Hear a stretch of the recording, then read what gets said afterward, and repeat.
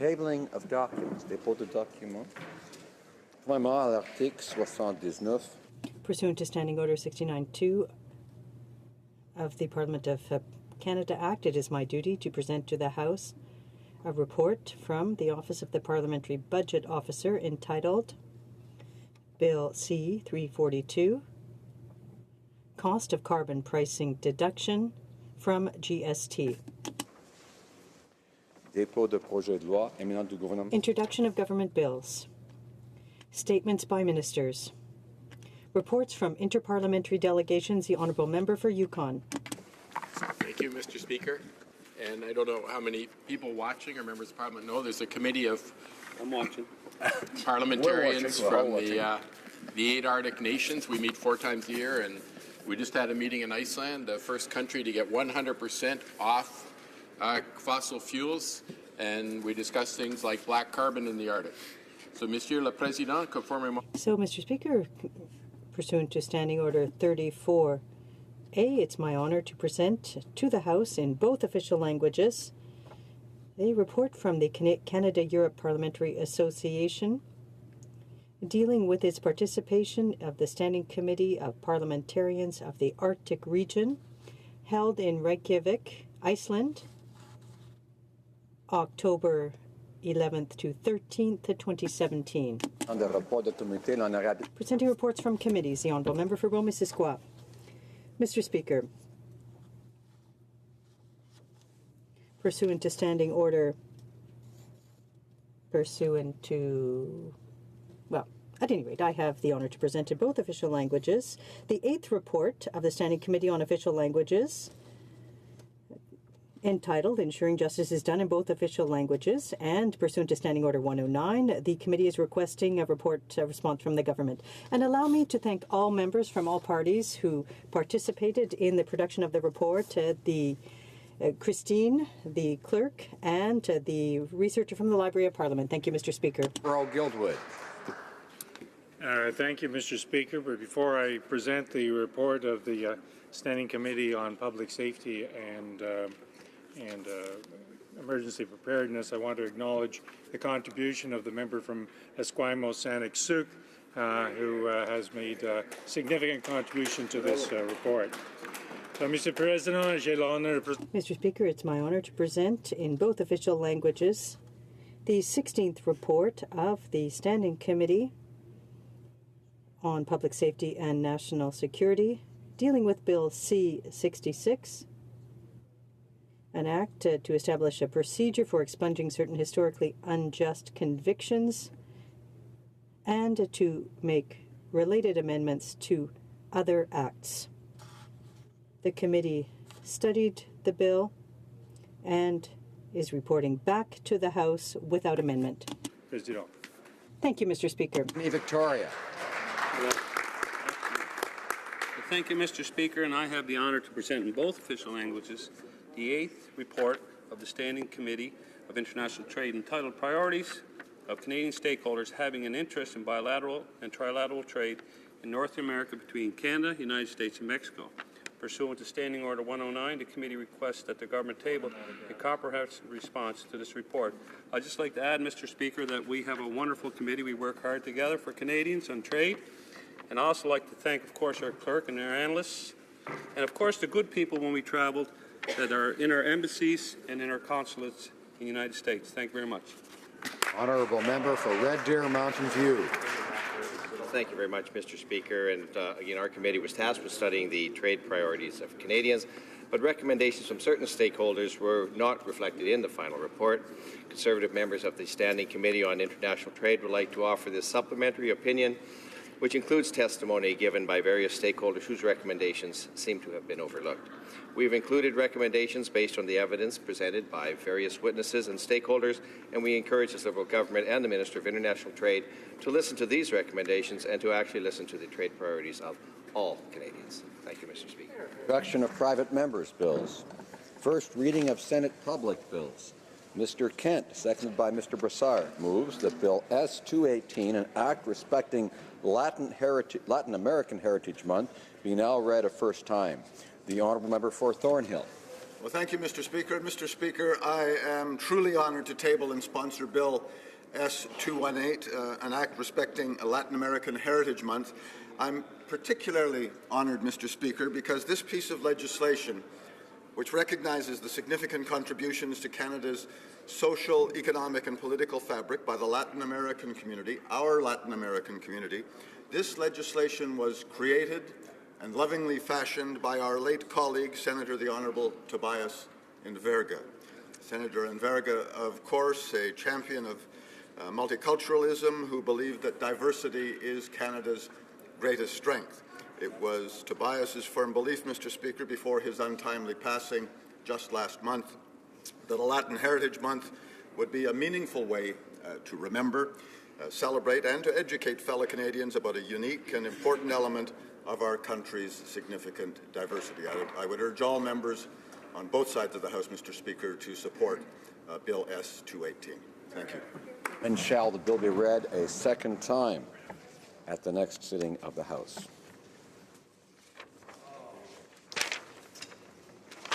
Motions. Presenting petitions. Présentation de pétition. L'honorable député d'Algoma Manitoulin Cap. The honourable member for Algoma Manitoulin Kapuskasing. I'm pleased to rise once again to table a petition to the Minister of Transport. The Algoma passenger train was the only safe, affordable, all-season access into the Algoma Wilderness Rail Corridor for over 100 years. The petitioners indicate that the few industrial roads that are only maintained when and if industries need them and are not for public use. Alternate ways of access are not reliable, safe, year-round, or non-existent, and they also indicate that this has caused substantial hardships for residents, businesses, and other passengers. They asked the Minister of Transport to put the Algoma passenger train back on its tracks, and that they fulfill their mission, which is to serve the public interest through promotion of a safe and secure, efficient, and environmentally responsible transportation system in Canada, Mr. Speaker. The petitioners are from Wawa, Echo Bay, Sault Ste. Marie, Bowmanville, Whitby, and Campbell River, BC.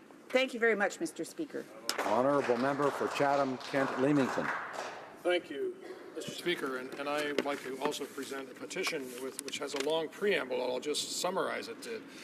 Therefore, we, the undersigned residents of Canada, call upon the House of Commons to permit Christians to robustly exercise their religious beliefs and conscience rights, both in the private and public acts, without coercion, constraint, or discrimination by amending Section 241 of the Criminal Code and enacting a policy to provide a review of any new legislation as may be in the future brought forth by the government to ensure it does not impinge upon the rights of Canadians in accordance with the historic continuity of the Canadian Bill of Rights and the Canadian Charter of Rights and Freedoms.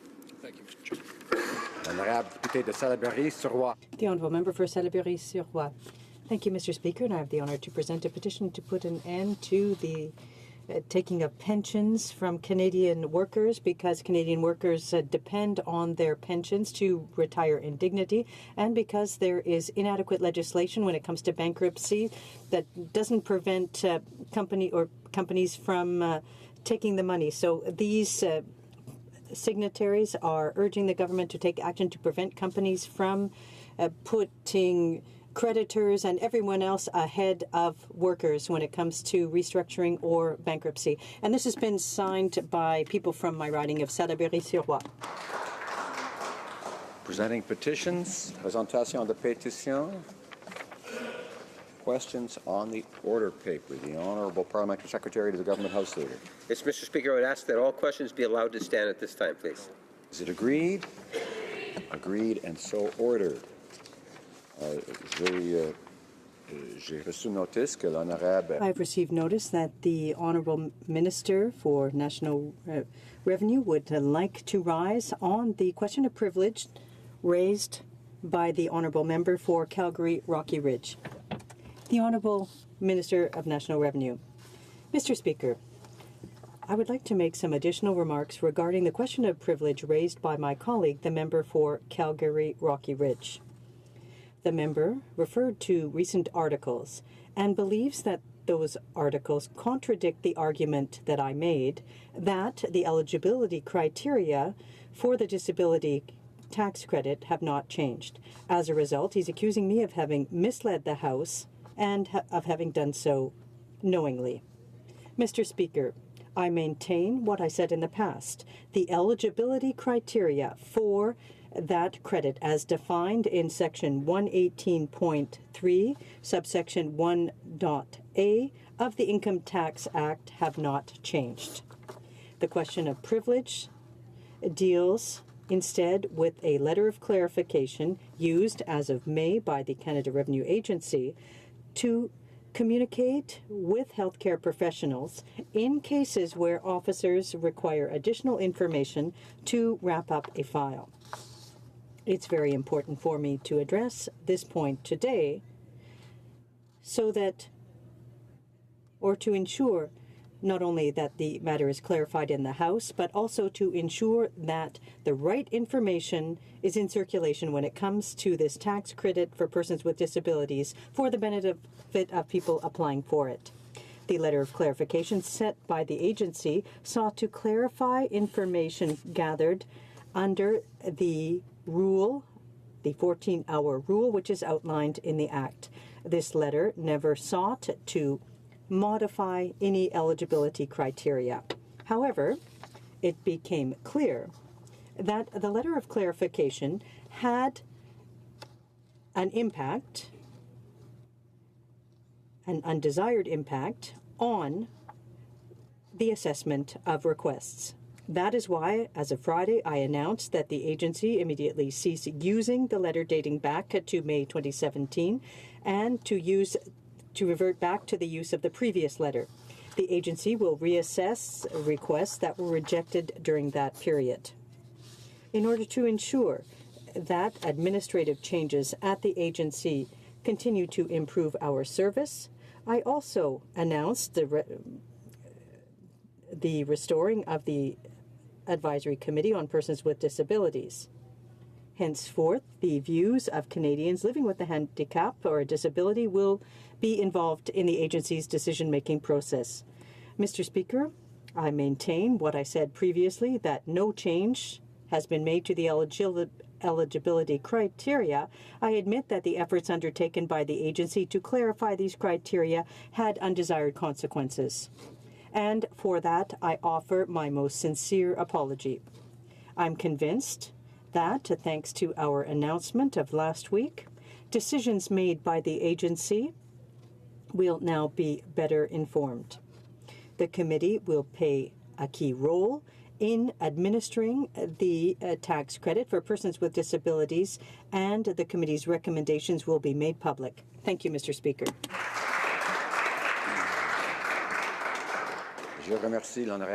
I thank the Honourable Minister of National Revenue for her remarks, and I will consider those remarks along with those presented by the member for New Westminster Burnaby and the member for Calgary Rocky Ridge. I believe perhaps Saanich Gulf Islands, the member for Saanich Gulf Islands, had also made some remarks, and I will return to the House with a decision. Government orders, government bills, commons. Resuming debate at third reading debate of Bill C-24, an act to amend the Salaries Act and to make a consequential amendment to the Financial Administration Act. Mr. Macaulay Cardigan moves that Bill C-24, an act to amend the Salaries Act and to make a consequential amendment to the Financial Administration Act, be now read a third time and do pass. Debate. The Honourable Minister of Small Business and Tourism. Mr. Speaker, I am pleased to rise in the House today to speak to how Bill C-25 will formalize in legislation the one-tier ministry of this government and ensure that the government and future governments have the flexibility to deliver on their commitments to Canadians. Comme vous le savez, As you know, the government introduced this bill to amend the Salaries Act on September 27, 2016. Would amend the Salaries Act by adding 8 new ministerial positions to the Act, 5 of which are currently Minister of State appointments and 3 of which are entitled. Removing the 6 regional development positions from the Salaries Act for a total increase of 2 positions that may be paid a ministerial salary out of the Consolidated Revenue Fund. Creating a framework within which Any of the 8 new ministerial positions, if occupied, could be supported by existing departments, and changing the Salaries Act title of Minister of Infrastructure, Communities and Intergovernmental Affairs to Minister of Infrastructure and Communities, including in the Financial Administration Act, to better reflect the responsibilities of the position and to reflect the fact that the Prime Minister has taken on the role of Minister responsible for intergovernmental affairs. Madam Speaker, a historical look at the cabinets of the past confirms what we already know. Priorities change. In 1867, there were 14 men around the country's first cabinet table, among them a Minister of Militia and Defence, a Postmaster General, and a Secretary of State for the provinces. Le poste de secrétaire d'État. The position of Secretary of State for the provinces disappeared when the second cabinet was formed, and a Minister for Railways and Canals joined the third cabinet.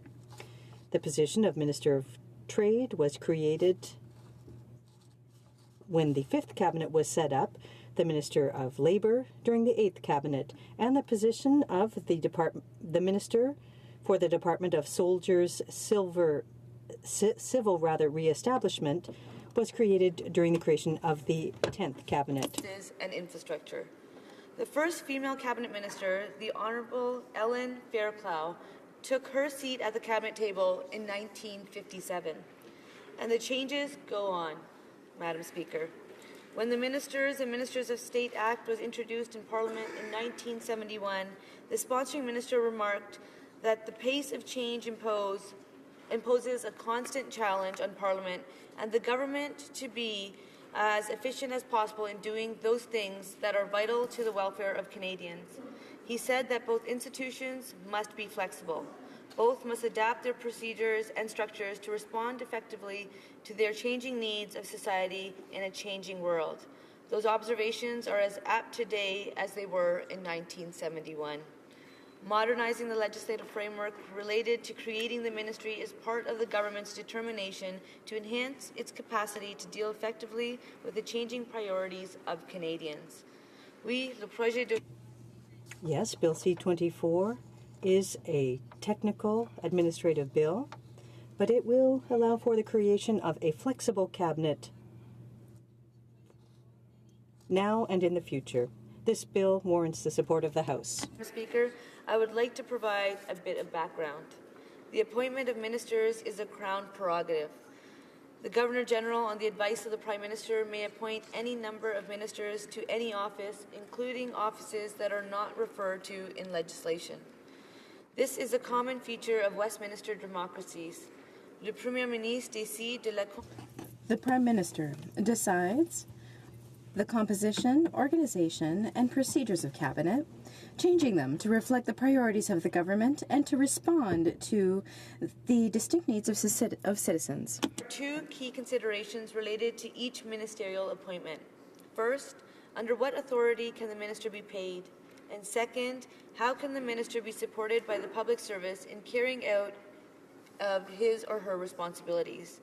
And here, Parliament has a supervisory role. Even if the Governor-General, on the advice of the Prime Minister, appointed a whole host of ministers under the Crown prerogative, they could not be paid except under the authority of the law. That, too, is a common feature in Westminster countries. The salaries of ministers must be authorized by law. These laws may set out the maximum number of ministers that can be provided a salary. In Australia, for example, there can be up to 30 salaried ministers.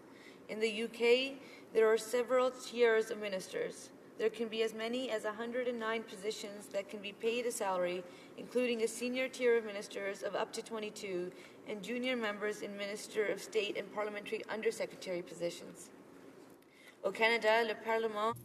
In Canada, Parliament has authorized two possible modes of paying salaries to ministers through the Salaries Act and through supply bills.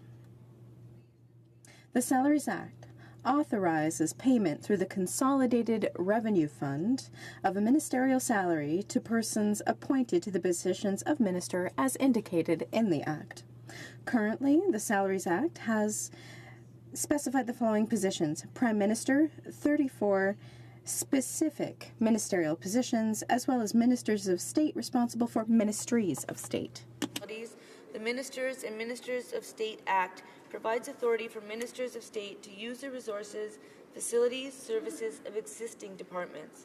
And so we come to November 2015.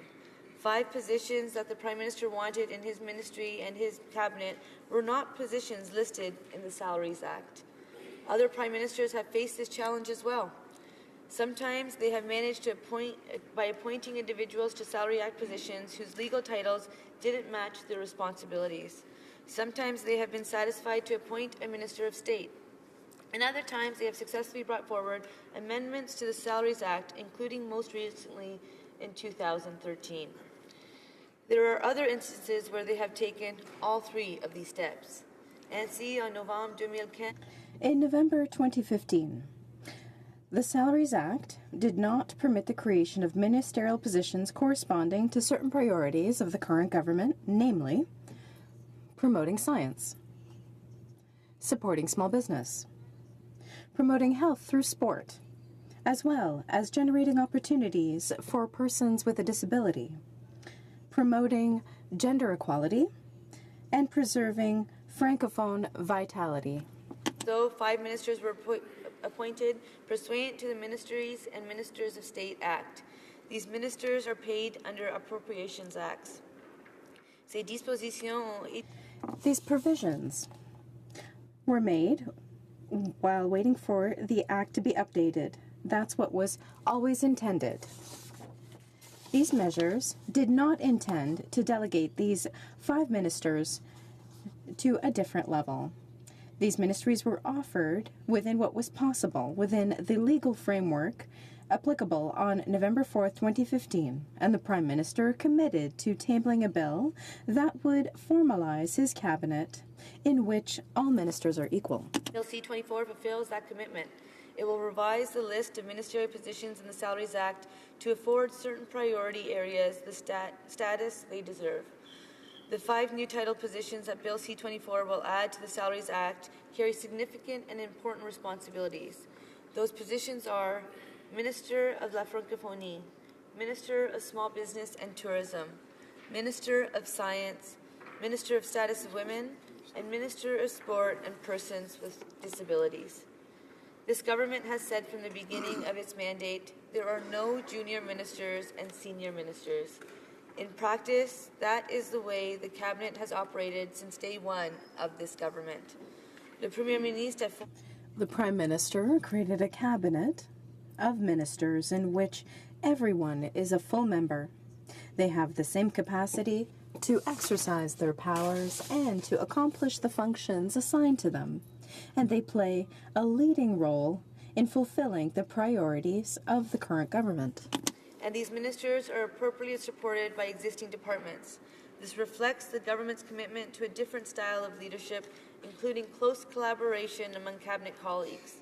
The ministry works in that spirit with strong portfolio teams that share departmental resources and facilities to pursue its goals. And this arrangement will continue under the amended Salaries Act. Bill C-24 gives the Governor and Council the flexibility to ask any department to support the new Salaries Act ministers in carrying out some or all of their responsibilities. This flexibility means that a minister can have access to the expertise and experience of the department or departments best placed to provide them with full and appropriate support. The amendments proposed by Bill C-24 will modernize the legislation to reflect the current one-tier cabinet. No new departments will need to be created as a consequence of this bill. This bill is designed to help the legislative framework catch up to the reality. The proposed amendments include 3 new untitled positions. Therefore, the current Prime Minister and future Prime Ministers will have the necessary flexibility to appoint ministers to portfolios that will reflect the priorities of the day. Members have questioned our government's intentions here, suggesting something nefarious and non-transparent. Nothing could be further from the truth, Madam Speaker. The Salaries Act has been amended several times in the past. It simply makes sense to build in a degree of flexibility for the future. Madam Speaker, I encourage the members of this House to support Bill C-24. It represents an intent to improve the way our system functions by enabling greater flexibility in cabinet design. Je terminerai, Madame la Présidente. I would conclude, Madam Speaker, where I started. Priorities change. A Prime Minister must dispose of a certain amount of latitude to change their cabinet in order to make sure that it meets these changing needs.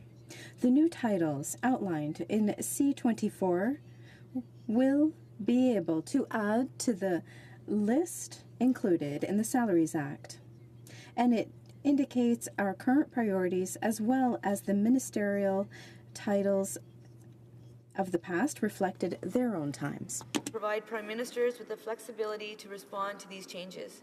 This bill represents another important step in that process, and I urge members to support it. Thank you, Madam Speaker. Questions and comments? Young member for Sarnia-Lambton. Thank you, Madam Speaker. And my question for the government House Leader is this. She is a part-time House Leader and a part-time minister. What makes her think she should be paid the same as a full-time minister? The Honourable Government House Leader. Madam Speaker, we are all elected in this place. First, as members of Parliament, I am the full-time member of Parliament for the riding of Waterloo. Here, here. The Prime Minister asked me to be part of his team around the Cabinet table. He made me a full-time Minister of Small Business and Tourism. The Prime Minister recognized the important work I did and that our team does, and asked me to take on additional responsibilities as the full-time government House Leader. The comments of the member opposite does not advance the work that we are trying to do in this country. She can use the words she chooses, but she very well knows that every member of Parliament works to their maximum potential on behalf of Canadians. I will continue to do the important work that I was elected to do. I will continue to do the important work the Prime Minister has asked me to do, and I encourage all members to continue working hard on behalf of all Canadians. Thank you, Madam Speaker. Questions and comments? The honourable member for South Okanagan, West Kootenay. Well, thank you, Madam Speaker, and I'd like to thank the Minister for her speech. I just wanted, through you, to ask her if she could comment on the fact that, you know, this is a bill that we have been debating forever in this House, it seems. I think we've debated it more than we debated the budget. And yet it's a bill about nothing. It's a bill that accomplishes nothing. We could have done everything in this bill without it. We could have raised the salaries of these minor ministers to levels of that are the same as real ministers with departments. And yet it seems that this bill is only designed to fix a problem that the Liberal government had because they wanted to say they had a gender parity cabinet, when in fact they only achieved that by naming 6 women to these minor ministers of state positions. And so they wanted to paper that over. And so here we've been spending hours in this House debating a bill that really accomplishes nothing except fixes a minor problem for the government. And I just wondered if she could comment on that. House Leader. Madam Speaker, I'm a little bit surprised at the member's words. Women contributing to the workplace is not minor. Right. Small business and tourism is not minor. Right. Status of women is not minor. Canada has 2 official languages, and la francophonie is not minor. And the list goes on. Madam Speaker, we talk about the importance of maximizing the potential of our workforce. The Prime Minister made a conscious decision to have gender parity at the Cabinet table. For the first time in the history of our country, we had the same number of men and the same number of women at the Cabinet table. That is not minor. And the only way the country will continue to advance and recognize that we need to change the way we do things is by seeing leadership. And that is leadership that our Prime Minister is demonstrating today. For the first time in the history of our country, 150 years, we have a woman in the role of government House Leader. I was shocked to learn that. 150 years it took for a woman to occupy this post. It shouldn't have taken 150 years. I will not wait another 150 years. This legislation is important, and it's true, Madam Speaker. I must say really quickly, it's true. We could be legislating. For more questions, questions and comments, the honourable member for Thornhill. Thank you, Madam Speaker, and I listened very carefully to my honourable colleague's remarks, and my comment is that I look to the day when a future government returns to the traditional position of Minister of State, an honourable junior minister with appropriate compensation. But my question is prompted by my colleague's reference to the Prime Minister's authority to appoint and assign responsibilities. And with regard to the Government House Leader's assignment to lead the search for a new Ethics Commissioner, who we will examine at committee today, my question is that given the House Leader has been the prime defender of the Prime Minister and the Finance Minister's investigations by the Ethics Commissioner, does she think she might not have recused herself of that responsibility assigned by the Prime Minister? The Honourable Minister of, I just want to remind the member that it has to be related to the position itself. So I will allow the member to, the Government House Leader to respond. Okay. The Honourable Government House Leader. Madam Speaker, I must say, just in regards to an earlier question in regards to the importance of debating this legislation, it is important legislation to debate. I ask continuously the opposition how much time is needed to debate legislation, and if we can all figure out how much time is needed so that all members have the ability to speak, I would allot time accordingly, because I know that all members want to raise points. In regards to the member's question, Bill C-24 is in regards to a one-tier ministry, where a minister is a minister is a minister. Minister of State positions can always be filled by future governments if they so wish. This Prime Minister, this government recognizes the importance of these positions and feels and recognizes the importance of having an equal voice at the cabinet table. Each of those ministers have been given and provided a mandate letter, just like every minister is provided. For the first time, these mandate letters were made public, so Canadians know the mandate that we have been provided. Yes, it's true, today at committee, the conflict of interest and ethics commissioner nominee will be able to answer questions, and I'm sure that will be a fruitful conversation. Thank you, Madam Speaker. Questions et commentaires. The honourable member for Miramichi-Grand Lake. Thank you, Madam Speaker. Madam Speaker, a short time ago in this House, a member of the opposition, to me, degradingly referred to the Honourable House Leader and Minister of Small Business and Tourism as half a leader because of her two positions she holds. And whether it's the fact that she is a woman, I'm not sure that was the case. But could the Honourable House Leader and Minister tell the House how she is fully capable and how she manages to do such a great job in both roles? Thank you, Madam Speaker. Honourable Government House Leader. Thank you for that excellent question. Madam Speaker, just like yourself, I know that you are hardworking. I think all women, all people are hardworking individuals. We have teams of people that work with us. Something that this government recognizes is that it's not about me, it's about we. How can we all work together? How do we maximize the potential of our teams? How do we ensure that we are serving in the best interest of our constituents, of our stakeholders? I think it's unfortunate when people make such remarks. I don't think it betters the level of discourse of this place. Yesterday on the news, there was a story about a child and he had been bullied, and he said, why do people bully? I sometimes question why people feel that they need to make those remarks, because it does not improve the debate and the discourse. Canadians elected us to increase the level of discourse in this place, to ensure that we represent them well, and by making these name-calling kind of stuff doesn't really better that. I would expect better from honourable members. Thank you, Madam Speaker. The honourable member for Salaberry-sur-Roi. Since we've started the debate on C-24, which was cut off because the Liberals wanted to shorten the time of debate on it, this is a cosmetic bill. We're not talking about equality for all women. We're talking about increasing the salary of ministers of state, because the Prime Minister made a mistake when he named his cabinet. He said it was fair. He said it represented women. Women had a lot of positions of ministers of state that don't have the same responsibilities. Yes, the salary is going to be equal, but the responsibilities won't be equal. Equal salary for equal responsibility. When we talk about pay equity, we're talking about pay equity not just for ministers, who are a handful of people throughout the country. It should be for all Canadian women.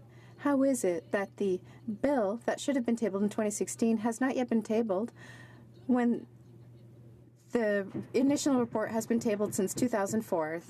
Speaker, I have to say that I appreciate the diversity of opinions in this place and even within each of our caucuses. Her own colleague is saying that we've been debating this for too long. She is upset that we are rushing this debate. So that speaks once again to the diversity of it. You're right. This bill is not just about pay equity.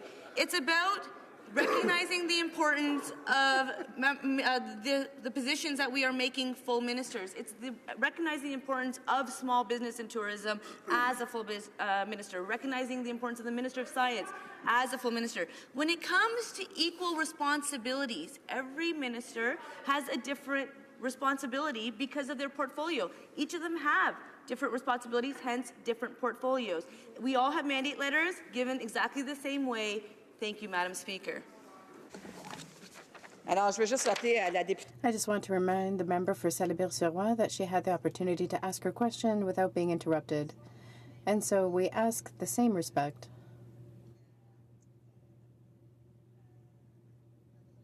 For the Leader of the Government in the House to have the opportunity to provide her comments without interruption. I have the honor of informing the House that the Senate has sent a message to the House to acquaint it that it has passed the following bill to be approved by the House, S-210, an act to amend the Immigration Act and Protection of Refugees, an act on civil marriage, the Criminal Code, and other consequential amendments. Resuming debate. Reprise de débat. L'honorable député de Beauport. The Honourable Member for Beauport-Limoilou. Thank you, Madam Speaker. I would like to greet the citizens from my riding who are listening to us. This morning, we're debating at third reading Bill C-24, which is a bill which is part of the Liberal narrative, which is to present bills that are intended to satisfy and comfort ideological points of view and the interest groups that support them. I do think it's a bit strange to see the House Leader defend this bill with so much passion. She's bringing forward arguments that certainly raise some questions in my mind.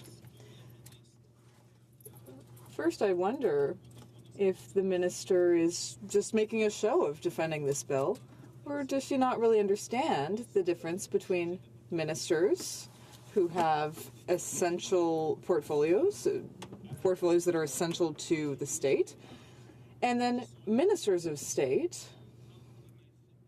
who are there to support departments. For example, Madam Speaker, I'll name 5 big federal departments that have always been at the heart of the federal cabinet. Finance, the Treasury Board, Defense, Veterans Affairs, and National Revenue. Now, those 5 departments have always existed and have always been important to the proper functioning of the government. The minister also mentioned several times in her speech that Bill C-24 is important when it comes to gender equality within the cabinet. But that doesn't seem to be what some of her colleagues have understood. For example, the Government Operations Committee, which I sat on for more than a year in 2016 and 2017, includes many Liberals who believe that Bill C-24 does not actually create gender equality in any way. For example, the member for Newmarket Aurora said, and he said this in committee, when witnesses were appearing to talk about the bill, he said, "I'm not sure that the goal of this bill was really to deal with gender equality. I don't think it was created as a tool to solve gender equity or pay equity or any other question that you raised. And that was what he said to the witness. The member for Châteauguay-le-Col at this same committee said the following. Well, she said that she thinks that ministers of state should be called emerging ministers. This is another example that shows that the Liberals don't understand the difference between ministers of state and the departments that are really essential to the government's operations, like the Department of Finance. Then you have the member for Don Valley East, who told witnesses, I don't understand why we're debating gender equality. Like you, I simply don't understand why we're discussing gender equality. So, thank you for coming. That's what they said to the witness. But I don't believe this discussion about gender equality is really part of our study of Bill C-24.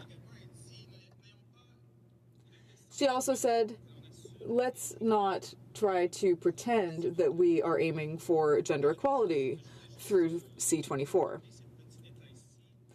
So I wanted to mention these details early on in my speech because they demonstrate that despite the Government House Leader's speech on Bill C-24 today, many of her colleagues in committee have claimed the opposite. They've claimed that this bill has nothing to do with gender equality per se. Instead, this is a bill that is taking up time and space in this House, and that is serving to hide other problematic realities that are causing problems for this government. And it's hiding the fact that this government has broken promise after promise since they came to power in 2015. Now, Madam Speaker, this is something that is well known in Canada. They broke their promise to run a $10 billion a year deficit. We're already facing a deficit of well over $20 billion.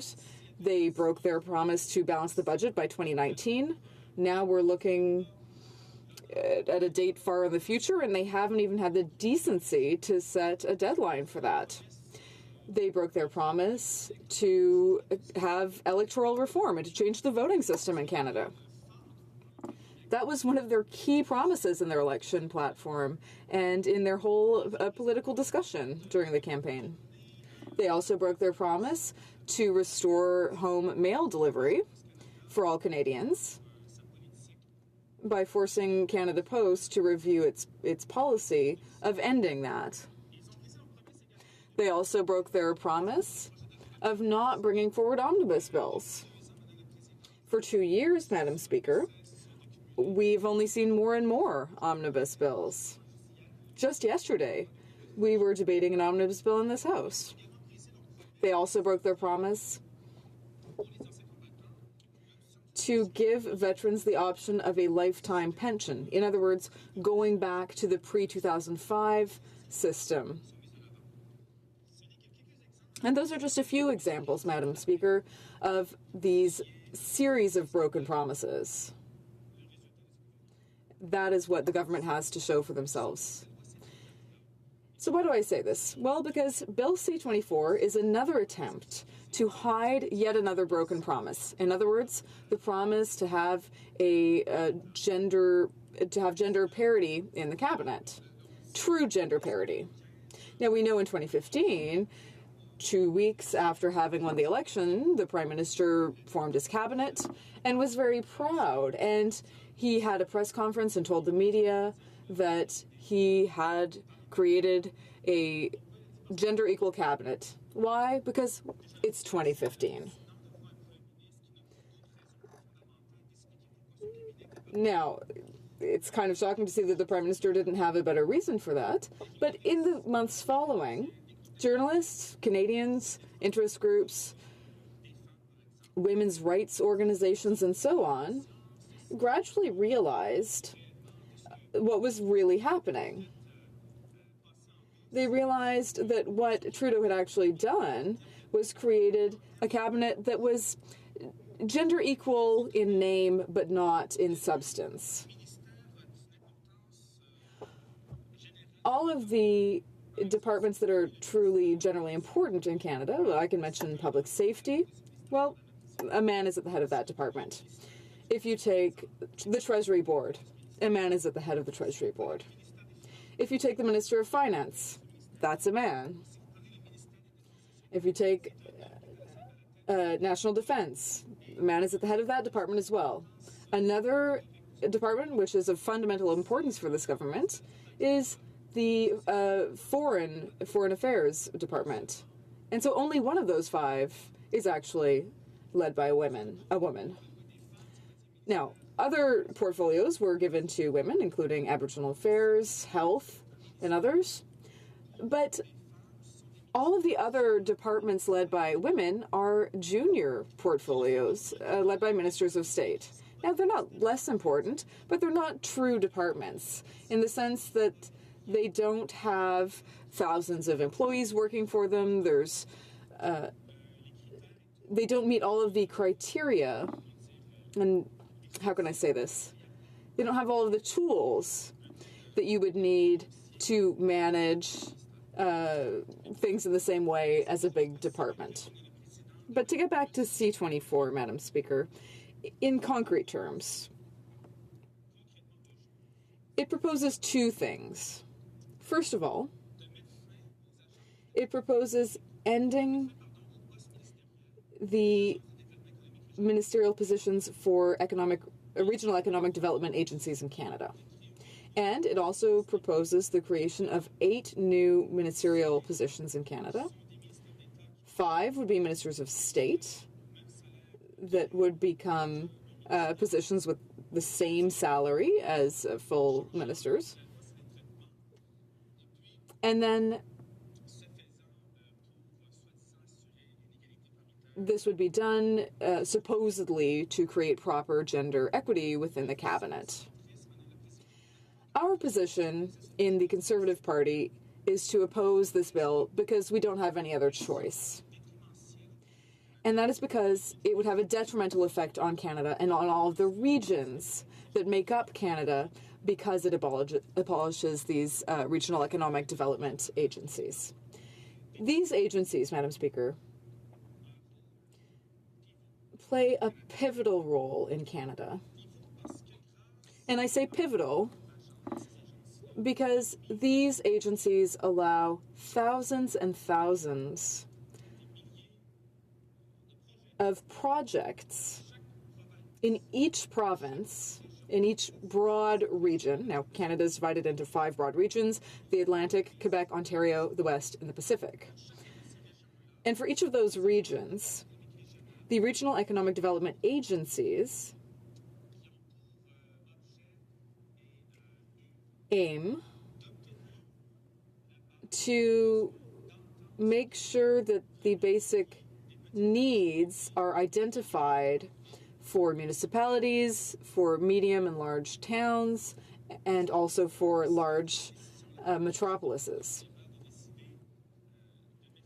Now, the Liberal government decided to end these ministerial positions for those regions. And this is just another example of centralization of power in Canada.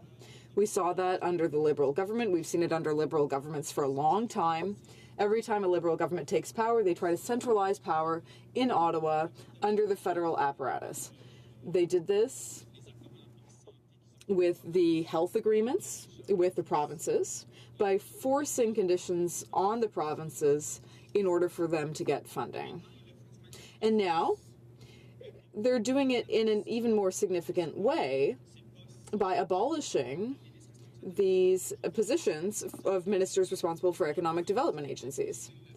Now, in Quebec, we had Mr. Denis Lebel, who was responsible for economic development in Quebec. Now, every year, the federal development program gives around $200 million to Quebec alone. $200 million. Now, what is that used for exactly? It's used to revitalize municipalities and neighborhoods, to provide new equipment to small businesses, to target specific projects for small airports, for example, to help businesses in the region have more rapid access to other places in the country or in the world. Now, a minister responsible for a regional economic development agency is very important. Now, our role when we go to our ridings is to listen to the needs of our constituents. So we go to events, we go door to door, we do all sorts of activities that allow us, and of course we work in our offices as well, but this allows us to hear the voices of our citizens, what they think of policies, what they think of bills, but most of all, what their needs are. And when you have a minister representing a regional economic development agency, they do sort of the same work that a member does in their riding, but they do it for the entire broad region. Now, in Quebec, for example, Denis Lebel was responsible for that economic development agency in Quebec, and it was his job as a minister to go to every little part of the province, to visit businesses, to make announcements, to talk to people, and to carry out all of those other responsibilities. And in all of those cases, he was there to hear the needs of the citizens, the needs of the municipalities, and the needs of businesses. To talk to businesses and communities and community organizations that help the community thrive. Now, a minister responsible for an economic development agency then has to come back to Ottawa and bring what he's heard from those regions back to Cabinet. Now, we're all called to this House every week to sit, whether it's the spring or the fall. We are called upon to sit in the House and to participate in caucus to make the voices of our constituents heard. And we are supposed to bring back their voices and what they've said to different levels of government. Of course, there's always synergy and cooperation between different levels, but that's what we do in the House. And ministers responsible for regional economic development agencies are supposed to do that by coming back to Cabinet. And they're supposed to talk to senior officials and even to the Prime Minister. That provides an essential link between the needs on the ground and the government and bureaucracy in Ottawa. Now, every department that is responsible for funding projects across Canada is part of a very complex bureaucratic system. We're talking about 300,000 civil servants in Canada. And often it takes a very, very long time for a decision to be made. That's why ministers responsible for regional economic development agencies played such a central role in delivering money for these essential projects. They were there in Ottawa to provide a liaison between the needs on the ground and the government's priorities, and then to make sure that all of the bureaucratic steps in between were followed. So, Denis Lebel in Quebec had a list of projects that was sent to him several times a month, and he had to approve important projects. His role and responsibility was to ensure that what he had heard on the ground was reflected in those administrative priorities, and to ensure that the most important projects were pushed forward as quickly as possible. Unfortunately, what the government did, Madam Speaker, is abolish these positions, abolish the ministers who were supposed to represent different regions, and appoint a single person, just one person, who was responsible for all of the regional economic development agencies in Canada. So it's the Minister of Innovation, Economic Development and Science, who is in Toronto, who already has a very significant portfolio, who is now in charge of keeping up with everything that's happening in terms of economic development in the Atlantic. They also need to be up to date on everything that's happening when it comes to economic development in the West, in Quebec, in Ontario. And supposedly, they have to know the issues facing every little community in every region of Canada, and to ensure that they get the funding for their most important projects. Now, you might wonder, how is it possible, with all of the members that the Liberal Party has elected in the Atlantic, that they couldn't find anyone who could head up the economic development region in the Atlantic? And you can see what the consequences of this are going to be, because in general, the projects that were brought forward for the Atlantic region were approved after approximately 30 days. Now we're looking at delays of up to 90 days, Madam Speaker. So this centralization will have significant consequences when it comes to the allocation of funding and the allocation of money to various communities across Canada. I can't believe that a single minister in Toronto will be able to understand all of these issues for all of these regions in Canada. And of course, Madam Speaker, when it comes to gender parity in cabinet, the Liberals are making taxpayers pay for their political mistake. They made people believe that there was gender equality in cabinet, but that was really only on the surface. And so to fix this problem, what they said is that they're going to increase the salaries of all ministers of state to the salaries of full ministers, and once again, it's the taxpayers who will be paying for that Liberal mistake. Thank you, Madam Speaker.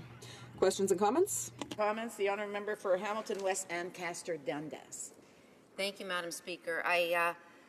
The opposition members are making repeated attempts to make this bill or suggest this bill is about something that it's not. They keep talking about this gender parity. That's not what this bill is about. What this bill is about recognizing and giving importance and equality to certain areas, such as science, although I know the opposition wanted to muzzle the scientists, disabilities, la francophonie, small businesses. All these things are equally important. And so what I'd like to ask the member is, does he not agree that these members are equally important? And specifically, for example, the male minister, for example, that represents a sport and disability, should that male member have a different voice or a lesser voice at the cabinet table, not because he's male, but because he's representing sports and disabilities? Hear, hear. The honourable member for Beauport-Limoilou. Surprised by the affirmation of the member on the opposite of this House, because the House leader just 30 minutes ago in her speech emphasized all along her speech that, in the contrary, this bill was made for gender equity, that it would bring, it would show to the Canadians how important gender equity is to this government. But I would say that, no, she's wrong, you know. I mean, the Minister of State for Disabilities and Sport, for example, Madame, is not as important as the Minister of Finance, Madam Speaker. That is exactly why it's a Minister of State. That is exactly why its salary is not the same. And the reason is quite simple, Madam Speaker, is when you look at what they have, the real ministry have buildings, have affectations, employees, a ministerial cabinet with about 40 staffers. They must make sure that the governmental responsibilities and goals are brought forward, which is not the case for Minister of State who are there to support bigger ministries. The honourable member for Longueuil-Saint-Hubert. Thank you, Madam Speaker. I'd like to thank my colleague for his remarks. And this time. He's again referring to the nature of everyone's functions here and the way that the Confederation works, the type of exchanges we have in this Parliament. I appreciate that, and I know that he's addressing his electorate, and at the start of his remarks, I think it's very healthy for a member to remind people how we are to serve and to remind people of the nature of and the importance of regional ministers, because we're seeing a centralization here, and when it's actually the opposite that would be more beneficial for us. And here we see once again that we're wasting parliamentarians' time by attempting to camouflage a mistake made by this government. It promised everything to everyone during the election campaign, and over the past 2 years, most of the time here, we've simply been seeing them try to cover up their mistakes. So I'd like to ask the honourable member if covering up the mistakes of the Minister of Finance, or if in order to do that we'll have another bill or something. I was going to use a word, but I thought I might regret it, but a privilege here, or would the Minister of Small Business, be different? Or, would she enact some kind of legislation to change the GST? Oui, tout à fait. Je suis très d'accord. The honourable member for Beauport-Limoilou. Well, I agree with the member for Longueuil. For the past year now,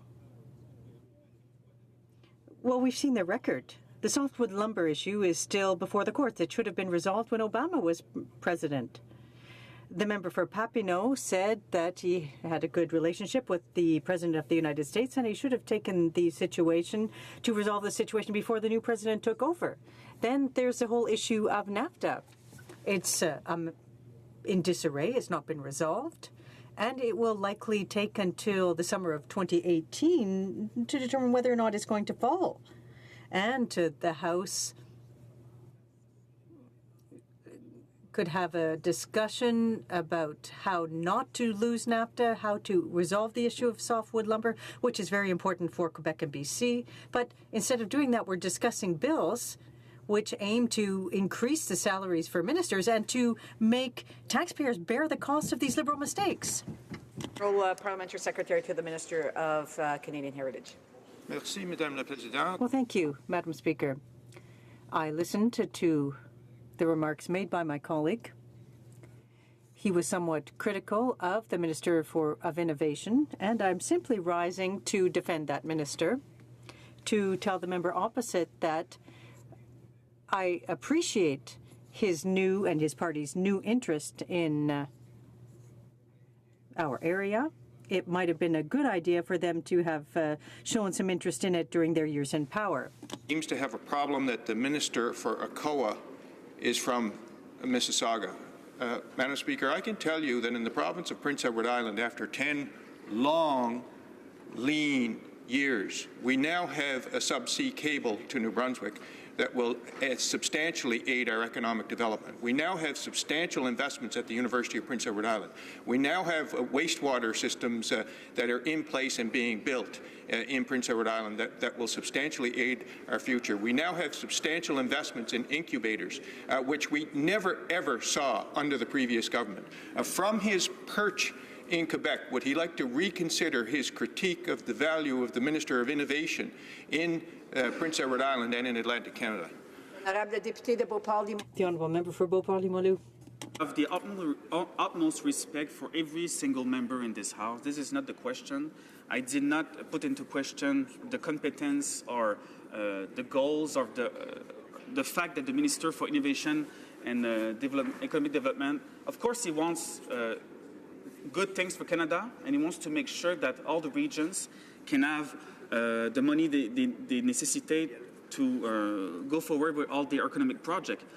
The thing is, I was referring to pragmatism, to rationality, and to the necessity of having someone for each single region, a minister responsible to a specific region, coming from this region, which knows almost by heart the need of the people, which is sensitive to the needs of the regions, who have grown up there, who has lived there, who lives there still now, who knows the place, knows the ground, knows the people, and does go there every single weekend after a week of work here in the House of Commons. That's the goal of having ministers responsible for economic development agencies. Those people know the regions because they're from the region. I'm not putting into question the competence or the knowledge of the Minister of Innovation and Economic Development concerning Canada. But of course, it doesn't have the specific knowledge of each region and doesn't have the time also to go to those regions to hear people and their concern and as well as their need.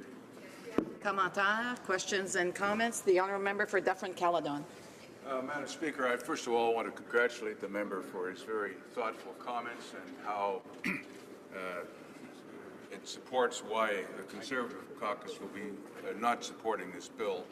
The effect of the bill is that 5 members of this House are going to be getting a $20,000 Christmas bonus. Not just a bonus, but a $20,000 raise. My constituents will be horrified. Will his? The député de Beauport-Limoilou. The honourable member. The honourable member for his comments. And yes, of course, I was just door-knocking 2 weeks ago, and I spoke about that bill to some of my citizens, and they were a bit mad, I would say, since they see all those different issues coming at their door more and more. You know, the Prime Minister going to China for absolutely apparent reason. Well, he said he had a reason, but his own reason, the free trade agreement with China, haven't come to any result. We have this lumberwood crisis, which is not dealt with yet. Also, we have the NAFTA negotiations, which are in disarray. And the government doesn't seem to put any strategy forward to make sure that it doesn't fall. And now we have this bill who basically closed down representations from all the regions of Canada to the cabinet, the federal cabinet, and as well increase the salary of Minister of State to ministers. But Minister of State does not have the same amount of responsibilities than other ministers. That's why exactly since decennies that their salary is not the same. It's all about competence. It's all about the equity of responsibilities, Madam Speaker, which is not. Resuming debate, reprise de débat. The honourable member for Elmwood-Transcona. Thank you very much, Madam Speaker. Here we are again debating a bill that has the dubious distinction of really leaving things as they are, with one notable exception, which is to tie the hands of future governments with respect to being able to have independent, separate ministers for each of the economic regional development agencies, which in our view is not a good idea. So the only thing that the bill really accomplishes is something that the government ought not to be doing. They've selected one model, which is to have one minister oversee all those regional economic development ministries. That's their option under the current legislation. We don't think it's a good one, but it's what they've chosen to do. Canadians can judge them accordingly. What doesn't make sense is for them to tie the hands of future governments and require future governments to adopt that same approach rather than leave it open to future governments to make other decisions. So that's the one thing that the legislation actually accomplishes. It's not a very good thing, and so there's very little reason to support such legislation. Now, you might have thought that one reason, and certainly if not in the flagship speeches, in the questions and comments, Liberals have been making the argument from time to time that this is somehow about gender equality. And even heard some members, come at the NDP saying, how could you possibly disagree with Bill C-24 or not support C-24 when it's about a better place at the cabinet table for women and it's about pay equity for women? The odd thing about that argument is that it's been contradicted a number of times by Liberals themselves on the record at committee and just earlier in the House today in a question in response to a Conservative colleague who just made a speech. So I sure wish the Liberals could get straight in their own mind about what the heck this bill is about. Is it about gender equality or isn't it? Now, if it is, I think it's too bad that the bill fails to do anything real in that respect. And in fact, all of the expert testimony we heard at committee made that case. In fact, some of what we heard from expert testimony at the committee from Margot Young from the Allard School of Law at UBC, was very clear in saying the point I want to make is that to claim that it's about gender equality is dangerous. I think it's dangerous because too often we cut off the really important, substantial and tough conversations about gender equality by claiming that we've already dealt with it, and we dealt with it in a more formalistic way. And in response to that testimony, Liberals at the committee, like the member for Newmarket Aurora, said, yeah, I don't think it's meant to be a tool that's going to address gender equality, pay equity, or any of the other issues you raised in your opening. The member for Don Valley East said, I thank you for being here, but I don't think we have the relevance to our study for Bill C-24. I was as confused as you were about why we're even talking about gender equity. And we heard the same comments echoed by a Liberal in the House just this morning, Madam Speaker. So as far as I'm concerned, the arguments against this bill doing anything for gender equality are decisive. They're backed up by expert testimony at committee, they're backed up by Liberals committee, and they're backed up by Liberals in this very House on this very day, Madam Speaker. So let's move on from Liberals trying to pretend that somehow not supporting this bill is somehow not supporting women or not supporting gender equality at the cabinet table. If they want to do something for women at the cabinet table, we're happy to sit down and discuss ideas about how they could have a real, meaningful, fair sharing of power and responsibility and authority at the cabinet table, instead of just calling women ministers when they have the duties of a minister of state and paying them the same, because that's not real gender equality. And then, of course, the question becomes, and we visited it before, if this bill isn't about gender equality, then what is it about?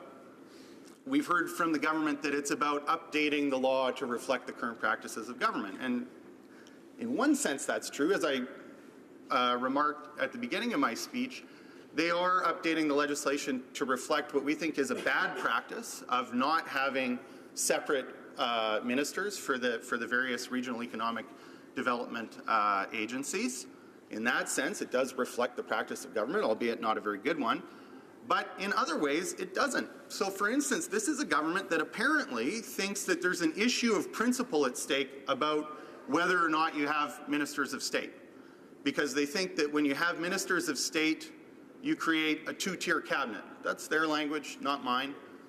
That's what they say, that you create a two-tier cabinet. And so they're not doing it because they think that's wrong, because they think it doesn't give the due importance to various issues and various people around the cabinet table. So you would think then that if they wanted to update the legislation to reflect current practice, and particularly practice that's informed by principle, not just a haphazard practice, but a principled practice of having a one-tier ministry, whatever exactly that means, and I'll come to that, Madam Speaker, then they would take this opportunity to update the legislation. But they're not, because they leave ministers of state in there. And we heard the government House leader say earlier that they think that should be up to future governments, whether or not they use ministers of state. Well, why they would leave that up to future governments and not leave future governments the option to have separate ministers for the various regional economic development agencies, Madam Speaker, is a mystery so far unanswered, and unfortunately that I don't believe will be answered by the time this bill passes third reading in the House.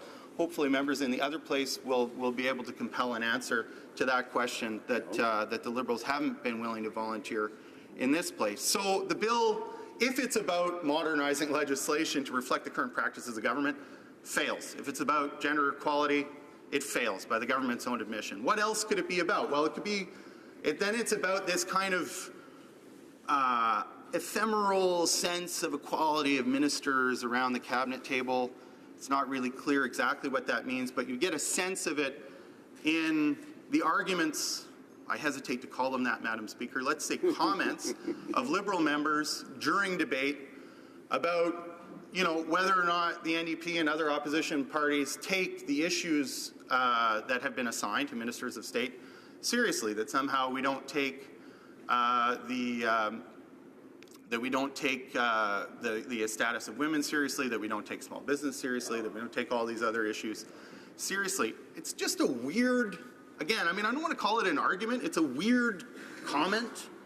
It's a weird thing to say.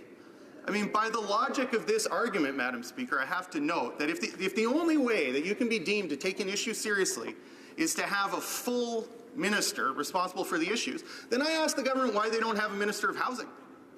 Clearly, by their own logic, Madam Speaker, this government doesn't take housing seriously. And I note also, Madam Speaker, they don't have a minister for seniors. Because apparently this government doesn't care about seniors. Because if they cared, they would have a full minister dedicated to seniors. And if they cared about housing, they would have a full minister dedicated to housing, Madam Speaker, but they don't. So obviously they don't care about those issues. Now, if that sounds stupid, Madam Speaker, that's because it is. But that's not my line of argument. That's the line of argument put forward by Liberals themselves in this place. And I think it's a strange place for them to put themselves in, to say that somehow you have to have a dedicated, explicit minister and call them a minister, not a minister of state or anything else, in order to show that you take the issues seriously. We take housing seriously. In fact, we have a housing critic. We take seniors seriously. We have a seniors critic. But we don't think that just because you don't have an explicitly named critic or minister, that somehow the party automatically doesn't take these issues seriously. And likewise, Madam Speaker, if you have a minister of state for a certain subset of issues, that's not to say that the government doesn't think that it's important. What it really means is that the government doesn't have a full department with all of the assets and staff that implies. And that's okay, because there is a difference between the capability required for defense and the capability required to promote small business in Canada. And that's okay. I would be distressed, Madam Speaker, if the government invested as much in the promotion of small business and tourism in Canada as they did in the Department of National Defense.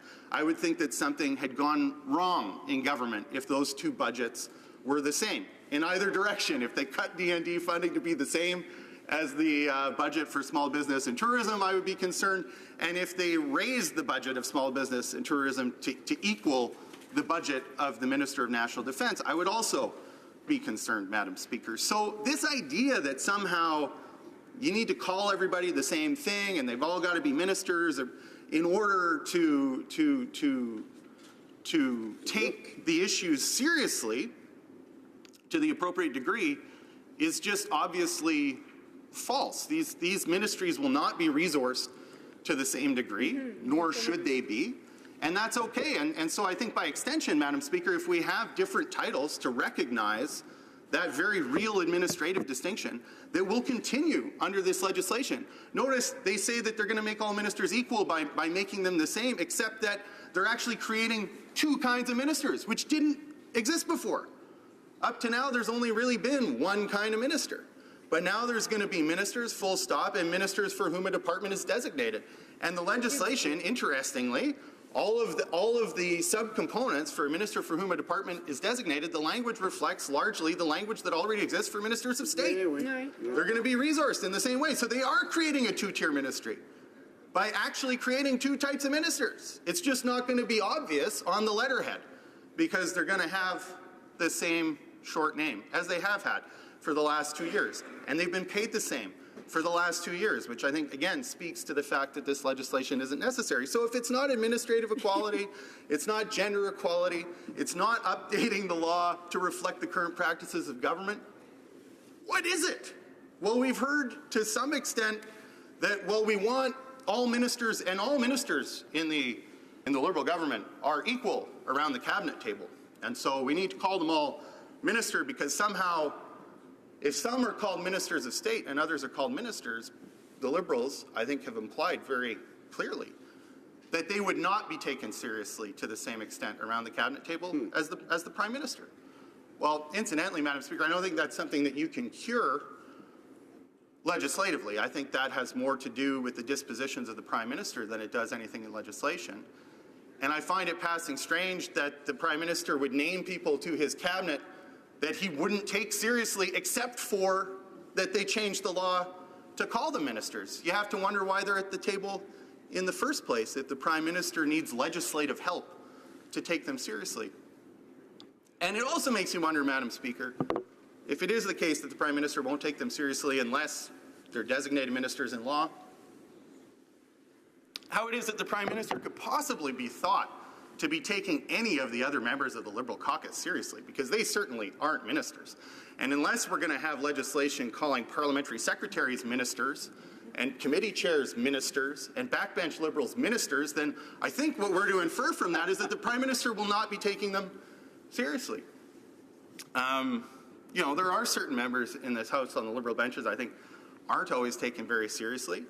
And there are various reasons for that, Madam Speaker. But, you know, I mean, a great defender of this bill has been the member for Winnipeg North. And one wonders how he could defend such legislation when an important component of this legislation is to say if you're not called a minister, you're not taken seriously in the government. So he's been up on his feet defending that principle. Well, newsflash, Madam Speaker, he's not a minister. He's a parliamentary secretary.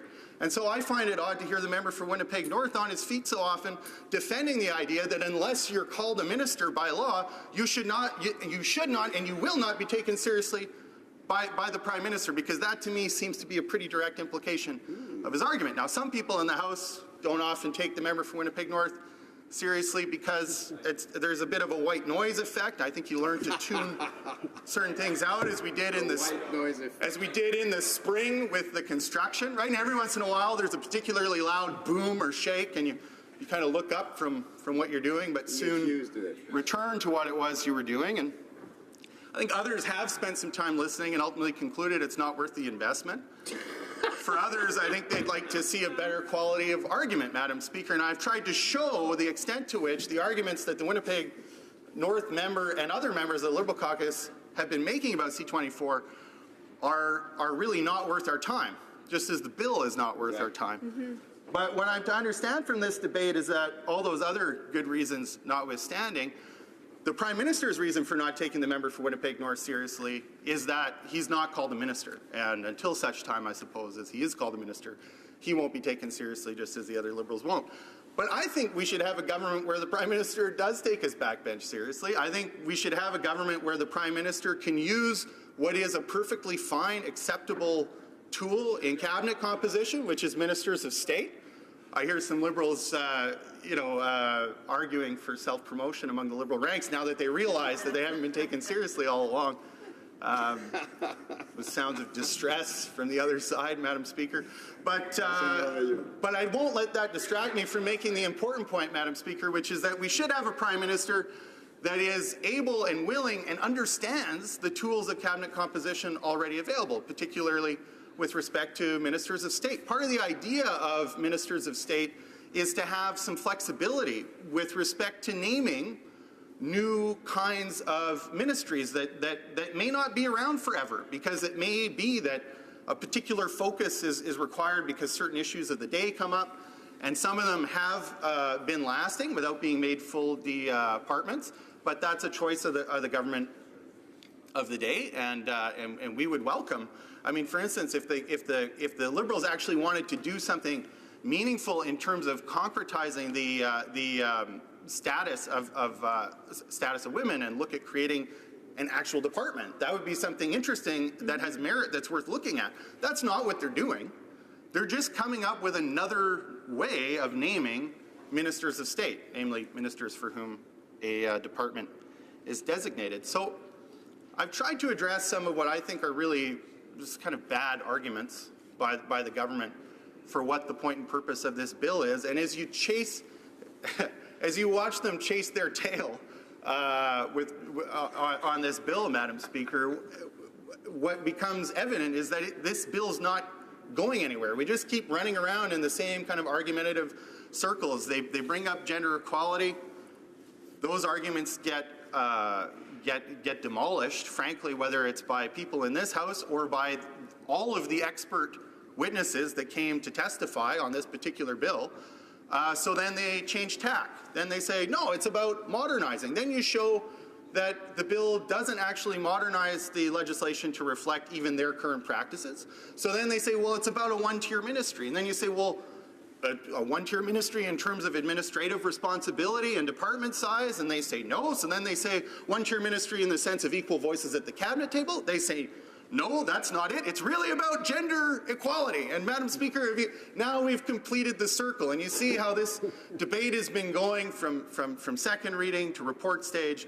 Now we're back at third reading, and we don't actually still really know what the point and purpose of this bill is, not by virtue of the comments made by members of the Liberal Party, that's for sure. Anyone who wants to take a step back, as many have in the course of this debate, and realize that a commitment of the Prime Minister during the election was to have gender parity in cabinet.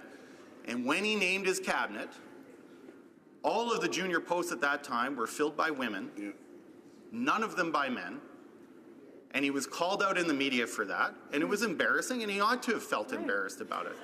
But instead of doing the right thing and saying, yeah, you know, new government didn't totally appreciate what all the options were, and I am really committed to gender parity in the cabinet, and we're going to make some changes. We're going to shuffle those positions around and or add some positions in order to address other important issues like housing and seniors that don't have a ministry. And if we create those as junior roles, we're going to put men in them. If we create them in senior roles, we're going to put women in them, because we want to try and get to a point where the power, authority and responsibilities of cabinet are equally shared between men and women. That would have been a way to handle it. Instead, they invented this dog and pony show that we've been at for the better part of 2 years now, Madam Speaker, wasting time in this place, and as it goes over to the other place to waste more time, Madam Speaker, one wonders why, when we've suffered time allocation on other bills that actually did something. I mean, that's what's really unique about this bill, Madam Speaker. It's whether you oppose it or you support it, the fact of the matter is, with the exception of the question of tying the hands of future governments with respect to separate ministers for regional economic development agencies, the bill actually doesn't really do anything.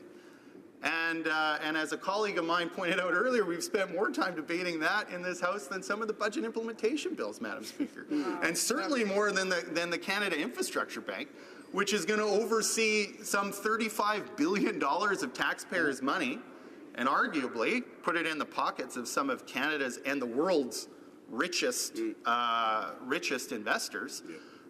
With very little accountability. We've hardly had a chance to talk about that at all in the House, Madam Speaker. But here we are talking about this again. The one good thing about third reading either way, Madam Speaker, is that this debate can finally end in the House. And God willing, we'll get on to something important. Thank you very much. Questions and comments? The Honourable Parliamentary Secretary of the Government House Leader. Yes, Madam Speaker, I know I'll get the opportunity to address the matter in a more thorough way relatively shortly in about 10 minutes. But, you know, I want to pick up on my colleague's last comments, because we've had it, depending on which member of the New Democratic Party is actually talking about it. Some want to talk more about the bill. Others want to see the bill just disappear. It seems that diversity is good, even that kind of diversity in the New Democratic benches. But my question is more so, the member seems to want to focus on the Prime Minister having different types of standards for different members of the Liberal caucus. And I want to assure him, whether you are a cabinet minister or you are a parliamentary secretary or a committee chair or a committee, an individual member of Parliament sits on the committee, all members of the Liberal caucus are afforded the opportunity and treated with an immense amount of respect from the Prime Minister, and we have the opportunity to meet with the Prime Minister if, in fact, we want to be able to do so, and there's constant dialogue that takes place. We have a Prime Minister that genuinely encourages his members of Parliament to represent their constituencies here in Ottawa, as opposed to Ottawa being represented in their constituencies, which I think is a good thing. Now, let's contrast that to Jagmeet Singh, the individual who is now the leader of the Democratic Party. And just there was an interesting kerfuffle that occurred where apparently Jagmeet didn't confer with his caucus in regards to bilingual appointments. And I'm wondering if the member can indicate to the House whether or not the NDP caucus has kind of worked out what role Jagmeet has in terms of making decisions on policy matters, because I know that was a little sensitive just the other day. If you'd like to provide comment in terms of how and what kind of relationship Jagmeet has with his NDP caucus. The Honourable Member for Elmwood Transcona. Well, thank you very much, Madam Speaker. I made a number of arguments during my speech. I found it interesting. The one that highlighted the member for Winnipeg North's insignificance in the government was the one that caught his attention most. Questions and comments? Questions et commentaires? L'honorable député de The Honourable Member for Salaberry-sur-Roi. Thank you, Madam Speaker. And I would like to thank my colleague for his eloquence during his speech. This is a smokescreen that the Liberals are throwing up about C-24. We're not sure if they're talking about parity within the Cabinet of Ministers. They're contradicting themselves. And the other element that doesn't make sense is that if the Liberals just wanted to increase the salaries of ministers of state for it to be on the same level as other ministers, they would not have needed to go through a bill. This is another aspect that adds to the fact that we don't understand why we're discussing this. If all the experts agree that we're not talking about gender equality or pay equity, if they really wanted to be feminist, and I keep repeating it ad nauseum, we should be talking about the recommendations that had been made on the study of pay equity, which was shelved in 2004. The Liberals promised a bill on this by 2016. Well, we're at the end of 2017, and now they've pushed it back to 2018, and we don't know when this is going to happen. What does my colleague think of all of this sound and fury for something that doesn't even require a bill? The Honourable Member for Elmwood Transcona, I want to thank my colleague for her question and for having raised a point that I think is very important, which I did want to raise during my speech as well.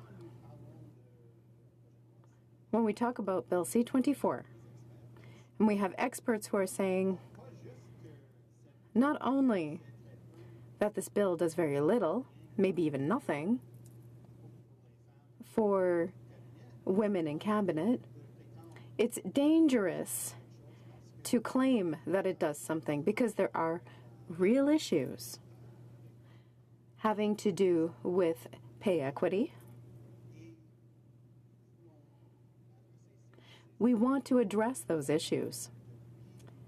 We have been waiting since 2015 for this government, which describes itself as feminist, to bring forward a bill in order to achieve pay equity.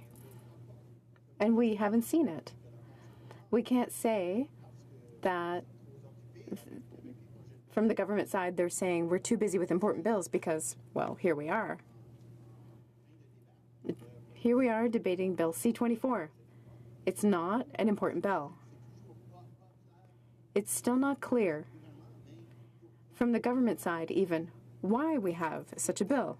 But it is clear why we need a bill that would directly address the issue of pay equity. And we still don't have one, and I think that's a shame. Member for Thornhill.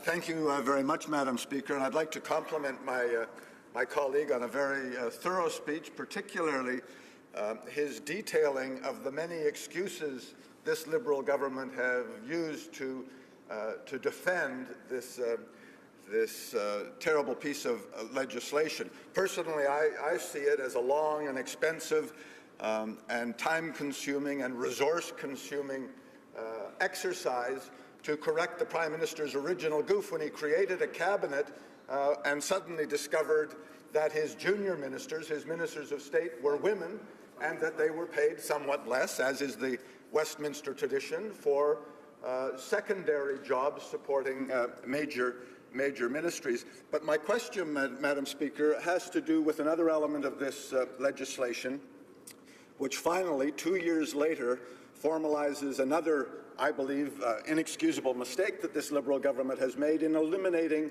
the regional development ministers and replacing them all and the expertise that they have in the regions that they represented with a single minister familiar mostly with the development requirements of Mississauga in the Greater Toronto area.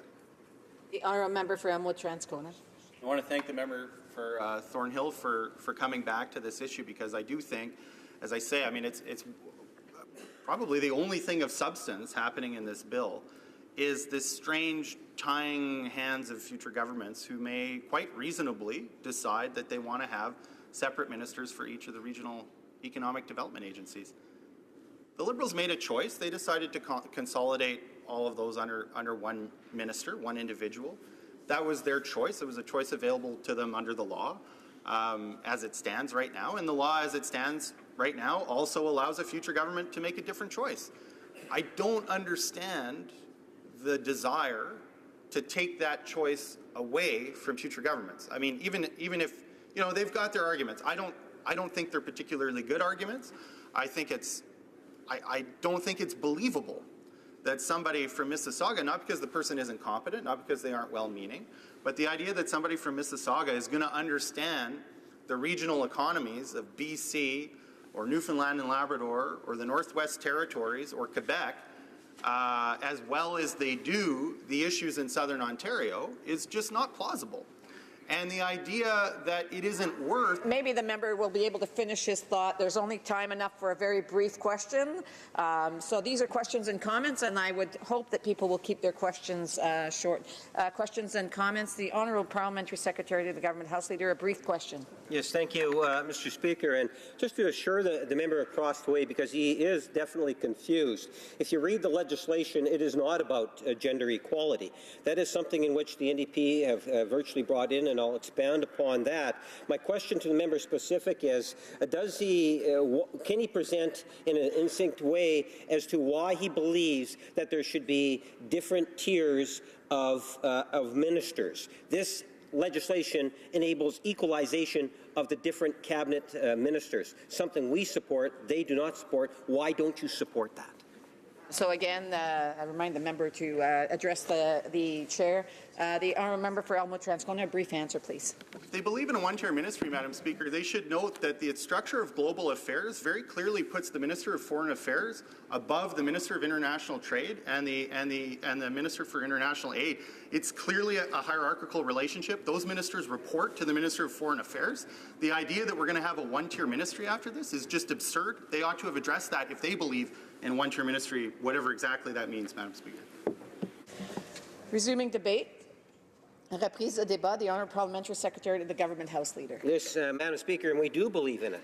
We do believe that all ministers are in fact equal, and that's what this legislation is all about. You know, one of the things, and I've been in here now watching the full debate, whether it's the introduction of the bill to the second reading, followed in terms of, from this point of view, what took place in committee and the report stage, and now we're into third reading. And one of the observations I would make is that it seems that the longer that this bill is actually being discussed, what I've found is that the speaking notes of the Conservatives and the NDP have in essence become one. That unholy alliance, Mr. Speaker, has really united on this particular piece of legislation. You know, it doesn't matter, regional, they talk about the gender issue. You know, you could almost take a Democratic speech and say this is a Conservative speech, and take one of those Conservative speeches and say it's a New Democratic speech. And it's really encouraging to see, you know, opposition come together on important issues. But let me make the suggestion that this is not an issue in which they should really be opposing. It's actually fairly straightforward legislation. It's interesting you have some members in the opposition benches saying, well, why are we debating this? Why don't we just get through it, allow it to come to a vote? Then you have others that want to debate it endlessly. Believe it or not, Madam Speaker, I suspect there might even be some that would like to see the debate never end on this particular piece of legislation. And then they try to say to the government, well, this is all about gender equality. And they say, well, there's members in this chamber that have talked about gender equality. Yes, I too, in addressing this piece of legislation, talked about gender equality. And then they try to say, well, that is, and the member across the way echoes, why? Well, let's go back to the reason why it is that we have the legislation. The Prime Minister made a commitment. The commitment is that if you sit at the cabinet table of this particular Prime Minister, all ministers are equal. All. So that means if you're the Minister of Small Businesses, the Minister of Democratic Reform, the Minister of Defence, or whatever it might be, that your vote equals one. Each vote for one vote for each member, and each member has the opportunity to get engaged around that cabinet table as equal peers amongst that cabinet table, Madam Speaker. We see that as a positive thing. You know, Stephen Harper had 40, that's 40 cabinet ministers, Madam Speaker, compared to 30 of this particular government. One of the arguments they raise is, well, we increased salary on some of those ministers. Well, our cabinet is far smaller than the Harper government. But you even have, at times, the NDP using that conservative line also, Madam Speaker. If you take a look at the legislation and what it is that the legislation is actually doing, there is only one conclusion that can be drawn. And that is, it's ensuring that there's more flexibility, not only for today's Prime Minister, but future Prime Ministers, Madam Speaker, in making up of a cabinet. And recognizing one important component, that being that all ministers are equal. You know, you hear some members across the way say, well, you know, the Minister of Finance has a much bigger treasury that has to work with than the minister responsible for small business and tourism. Therefore, they are not equal. Well, there is a difference in the bottom line dollar amount, true. But to make the assertion that they're not equal, I believe is wrong. Madam Speaker, I would argue, for example, that the minister that's responsible for small business and tourism is of critical importance to the Government of Canada. How many times do we hear members across the way ask questions about small businesses? We hear it a lot. That might be one of the top 4 or 5 questions that is consistently asked. I've spoken about the importance of small business as being a part of the backbone as this government day in and day out fights to protect and expand the interests of Canada's middle class and those aspiring to be a part of it, Madam Speaker, and many others. We look at small businesses to be one of the driving forces of job creation. We have seen many government policies over the last couple of years feed into supporting Canada's small businesses. The minister responsible for small businesses plays a critical role in terms of the development of good, sound policies. I was delighted, as small businesses across Canada were, when we had the formal announcement of a reduction of the small business tax down to 9%, Madam Speaker. That is something that is quite significant. It will contribute to the growth of the Canadian economy. Now, we have members across the way that say, oh, no, just wait a minute. That particular minister should not be making as much money as the minister responsible for democratic reform.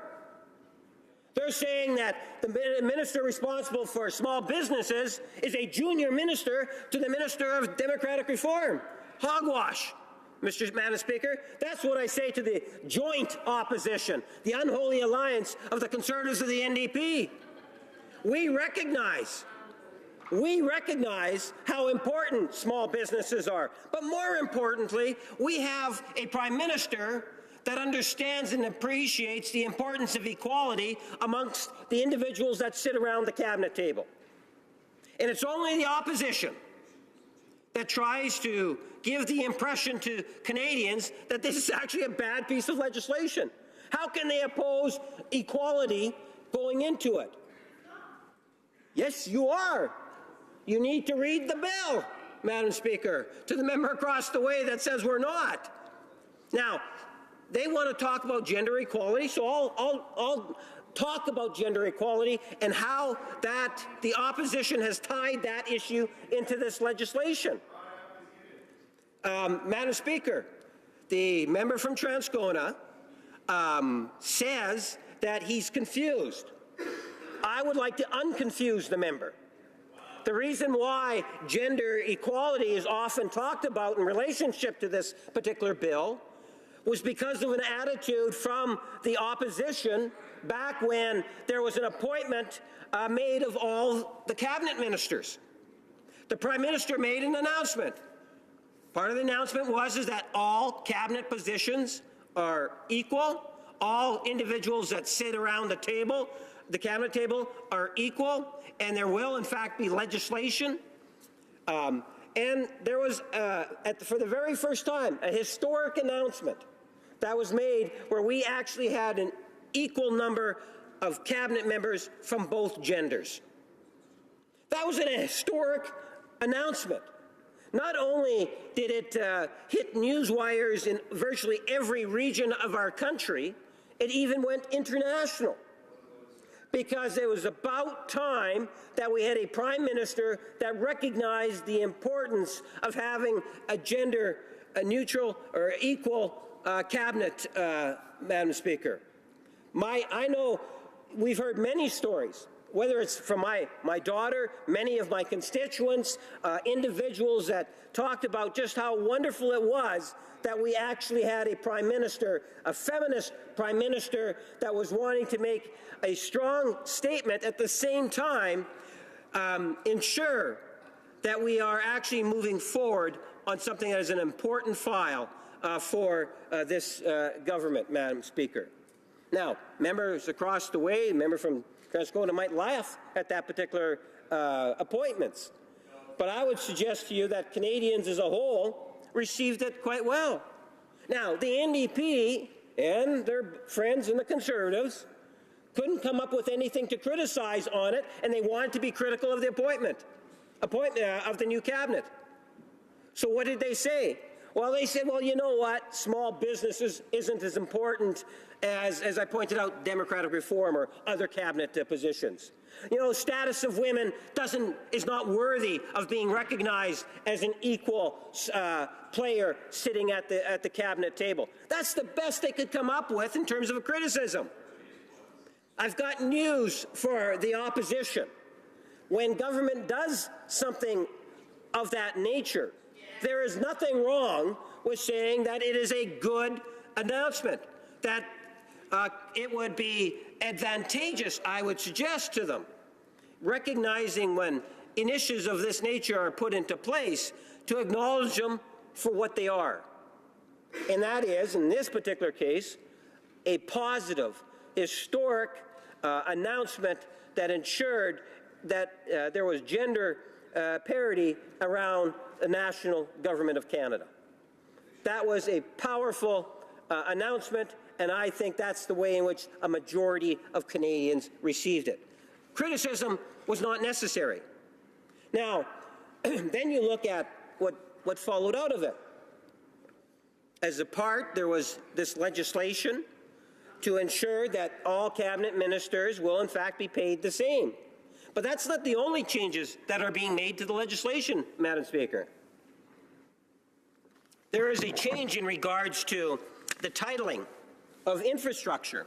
We all know that this government has put a huge focus on Canada's infrastructure, because for many years the Harper government did very little in terms of real investment in infrastructure. So within this legislation, the legislation in which the NDP have been conned into supporting with the Conservative Party, is also making a change to the infrastructure. What we're saying is, Minister of Infrastructures, Communities and Intergovernmental Affairs is now going to be changed to Minister of Infrastructure and Communities. Two things that are worthy of noting. One is that it's the Prime Minister of Canada that is taking on the responsibility of intergovernmental affairs.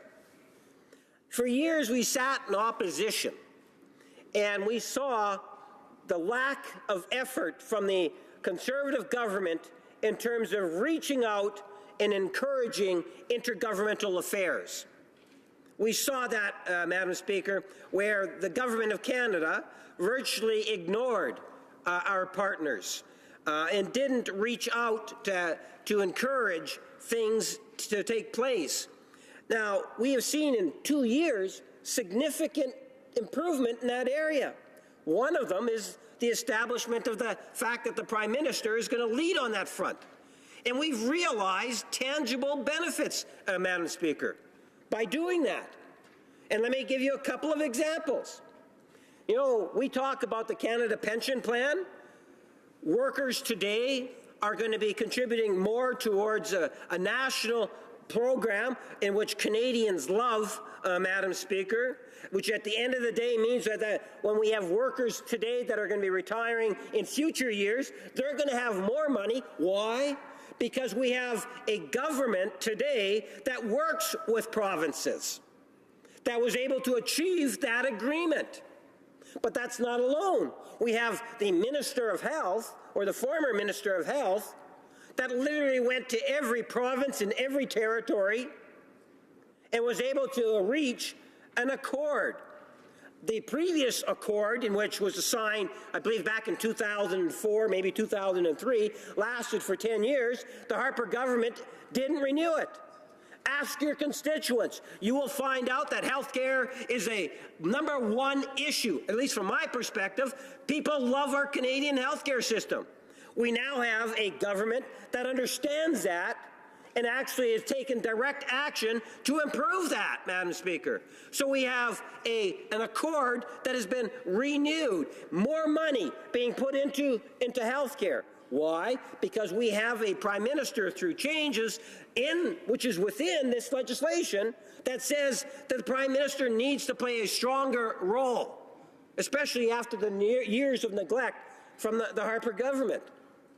A third example could be the price on carbon. Now, you know, we have a Prime Minister that takes off to Paris. There's an international agreement. It comes back to Canada. We work with the provinces, and we get support from the provinces saying yes to a pan-Canadian price on carbon, Madam Speaker. An agreement that comes from Paris. Many governments around the world understand the need for that. Provinces understood the need for that. At the time, it was only the Conservative Party within this House, and they still oppose it today, Madam Speaker, which is most unfortunate. On that note, I would encourage my New Democratic friends to stay away from that issue with the Conservatives. You don't want to fall into that particular trap. Madam Speaker, the other component to that change within this legislation is the renaming of infrastructure. So now we have, through this legislation, the minister responsible for infrastructure and communities. Well, two things come to mind there, Madam Speaker. Number one, the historical amounts of money, billions of dollars that is going into Canada's infrastructure. Every region of our country is going to have a positive impact, because this government recognizes that we need to invest in our country. We need to invest in our infrastructure. By doing that, Madam Speaker, it will assist in our country to continue to grow into the future. And that is something in which I believe is worthy of having that designation of it is about infrastructure and communities. Madam Speaker, when I hear this whole argument from the other side about, well, these regional agencies, you know, if I think about that and I compare that to infrastructure, where we are spending literally hundreds of millions going into the billions and billions of dollars over the next few years, I'm surprised we don't have members opposite saying, well, why don't you have regional whatever to ensure that those regional concerns are all going to be dealt with through the Minister of Infrastructure? After all, that's a lot of money that's going into our communities.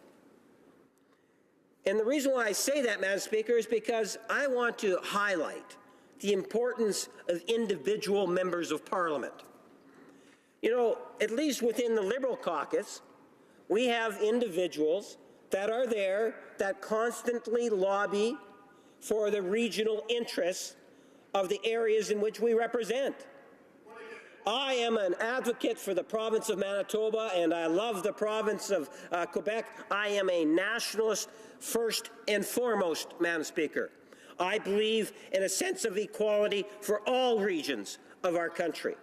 But I ensure as much as I can that Manitoba is well represented when it comes to infrastructure, and we've posed the questions that when it comes to PEI, Quebec, Manitoba, British Columbia, that we're all getting our fair share of infrastructure dollars. And I believe once it's all said and done, Madam Speaker, let's take a look at the numbers, and Canadians will feel good in knowing that every region will get its fair share of infrastructure dollars. In good part because we have a minister that's responsible now for that and that alone. Building our country, ensuring that there is the national interest that is served. Now, I don't hear criticism coming from the opposition on that particular issue, but when it comes to the regional economic development issue, the NDP are joined in the Conservative forces and say, you need to have a bigger cabinet. After all, Harper had 6 additional ministers dealing with regional economic development, and you should also have those 6 regional ministers. I hope that Jagmeet Singh and the leader of the Conservative Party in the next election will go door knocking saying we are going to increase the size of cabinet. We're going to add an additional 6 members to the cabinet, and they are all going to be regional development areas. I look forward to having that debate with my colleague from Transcona on that issue, and how it is that the member from Transcona is going to defend, when Harper was in government, why it is the Western Diversification Fund did as poorly as it did. In particular, how Winnipeg did as poorly as it did. Because the minister responsible for Western Diversification, take a look at the money allotments. Winnipeg did not do well, but the member from across the way is going to argue that that is the ideal situation. Well, Madam Speaker, I disagree. I believe that there is a national interest, and our member from Mississauga, the minister responsible for the development of our nation, cares passionately about the national interest.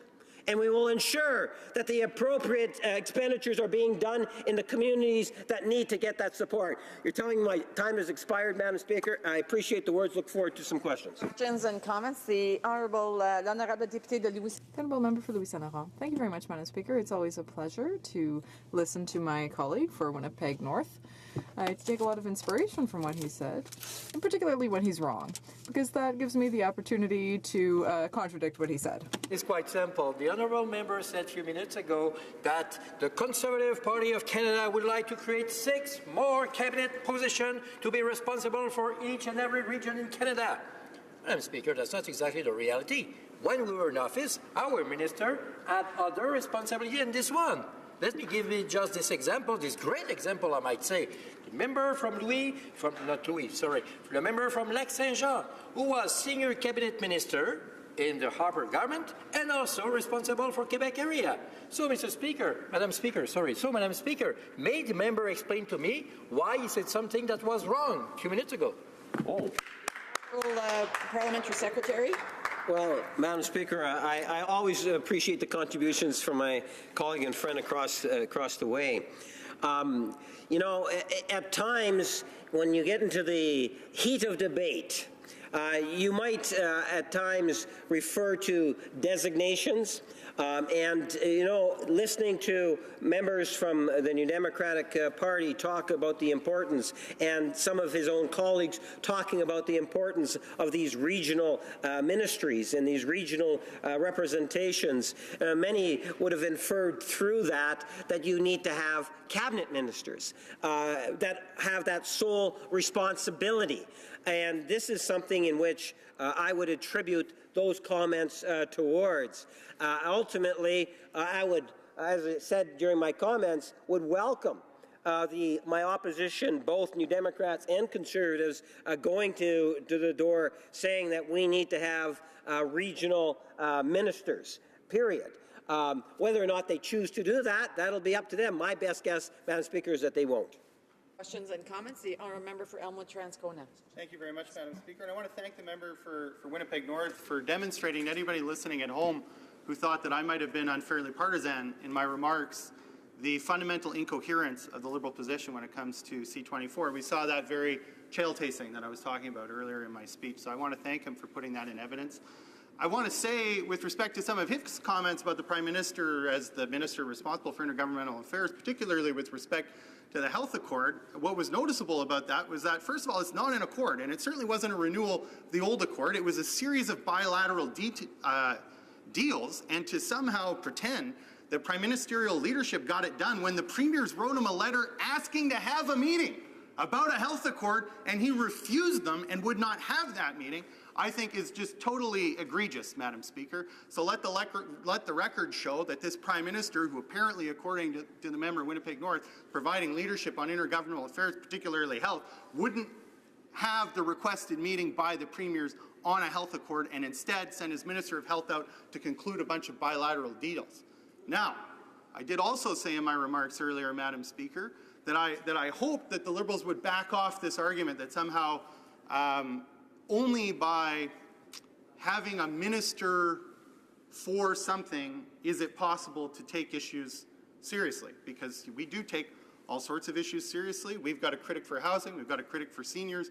I think that's kind of a silly argument, and I've said as much. But given that the member for Winnipeg North seems quite committed to kind of debasing us all by continuing on this line of argument, I do have to put the question to him, why is it that the Liberals don't have a minister for housing and for seniors if their position is the only way to take something seriously is to have a minister for it and to give them a full ministerial salary and title? Why is it then that we don't have a separate minister for housing and for seniors? I don't get it, by your own lights. Questions and comments? The Honourable Parliamentary Secretary. Yes, thank you, Mr. Speaker. I suspect that if we were to sit down, we could probably identify 40, 50 easy, really important issues to our nation. And if the member opposite is arguing that in order to be able to address each one of those 50, 60 issues is to create a cabinet position for it, I would suggest to you that the member opposite is wrong. If you have the issue of housing, and that's what the member is referring to, you know, it was just a couple of weeks ago we had the minister responsible for housing stand up and share with Canadians, again, a historical document of a national housing strategy that incorporates billions of dollars going over the next 10 years. And even, I would suggest to you, even many New Democrats, people of all political stripes, have recognized the true value of that national housing program that's being brought forward, and I suspect I will be afforded opportunities in the future in order to be able to expand on that particular program, because it is an outstanding national housing strategy. The point is that ministers are assigned many different issues, and they're quite capable and able to do those. With these particular ministers, what this legislation does is it says that all those that are classified as ministers are, in fact, equal ministers when they sit around the cabinet table. They all have mandate letters, they all have certain responsibilities, and they should be treated equally. And that is what this legislation does in most part. Questions and comments? Questions et commentaires. L'honorable député de Sackville. The Honourable Member for Sackville-Cheston Pressy Cook. Well, thank you very much, Mr. Speaker, and I'd like to ask my question and announce that to the House that my wife and I are new grandparents again. My daughter Chantal and my son had a new baby, Luca. And so I'm very proud to be able to announce that here this morning. Mr. Speaker, my question to my colleague from Winnipeg North has to do with our government's decision to change the composition of cabinet, whereas we've amalgamated, if you want, the responsibility of the regional development agencies with the Minister of Innovation and Science. Can the member please share how this will ensure strong representation in regions in this country? Thank you, Mr. Speaker. The Honourable Parliamentary Secretary. Thank you, Mr. Speaker. And if I may, first and foremost, on behalf of all members of this House, congratulate you on being yet another grandfather and the birth of your second grandchild. To the question, Mr. Speaker, and I'm just going to read something very specific because I think it's an important point related to the question, is that reporting through the Minister of Innovation, Science and Economic Development highlights the importance RDAs play in the regions and permits a more integrated and whole-of-government approach to economic development issues, something in which I know that our current minister, who is a very strong nationalist, understands the importance of his responsibilities, not only just to the region of Mississauga, but indeed to the country as a whole. As all of us, when we come to this chamber, we love our own ridings to death. Having said that, I choose to believe that we all would do what's ultimately in the national interest, and I think that this particular minister is second to no other in wanting to do just that. Thank you, Mr. Speaker. Questions and comments? Questions et commentaires. L'honorable député de Beauport. The honourable member for Beauport, Côte-de-Beaupré, Île-d'Orléans, Charlevoix. Well, thank you very much, Mr. Speaker. I'd like to ask a question of my Liberal colleague.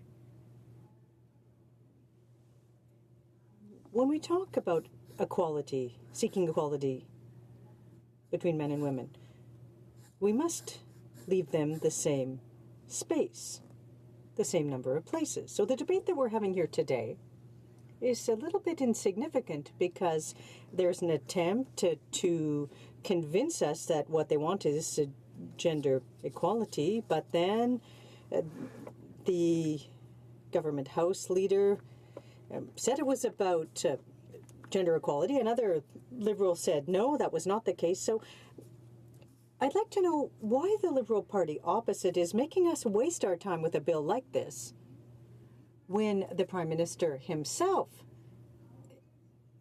hasn't left any room for, doesn't leave room for his ministers when he's here in the House. He answers all the questions. Now, I am a woman. I've always felt equal to other women, men, and sometimes superior to my male colleagues, but that's another debate. But I'd like to know why this bill, which is very cosmetic, this Liberal bill,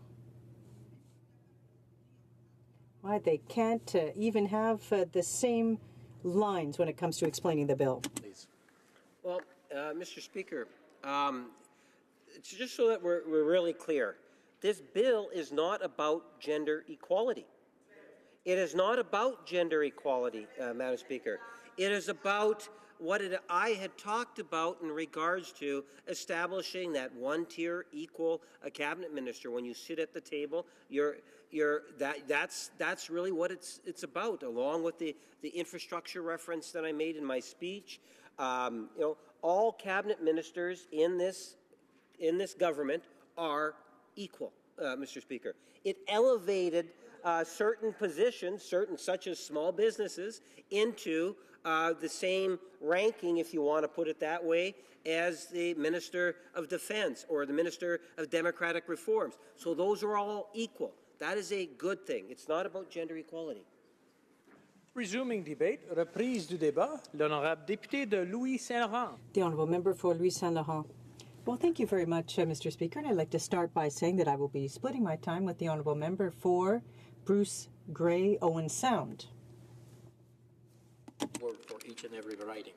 So, Mr. Speaker, I'm very pleased to rise up today on Bill C-24, and I just want to assure you that I will oppose, and on behalf of all my colleagues, will oppose this bill because this bill is all wrong, and I will tell you why, based on three elements. First of all, the fact that they want to cancel very important portfolio, and especially ministry, who are important for each and every region of Canada. Secondly, because they create new ministry, which was not, you have no necessity for that, and also the so-called debate about equality for women, men, equality salary, and that's this cosmetic debate, as was so well said by my colleague from Beauport, Côte-de-Beaupré, Île-d'Orléans, Charlevoix, said a few minutes ago, this is a cosmetic bill, basically because this is the selfie bill. Alors, Monsieur le Président... So, Mr. Speaker, the three arguments. First of all, the elimination of the ministers for the regions. Now, this is a mistake being made by the government by eliminating those responsibilities. If we date back to 1921 under William Lyon Mackenzie King, that Quebec got a Quebec lieutenant in the name of Elvis Lapointe. And he was followed by very many strong, essential men and women, essential to the democratic process, who helped shape Quebec's place in cabinet, in Canada and in cabinet as a province. And the same is true for the other regions of Canada. I'd like to quote people who I don't necessarily share their philosophy, but the Honourable Marc Lalonde, who played an essential role in the Trudeau cabinet. And as a result, Quebec was represented, in my opinion, not in the best way, but strongly with the presence of Marc Lalonde. So the Liberal government decided to abolish the positions of ministers responsible for the regions, and that is a mistake. Now, Mr. Speaker, we must also start by saying that this bill was tabled after the fact. The government could have very well said during the swearing-in ceremony, when all the ministers marched in, they all came in on a bus with their spouses and children. But once again, this was all about the image and not the substance, because at that point they could have said, here are our changes. But the changes came later.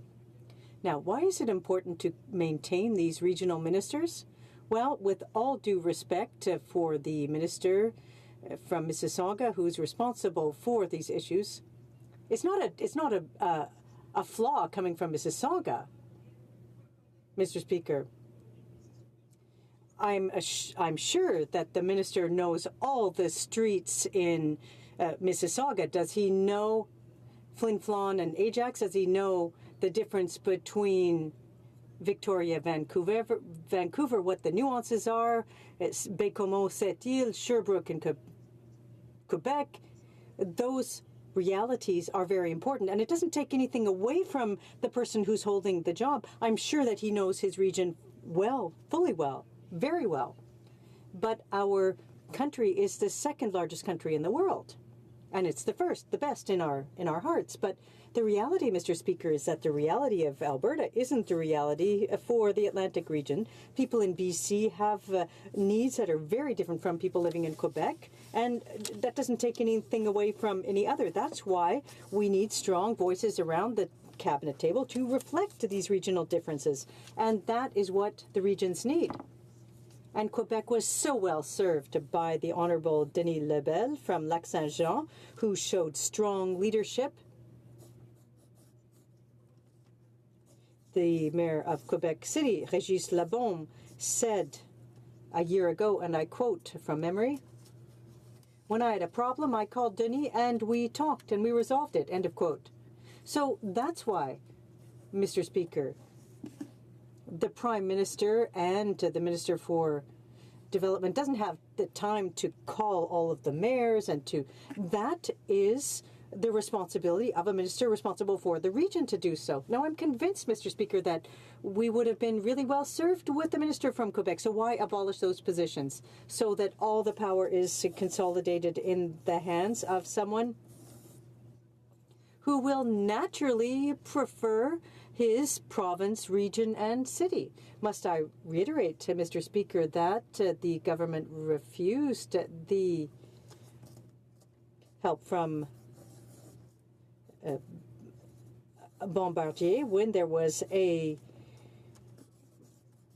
issue with the C-Series, and they got in fact, a $200 million grant for Global.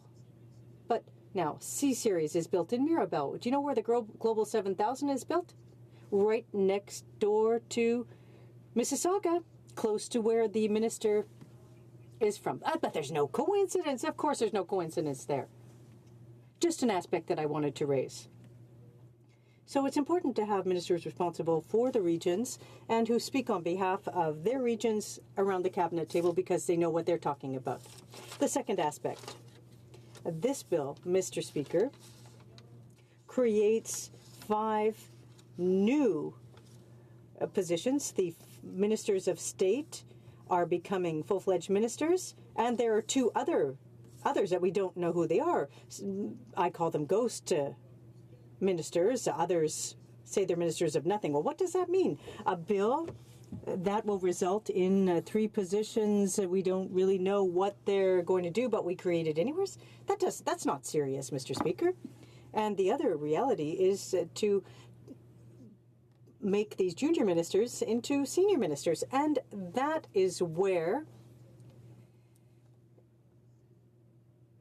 why I talk about this selfie government and this government based on image and its image. And it's, oh, we got to fix our image, and makes an adjustment. Now, when the cabinet was sworn in at Rideau Hall, the Prime Minister was so proud to say, for the first time in the history of Canada, in 150 years, we have achieved gender parity around the cabinet table. And someone said, oh, well, why? And he said, well, it's because it's 2015. And everybody clapped and said, this is wonderful and fantastic. But a few days later, everyone looked at it and said, oh, well, your parity, is it a bit off because there are ministers of state? Ministers of state don't have the same authority, responsibility, or salary as the others, so that shifts the balance. And surprise, surprise, of the 5 ministers of state, 5 of them were women. Then we weren't talking about parity. For the junior ministers, to call them that politely, they were all women. And they said, oh, geez, we got a problem. This isn't good for our image. How do we fix it? Well, instead of appointing them to important departments, they changed their titles, ta-da, and took a pen and struck out the word État, state, and they became ministers. Now, equal pay requires equal responsibilities and equal skill set. Equal pay for equal work. It's not taking anything away from anyone, Mr. Speaker. We understand that ministers of state don't have the same responsibilities as senior ministers. That's always been the case, and that remains the case today. So, Mr. Speaker, it's insulting, really, for the senior ministers, or regular ministers, compared to the junior or ministers of state. And there's nothing to be ashamed about being a minister of state. It's a privilege. We're all equal as members, elected representatives in this House. But when we see that, and we look at each member's responsibilities, and we see that a regular minister doesn't have the same responsibilities as a junior minister's, and then we see that all of a sudden 5 of their ministers of state are women, well, this isn't the way that we should be proceeding and changing things. And it shows that this government is hypnotized by the idea of its image. And that is what explains the decisions made by this government. By abolishing these positions of ministers for the regions, by making these ministers of state full ministers, and creating 3 other ghost ministers. We don't know what they'll do, but it's all about the government's image. And that is why, Mr. Speaker, we will be voting against this bill. Questions et commentaires. The honourable member for Thornhill. Well, thank you, Mr. Speaker, and I thank my honourable colleague for his speech, and for reminding us, for reminding Canadians of the many different ways the government has tried to defend this bill. And I was thinking today as I walked up to this House after the latest winter snowfall of the different ways of looking at winter. For example, Gilles Vigneault chantait que mon pays... Vigneault said, my country is not a country, it is winter. Charlebois. Robert Charlebois sang that winter is a celebration. Very different visions of winter can be compared to the government who first defended this bill as gender equality, and then it wasn't gender equality, it was something like Animal Farm, where all ministers are equal except some are more equal than others. And I wonder if my colleague could address again the flawed logic in the government's defense of this bill. The honourable member for Louis Saint Laurent. All my respect for my colleague from Thornhill, who was a journalist like me, But he was journalist before I was born, I think. But so I will not repeat that publicly. Hopefully, I have the protection here. I can say whatever I want. You cannot pursue me. But I will repeat it outside. But can I assure you, Mr. Speaker, I will not sing as my colleague did a few minutes ago. Monsieur le Président, mon collègue de ton... Mr. Speaker, my colleague from Thornhill has raised something important. Essentially, it is respect, the respect that we must have for everyone. For me, there's no problem for a person to be a Minister of State. It is an exceptional privilege. If we can serve on the Council of Ministers, well, congratulations. It's an extraordinary privilege that we have to be here. Why cross out the word state to make sure that the limousine and the salary is connected to it? Because we noticed that all of those ministers were women. Briefly, it's an insult. We're trying to fix it. Would they have done the same thing if it had been 5 men? My answer was given from my colleague from Beauport-Limoilou, Ile d'Orléans, Charlevoix. Questions and comments? For Winnipeg North. Yes, thank you, Mr. Speaker. And a very specific question for my colleague across the way, and that is in regards to when you look at, let's say, the Department of, or the Minister of Small Business and Tourism, and you draw the comparison to, let's say, the Minister of Democratic Reform. And I know my friend across the way is very much on the economy and many of the economic questions that he asks during question period. And I would, when you look at the legislation, what does the legislation do to those two departments? In essence, one thing, it makes them equal. What we're saying is that the minister responsible for small business and tourism is equal to the minister responsible for democratic reform. Does the member agree that that should be the case? The Honourable Member for Louis-Saint-Laurent. I welcome the question of my colleague from Winnipeg North. We all recognize that when you sit at the table of the cabinet, well, you are equal for sure. And that's a real privilege. And we are very honored to be here in the House. And I'm sure in 2 years from now, if I am selected by my leader, I will be very pleased to serve, if you decide to, as a cabinet minister. But really seriously, Mr. Speaker, that's where the decisions are making. But it's more than that. Being minister is you have to make decisions on your file, on your department. And when you run a department of thousands of people, like the Defense Department, like the Global Affairs all around the world, like the Finance Department, and all those departments, and you have the responsibility to sign each and every decision you take, that's not the case for the state minister, for the ministre d'État. This is different. So the quality is, we're not talking about quality, we're talking about responsibility. So equal pay for equal job and equal responsibility. In that case, there is a huge difference between ministre d'État and senior cabinet minister. Thank you, Mr. Speaker. Reprise du débat, resuming debate. The honourable member for Bruce Grey, Owen Sound.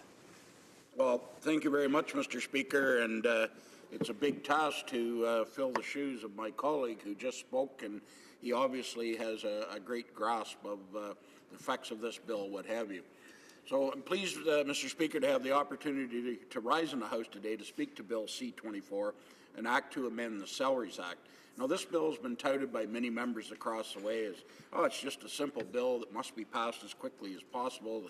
They'd like members of this House to believe that there's nothing controversial here in this bill and that everyone should be on board. And my honourable colleague, to the Parliamentary Secretary, to the Leader of the Government in the House of Commons, even went so far as to say that this bill is indeed a simple and straightforward housekeeping bill. We all know that it's more than that, and I respectfully disagree with that statement. Bill C-24 is much more than a simple piece of housekeeping legislation. There are numerous changes in this bill that will have lasting impacts on a number of regions in Canada. And today I'd like to set that record straight. I'd like to explain the concerns that I have with this bill, as well as my concerns with the way that the government has rushed this bill through the process by trying to make people believe that it simply contains housekeeping measures. First, my major concern with this bill is that it will formally eliminate the positions of the 6 ministers for regional development agencies. As you'll know, Mr. Speaker, the previous government maintained a system of 6 different development agencies with a Minister of State assigned to each. And the agencies represented 6 unique regions of Canada and included one for Atlantic Canada, one for Quebec, one for the North, one for Southern Ontario, one for Northern Ontario, and one for Western Canada.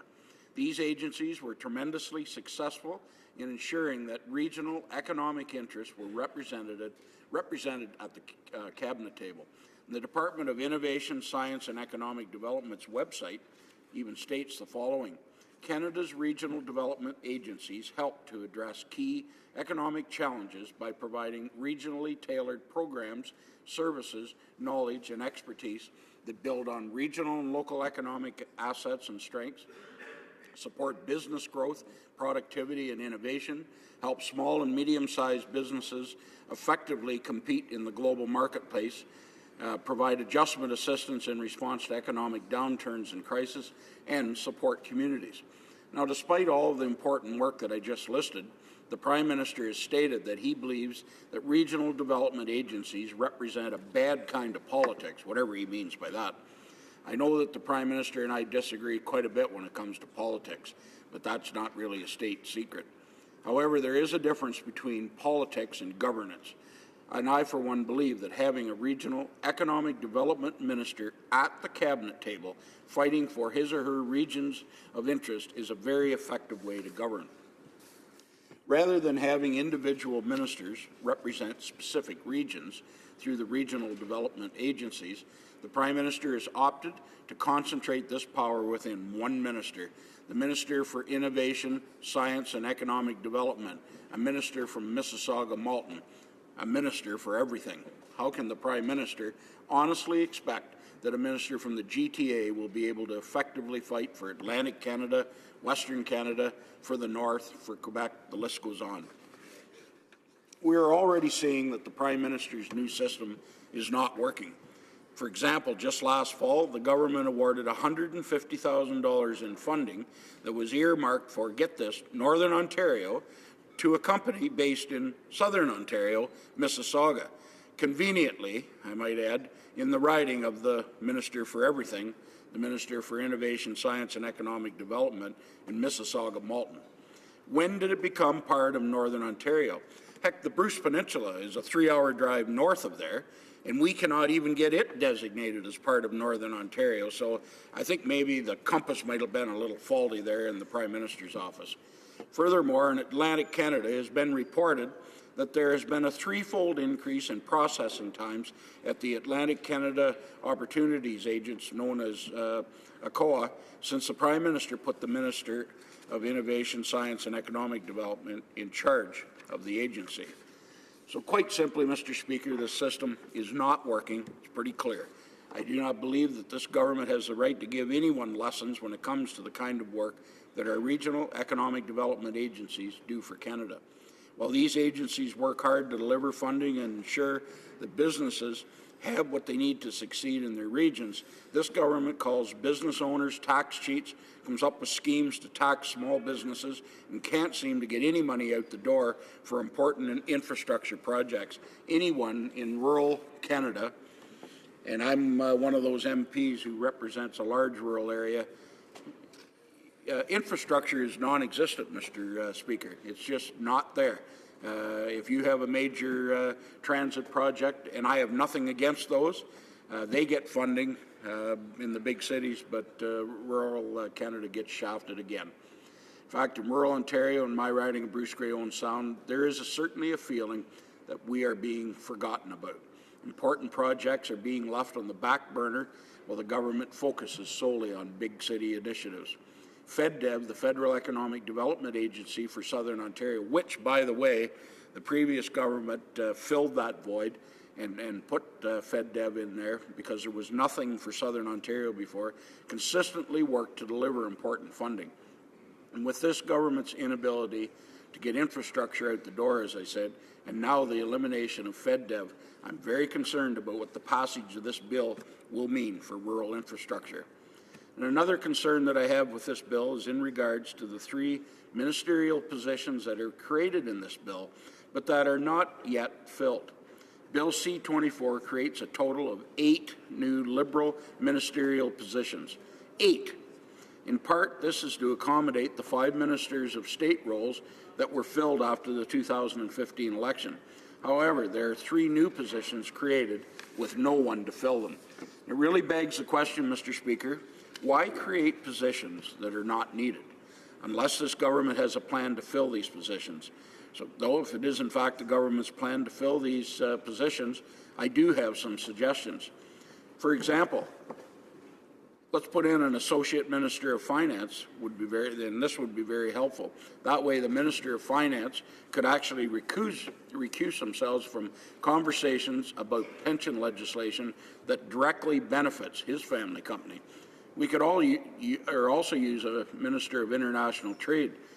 My apologies with the bungling of NAFTA, the stalling TPP negotiations, and the embarrassing fiasco in China last week. I almost forgot that we already had one. Perhaps we could use a Minister for Rural Affairs instead of a Minister of everything from Mississauga Malton. Though I'm not sure this government cares much about communities with a population less than 50,000. In fact, I'm real positive about that. So, Mr. Speaker, this government should be open and transparent and tell us what are these mystery positions all about. And finally, I'd like to conclude by stating that I am very concerned about the pace at which the government is moving on this legislation. I'm told that when the Government Operations Committee studied this legislation, the only 2 witnesses were the government House Leader and 1 professor. No partisanship there, is there? It's, I've been involved and have chaired a number of committees, Mr. Speaker, over the years, and I can say that having 2 witnesses appear before a committee, any committee, is simply unacceptable, and it's certainly not the norm. In no way would it be possible for the committee to complete a full study of the bill, any bill. Furthermore, I have learned that the topic of regional development agencies was not even discussed at the committee stage. Well, what was the study about? This is unacceptable and again shows that the government has no intentions of actually talking about this, consulting, whether it's through committee or the public. All they're about is they just simply trying to push this bill through as fast as possible. So with that, Mr. Speaker, I'm happy to take questions from my honourable colleagues. But before I do, I may not have another opportunity before we break for Christmas, so I'd like to take a brief moment, Mr. Speaker, to wish you, your staff, and all my colleagues and members of this House very Merry Christmas and wish everyone all the best in the upcoming year. Thank you. Questions and comments? The Honourable Member for Kingston and the Islands. Thank you very much, Mr. Speaker. And through you to my colleague on the other side, I wish him the same Merry Christmas and Happy New Year. I just wanted to touch on one part of his speech, particularly towards the end, where he was talking about the openness and transparency of government and how he didn't feel as though that was the case. I mean, I think that this government has demonstrated time and time again that it's willing and sees its role as to be one that is open and transparent by default.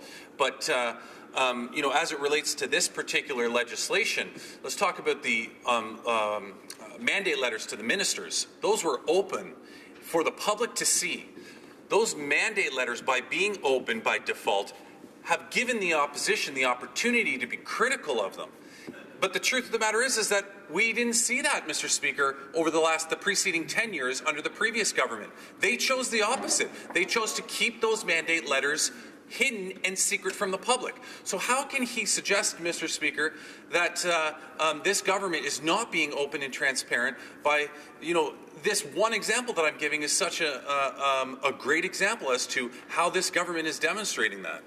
The Honourable Member for Bruce Grey, Owen Sound. Well, thank you, Mr. Speaker, and I thank my disoriented colleague across the way for his question. But the bottom line here is, if he wants to talk about accountability and openness and all that, which was in his question, Mr. Speaker, is all he's got to do is be present every day from 2:15 to 3 o'clock in the House and find out all about that. That's when it's unofficially known as non-answer period. And so he maybe should, before he stands up and makes a statement like he just did, maybe he could view in on that, sit in on that, and shake his head like the rest of us when no questions are answered. You know, there's a member of the finance minister in this House has been asked a number of questions, and now he never answered them when he was present, and now he just doesn't come to the House.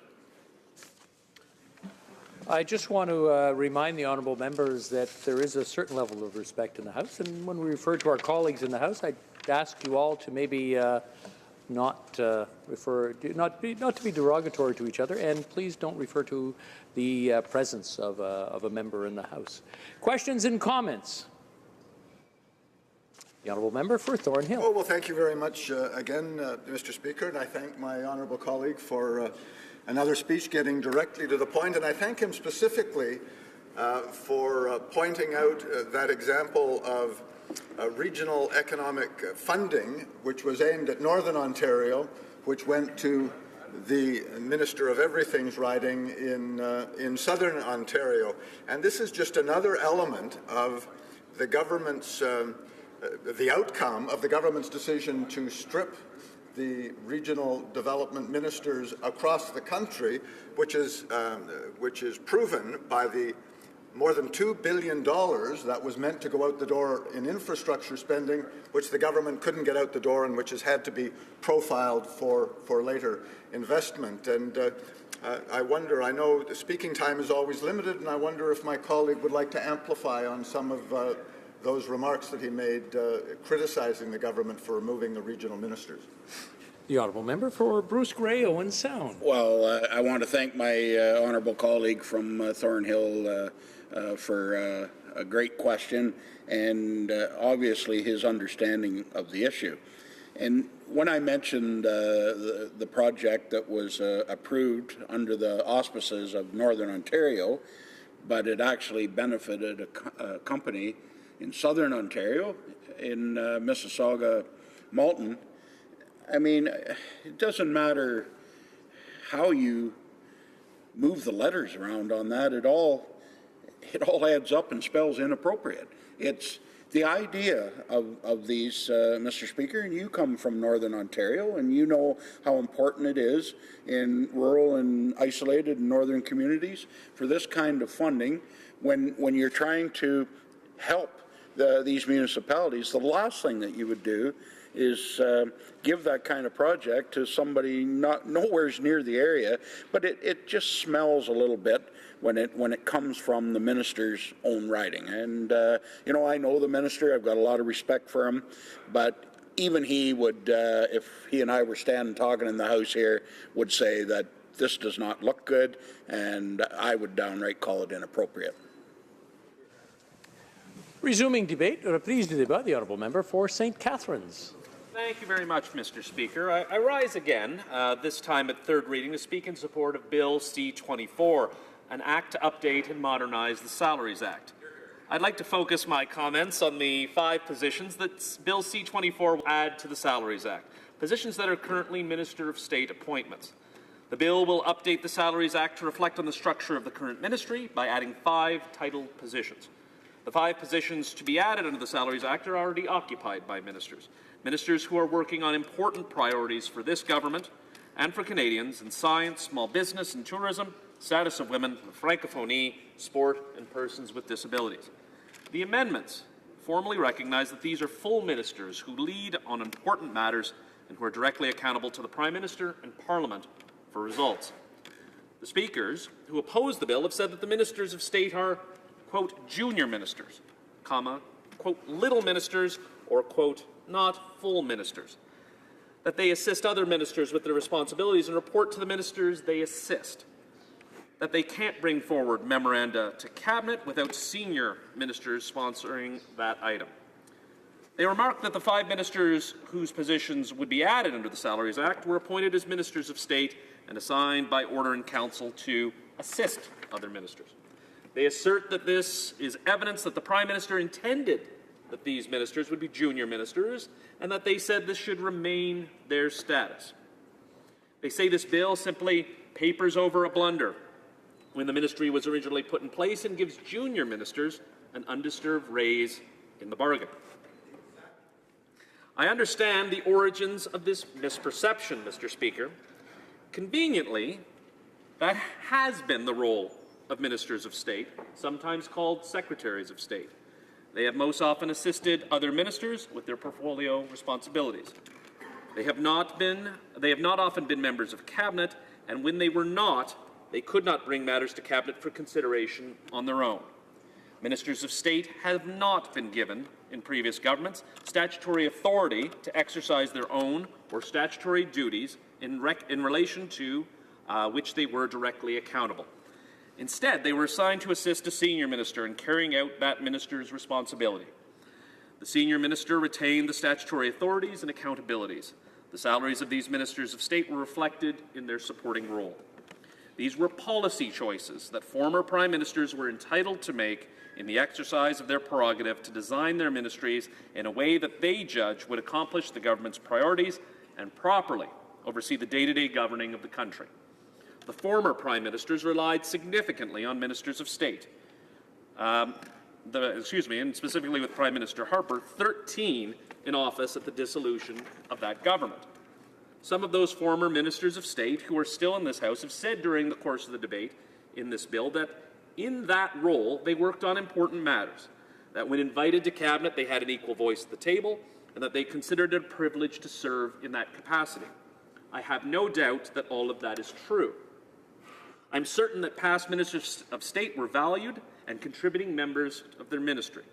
Successive prime ministers have favoured two-tiered ministries, and current legislation allows for that kind of structure. Ministers have a significant workload between their portfolio, cabinet, parliamentary, and political duties, and have responsibilities for increasingly complex and quickly developing files. This workload burden can be shared by developing supporting teams for ministers that includes ministers of state. The appointment of ministers of state has served various purposes in the past. They can support other ministers on general or specific files on a particular task, for example, by taking a lead role on developing a policy falling under another minister's authority, or on a minister's day-to-day function, for example, meeting with stakeholders. These assignments can both help alleviate a minister's workload and highlight the areas of priority for the government's mandate. Ministers of state appointments have also been useful in rounding out the skill set of a portfolio. For instance, the minister might benefit from the assistance of another minister, of assistance of a minister of state who has a background in a particular sector or profession. Minister of state appointments can be used to give a minister a supporting role in policy development or stakeholder relations that fall under the mandate of another minister. In the former ministry, for example, the Minister of Employment and Social Development was cross-appointed as Minister of State to assist the Minister of Canadian Heritage in relation to multiculturalism. In a compact ministry, ministers of state can be paired with ministers who carry significant workloads. They can function as generalists, offering support on functions or files as requested. In a larger ministry, where ministers have a single portfolio and a defined set of priorities to pursue, there may be less need for the support of a minister of state. Still, a small number of ministers of state focused on particular priorities might be helpful. In short, the position of a minister of state and the Ministries and Ministers of State Act offers useful options to a prime minister in designing his or her ministry. Bill C-24 does not eliminate the position or repeal the Act. And I note that I said options. That's because the appointment and roles of ministers in state in any particular government is decided by the Prime Minister. In launching his ministry, this Prime Minister determined that he did not require a group of ministers to take the traditional supporting role of ministers of state. He preferred to have a group of ministers who led their own files, who were accountable to him and Parliament for results. The Prime Minister decided that his government's priorities would be delivered by a one-tier ministry. He has created a ministry in which all members are full members of Cabinet, have an equal capacity to exercise the powers and perform the functions assigned to them, and have leading roles to deliver on the important priorities of government. However, in November 2015, 5 of these positions that the Prime Minister wanted in his one-tier ministry were not positions listed in the Salaries Act. As has been explained, because the Salaries Act could not accommodate those priorities at the time the government took office, the 5 ministers were appointed pursuant to the Ministries and Ministers of State Act. That act offered a way for these ministers to begin their important work right away, to be paid under the Appropriations Act, and to be fully supported by existing departments in carrying out their responsibilities until legislation could be amended. In other words, they are provided with what was possible within the legal framework that existed in November 2015. However, it did not properly reflect the intended status, and the Prime Minister made a commitment to introduce legislation that would. Bill C-24 fulfills that commitment. As speakers before me have pointed out, these ministers have statutory responsibilities vested directly in them, and they are accountable to the Prime Minister and Parliament for results. The Minister of Science is responsible for the National Sciences and Engineering Research Council, the Social Sciences and Humanities Research Council, and the Canada Council for Innovation. The Minister of Sport and Persons with Disabilities has a policy and program responsibilities under the Canada Disability Savings Act. The Minister is also responsible for the sports component of the Physical Activity and Sport Act. The Minister of Small Business and Tourism is responsible for the Canada Small Business Financing Act, the Small Business Investment Grants Act, and the Canadian Tourism Commission Act, including Destinations Canada, the Federal Crown Corporation that works to sustain a vibrant and profitable Canadian tourism industry. And as a Member of Parliament for Niagara, I know the importance of a successful tourist industry. The Minister of Status of Women presides over the federal department known as Status of Women Canada. Let me be clear, Mr. Speaker. Those are just statutory responsibilities. They do not represent the sum total of the significant policy and program work in which these ministers are engaged. I list these items simply to make the point that these ministers are not in conventional junior minister roles, and they were never intended to be. The Prime Minister worked with the legislative framework he had in November 2015 and committed to updating it to reflect the current one-tier ministry. The point has been made that these updating exercises are not new. The list of Salaries Act ministers has been amended several times in the last decade, most recently in 2012 and 2013. In each case, the changes aligned with the priorities of the times and with the Prime Minister's preference with respect to the composition of his ministry and the organization of the government's administration. Perhaps in 2012 and 2013, changes to the Salary Act did not receive due attention from Parliament because they were included in long omnibus budget bills. This government prefers to be more transparent. Some members have suggested the scrutiny of Bill C-24 is not a good use of Parliament's time. With respect, I disagree. The ministerial system is essential, characteristic of our form of government. Its development should be a concern of Parliament. That is why this government brought forward these changes in a standalone bill, and I appreciate the lengthy engagement on that bill. Let me anticipate a question that my remarks might prompt. As I've said, this bill will not repeal the Ministries and Ministers of State Act.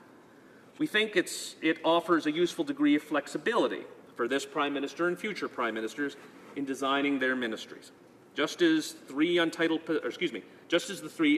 positions that Bill C-24 adds to the Salaries Act would do. Why then are we removing regional development positions from the Salaries Act? Don't they offer flexibility to a future Prime Minister too?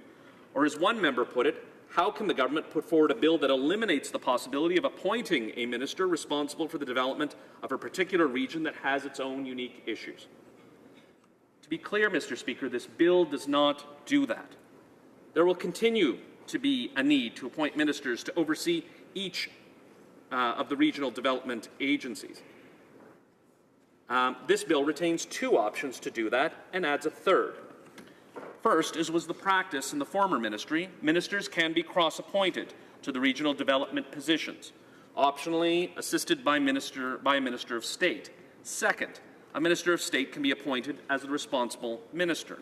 Finally, and this new option that Bill 24 adds, a minister can be appointed under one of the untitled positions to oversee one or more of the regional development agencies. In this government, Mr. Speaker, the Minister of Innovation, Science and Economic Development has been appointed to oversee all of the regional development agencies. We think that makes good policy and operational sense. Others have spoken on that point. The removal of the regional development positions does not affect the agencies themselves, which continue to exist as separate entities located and working in the regions they serve. It also does not eliminate the requirement for ministerial oversight of them. What it does do is safeguard the installation of an oversized cabinet. The proposed increase in the number of Salaries Act positions will be offset by the removal of the regional development positions. The maximum number of ministers that may be appointed under the Salaries Act, including the Prime Minister, will increase by 2 positions from 35 to 37. In closing, Mr. Speaker, let me say that I believe our government has been clear in explaining the legislative framework in place on November 4th, 2015, and that prevented the appointment of full ministers to lead on 5 important priorities. Use of the Ministries and Ministers of State Act allowed ministers to be appointed to these positions and get to work on the priorities of this government and the priorities for Canadians on day one. The Prime Minister committed to introducing legislation that would formally equalize the status of all members of his ministry. This bill fulfills that commitment. When it comes into force, the orders in Council that appoint these ministers as ministers of state to assist other ministers will be repealed. They will be in law as they are in practice, full ministers. Thank you, Mr. Speaker. Questions and comments? The honourable member for Thornhill. Thank you, Mr. Speaker, and I thank my honourable colleague for a worthy defence of what we in the official opposition consider this legislation to be as a make good or repair, damage control of the Prime Minister's original flawed decision. But I'd like to ask him, because this amends the Salaries Act, I wonder if he could address the fact that the mistake was made more than 2 years ago now, and these newly minted ministers have been paid in effect with post-dated checks until this legislation is actually passed. The honourable member for St. Catharines. Thank you, Mr. Speaker. I'd like to thank the honourable member for his question. As my speech discussed, from day one, the Prime Minister wanted an equal one-tiered ministry. These are priorities that are important to Canadians, priorities that we ran on. For example, science. Science is a significant part of what we ran on, what Canadians expected from their government. After a decade of a government that didn't always listen to scientists, that may have put their work under the table and closed it off to the public, this became a priority. And using the tools that were available, the Prime Minister used those tools. That being said, these are priorities that were important to the Prime Minister. Mandate letters that are public, which the Member of Parliament for Kingston the Islands highlighted as an important tool of transparency. This has been the goal of the Prime Minister from day one and recognizes the importance of the work that Cabinet does and the equal level they maintain. Questions and comments? Questions et commentaires? The Honourable Member for Longueuil-Saint-Hubert. Thank you, Mr. Speaker. I somewhat agree with my Conservative colleague who said that, well, once again, we're spending time trying to pass a bill that is just going to go back on a decision that's already been made. If a Minister of State already has a salary that is normal for a minister, then what's happening here is that we're essentially going back and redoing the bill to fix a mistake, which is the result of a promise that was made in the election campaign. And, you know, I think that in English, there's a word that really describes that, and that's entitlement. And I think that they're just trying to pass this bill to cover up their mistakes. So given that your Prime Minister maintained a mistake yesterday by saying, no, we won't add new taxes for Canadians, but the GST, which is not charged to Netflix and Amazon, actually only harms our local business owners. It only harms Canadians who are employing Canadians and who are disadvantaged by this. So are you going to pass a bill on that to justify the unjustifiable? I would remind the member that he should speak through the Speaker and not directly to the member. The Honourable Member for St. Catharines. Thank you very much, Mr. Speaker. I'd like to thank my honourable colleague for his question. It went a little off topic of this particular bill, but what the honourable member did mention was a promise that the Prime Minister made during the campaign, and the promise to have an equal cabinet. And it is a one-tier cabinet, that those coming forward to the table have speak with equal voice and should be recognized as such, that the roles that they have, the files that they represent, that the policies that they are bringing forward are significant priorities to this government.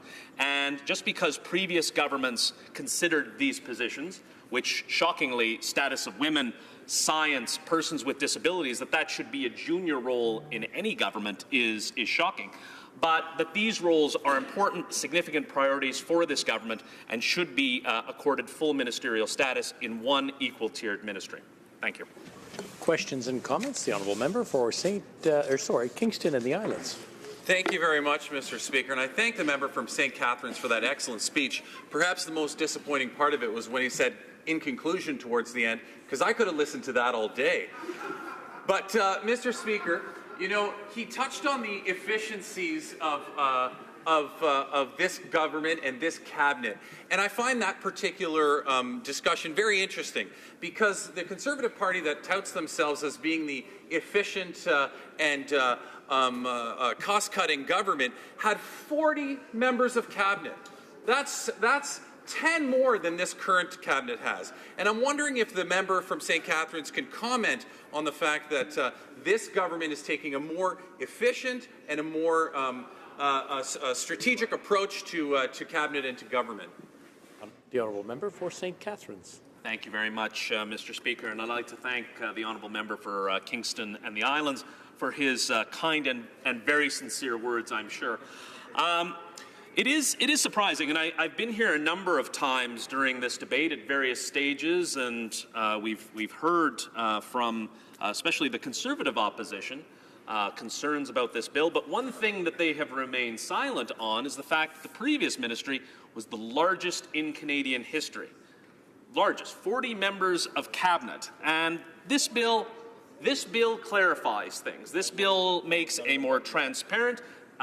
This bill makes a more efficient ministry, as the honourable member stated, and as he stated earlier, we have a Prime Minister that's decided to make this a more transparent cabinet, to say to the public, here is the mandate letter, something that no other government has done before.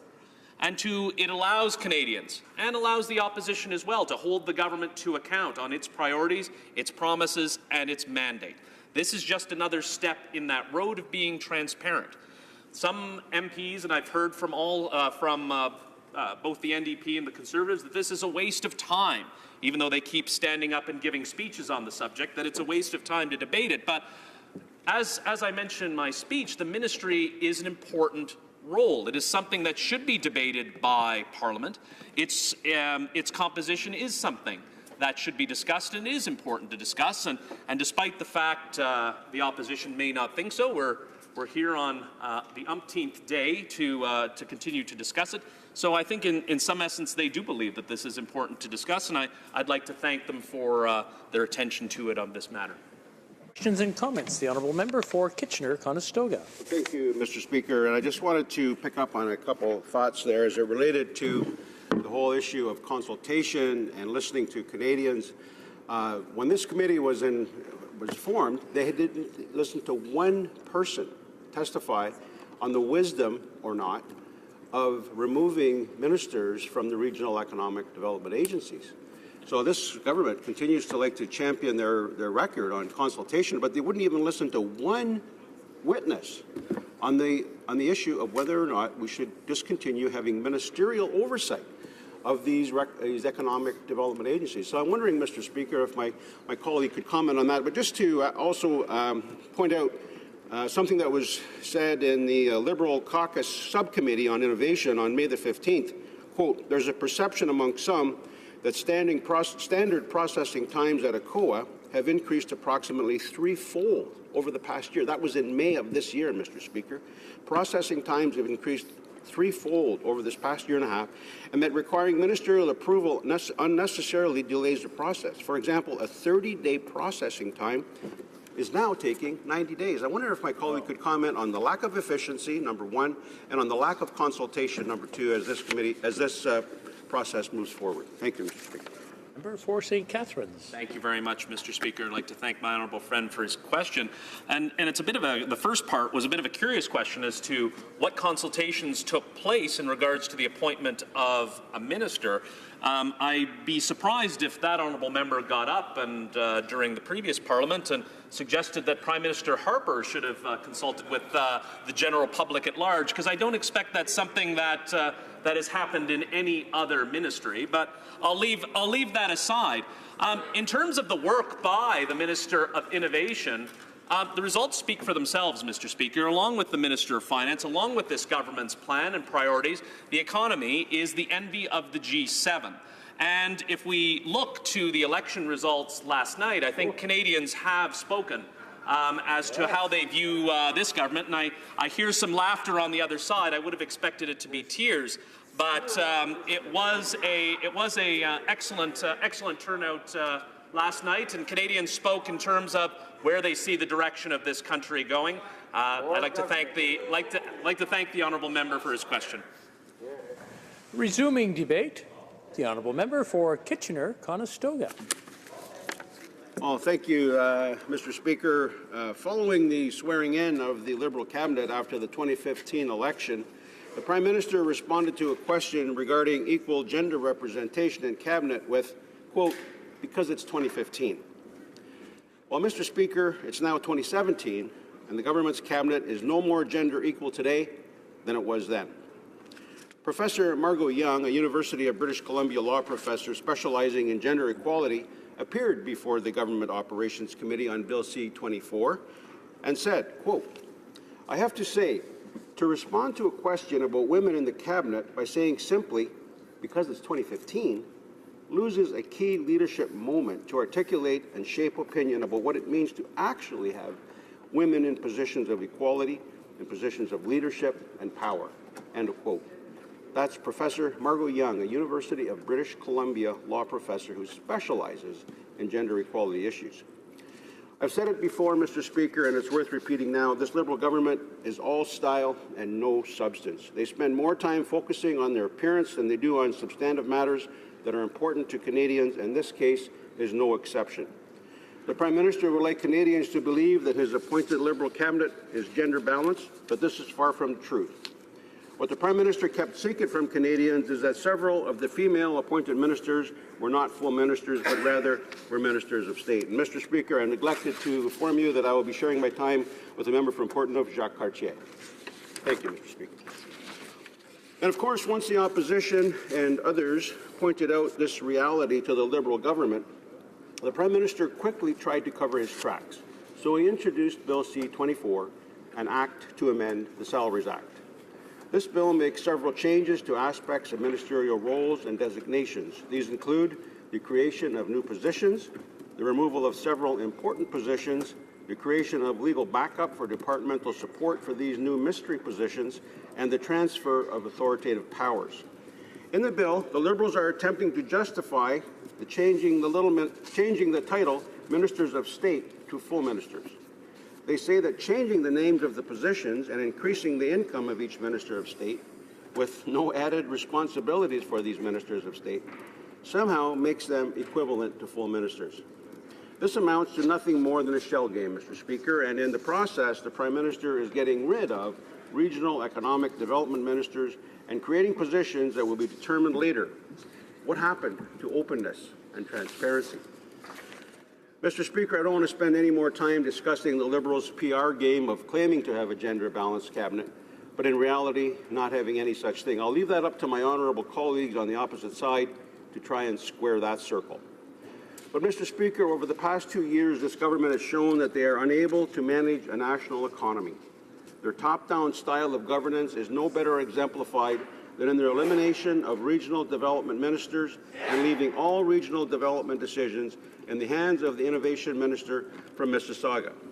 Mr. Speaker, while I'm sure that my honourable colleague from Mississauga is a very hard-working member, in fact, Mr. Speaker, I have served with him in previous parliaments on a committee, and I know that he's a very hard-working member and represents his constituents. But he does not live, experience, and know the very real and unique needs that exist in our different regions, from Atlantic Canada to Quebec, to the prairies, to British Columbia, and especially our northern areas, both in the territories and the northern areas of our provinces. To make things worse, Mr. Speaker, when studying this piece of legislation in committee, the Liberals refused to hear from a single witness about the plan to scrap regional economic development ministers. Not one witness. This from a government which claims to make, quote, evidence-based, end of quote, decisions.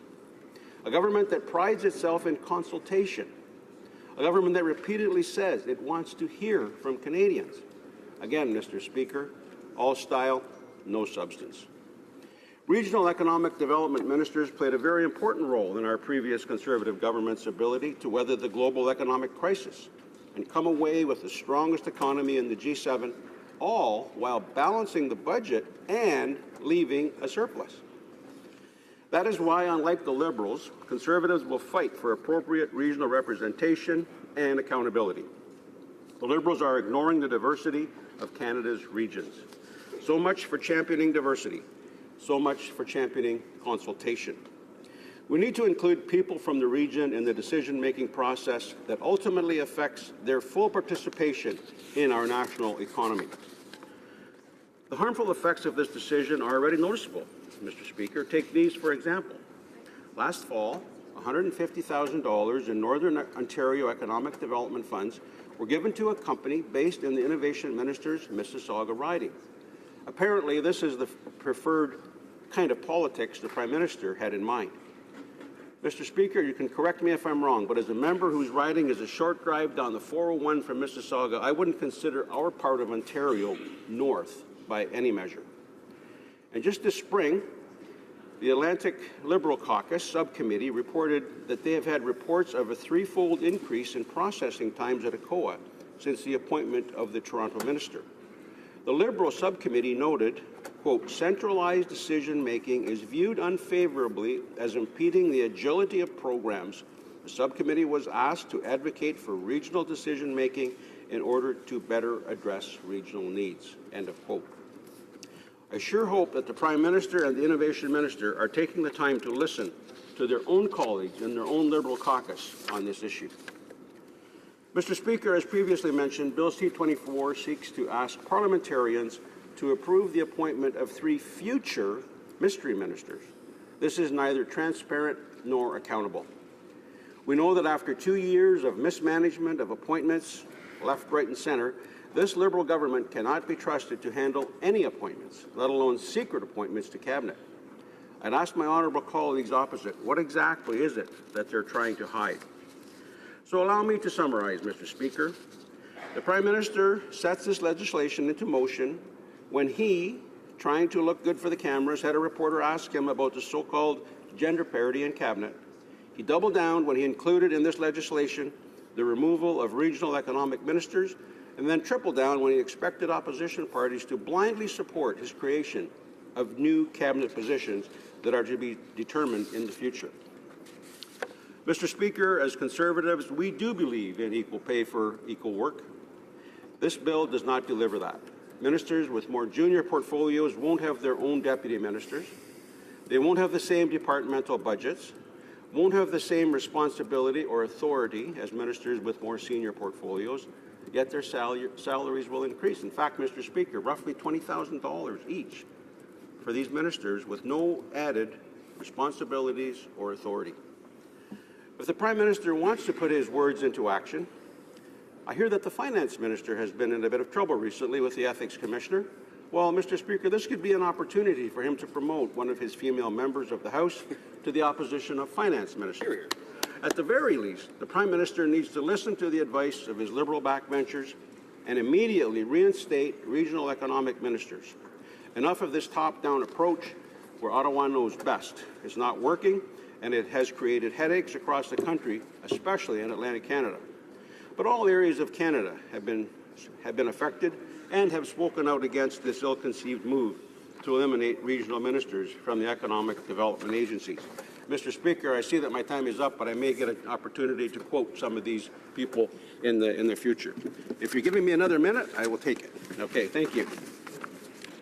Mr. Speaker, from Quebec, we hear this quote from La Presse from November 2015. It is always an important minister like Dennis LaBelle who was in charge. And Mr. Fournier, the current president of the Quebec Chamber of Commerce, it meant that business leaders had an attentive ear to discuss Quebec economic issues. We'll have to see how things go in the coming days and weeks. Well, Mr. Speaker, we don't hear anything from our Liberal Quebec members speaking out against this change. In the Cape Breton Post, the change in tactics to support business growth has flagged as a potential concern for job-starved regions such as Cape Breton. From the CBC, Donald Savoy, the Canada Research Chair in Public Administration, talked about he said the lack of an ECOA minister from the region is a return to when former Liberal Industry Minister John Manley was responsible for economic development agencies during the Jean Chrétien government. I would remind Canadians, Atlantic Canadians, that ECOA used to report to John Manley at the Department of Industry. Would I call the current appointment ECOA's heyday? No, Savoy said. That's not exactly a ringing endorsement of this plan, Mr. Speaker. I could go on, Mr. Speaker, and quote some others, but I know that my time's up, so I'll respond to questions later. Thank you, Mr. Speaker. Questions and comments. The honourable member for Pierrefonds-Dollard. Thank you, Mr. Speaker. I enjoyed what the member from Kitchener-Conestoga had to say because I thought it really reflects a strong difference between our governments. And I'd like to alight on just the idea of the Minister of Science, and that this is not viewed as a strong ministry or that the work has not changed for the Minister of Science. We just had appointed the new Chief Science Advisor. This is a new role that will be working with the Chief Minister of Science. So my question is, could the member really expand on how he sees the lack of value for science compared to how the Liberal government sees promoting and valuing science in a bigger strength? For Kitchener-Conestoga. Well, thank you, Mr. Speaker. I'm not sure I spoke about any devaluation of science or the science minister. In fact, Mr. Speaker, I applauded the current science minister, the innovation minister, for his work, his hard work for all Canadians. However, what I did say, Mr. Speaker, is that regardless of how great a person this is, regardless of how great a minister or member of parliament he is, he or she cannot have the intimate knowledge of the regional areas across our country, whether it's Atlantic Canada, Quebec, the prairies, Northern Ontario, or our territories, Mr. Speaker. So that's where the big problem comes in. It's not diminishing the value of a person or his portfolio, but it's saying we need the regional representation of these ministers who have their ear to the ground in their own areas and can address those issues in Cabinet. Thank you, Mr. Speaker. Questions and comments. C'est l'honorable député de... The honourable member for Salaberry-sur-Roi. Thank you, Mr. Speaker. The Liberals can't seem to agree amongst themselves as to whether or not this is a bill on parity, gender parity in Cabinet or not, but can my Conservative colleague tell us whether he agrees with the fact that being a minister in Cabinet, the minister of a department, is equivalent to having the same responsibilities as being a minister of state without a department? Does the member think that increasing the salaries to the same level is sufficient to say that they have achieved gender parity, pay equity, and that the responsibilities are the same, that that is what exists around the Cabinet table? Is it not too much to talk about equality only in terms of salary and not the other aspects? Does the honourable member think that this bill is necessary, given the fact that salaries were already adjusted without going through this bill, the need for going through this bill? Well, thank you, Mr. Speaker. I want to thank my colleague for her question because she really gets to the heart of the issue. Simply addressing this in terms of salaries and increasing a Minister of State's salary to the same level as a full Minister of State is first of all, it's very inappropriate that someone who has not received any additional responsibilities, does not have any additional authority, does not have a department under her, in fact, In many cases, these ministers of state report to their senior minister. So to somehow suggest that there's equal responsibility and equal authority is disingenuous at best. But, Mr. Speaker, the tragedy here is that simply to fulfill a statement that was made immediately following the swearing in of Cabinet, the Prime Minister has had to backtrack and make it look like that all ministers are equal in this Cabinet.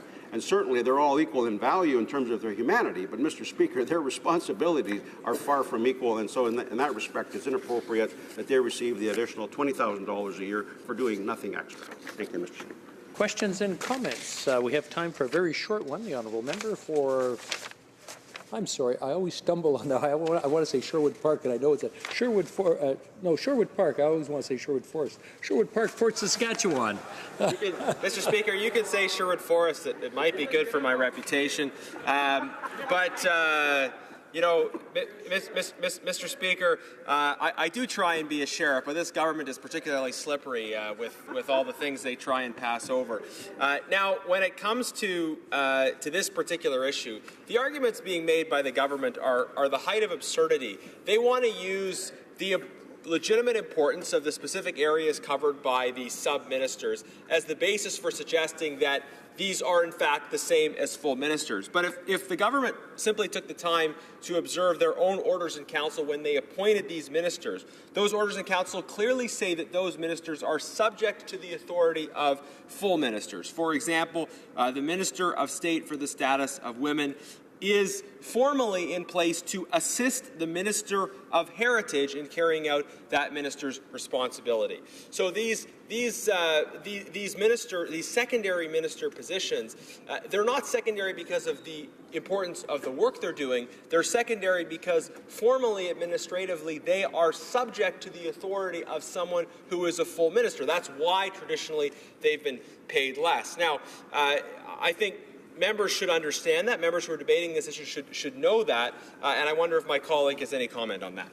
The honourable member for Kitchener-Conestoga in 30 seconds or less, please. Yeah, when it comes to issues of administration and the law, I will certainly defer to my colleague any day of the week. But, Mr. Speaker, again, he gets to the heart of the issue, and he actually fleshes out a statement that was made by Margot Young when she said, quote, really there's no gender substance, no equity substance on the basis of gender equality to this legislation. And in response to a question about whether the Prime Minister's claim of a gender-equal cabinet was cynical, she went further than that, Mr. Speaker, and here's her words. She said, quote, I would say it's dishonest.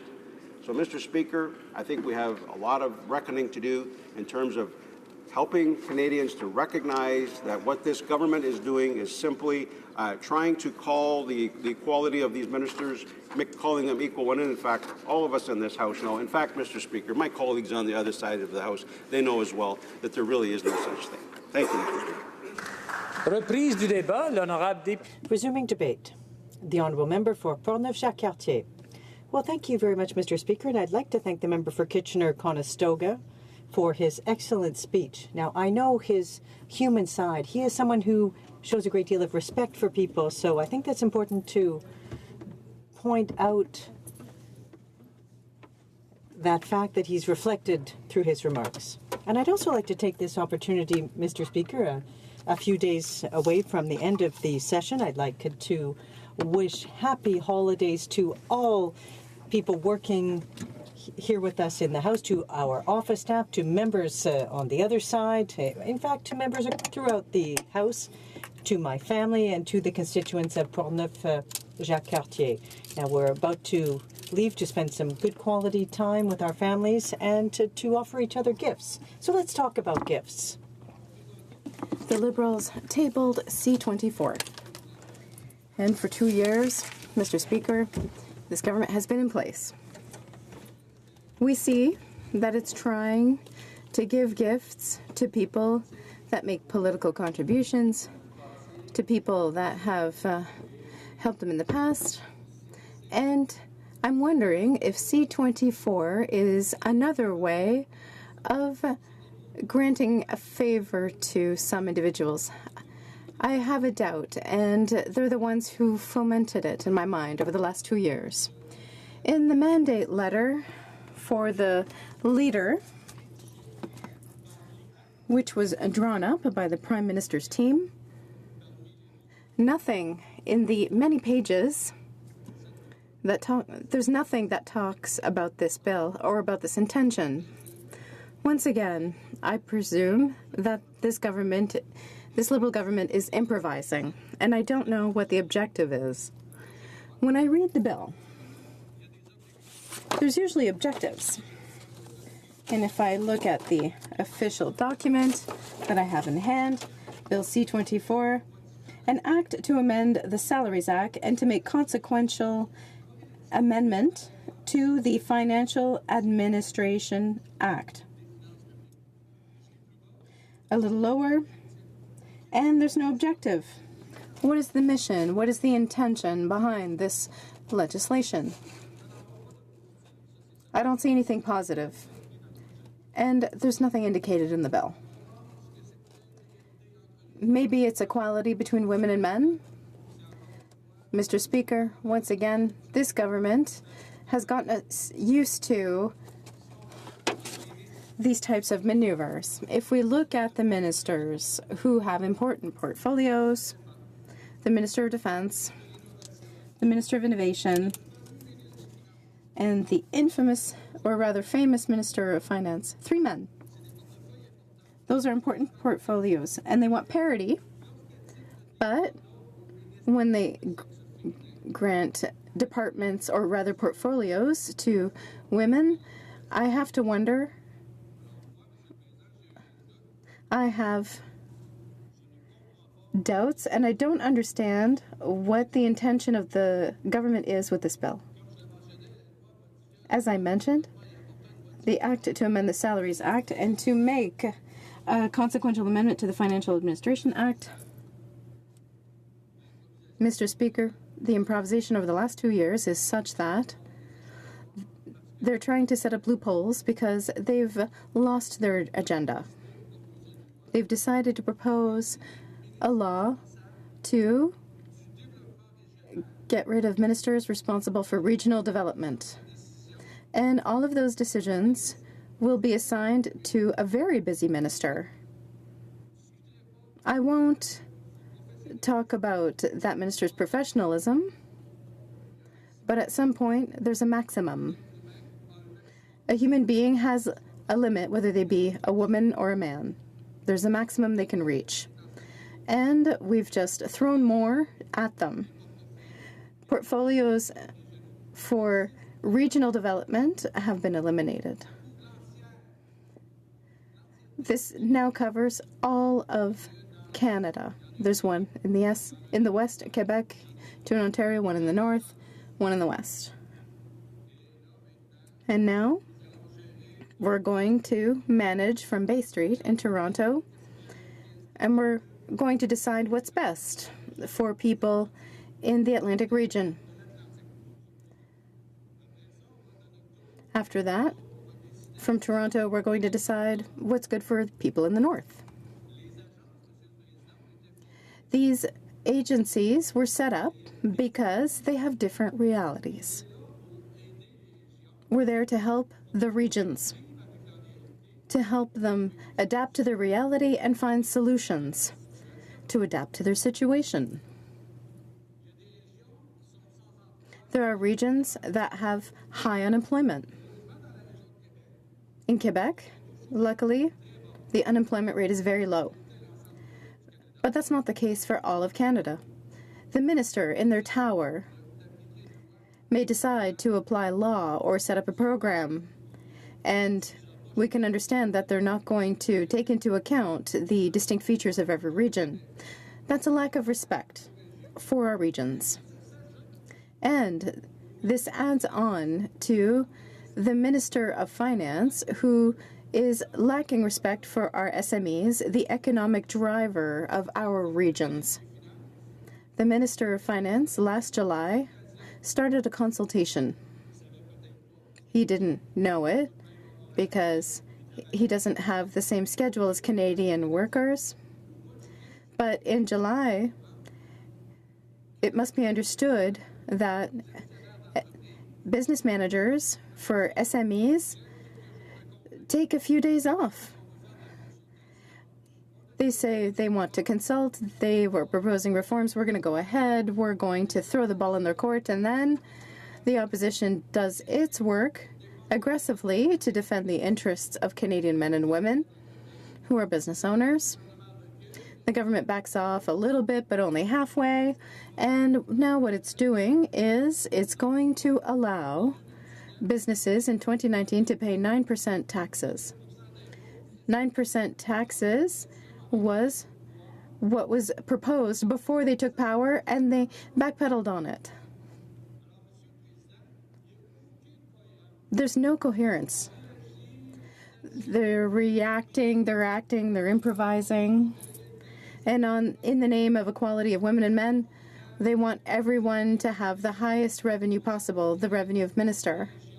There are ministers for the regions. Where are we heading with this? How can we respect this government that does not respect our businesses in our regions? Mr. Speaker, I'm not comfortable with this. Now, I'm not an expert, but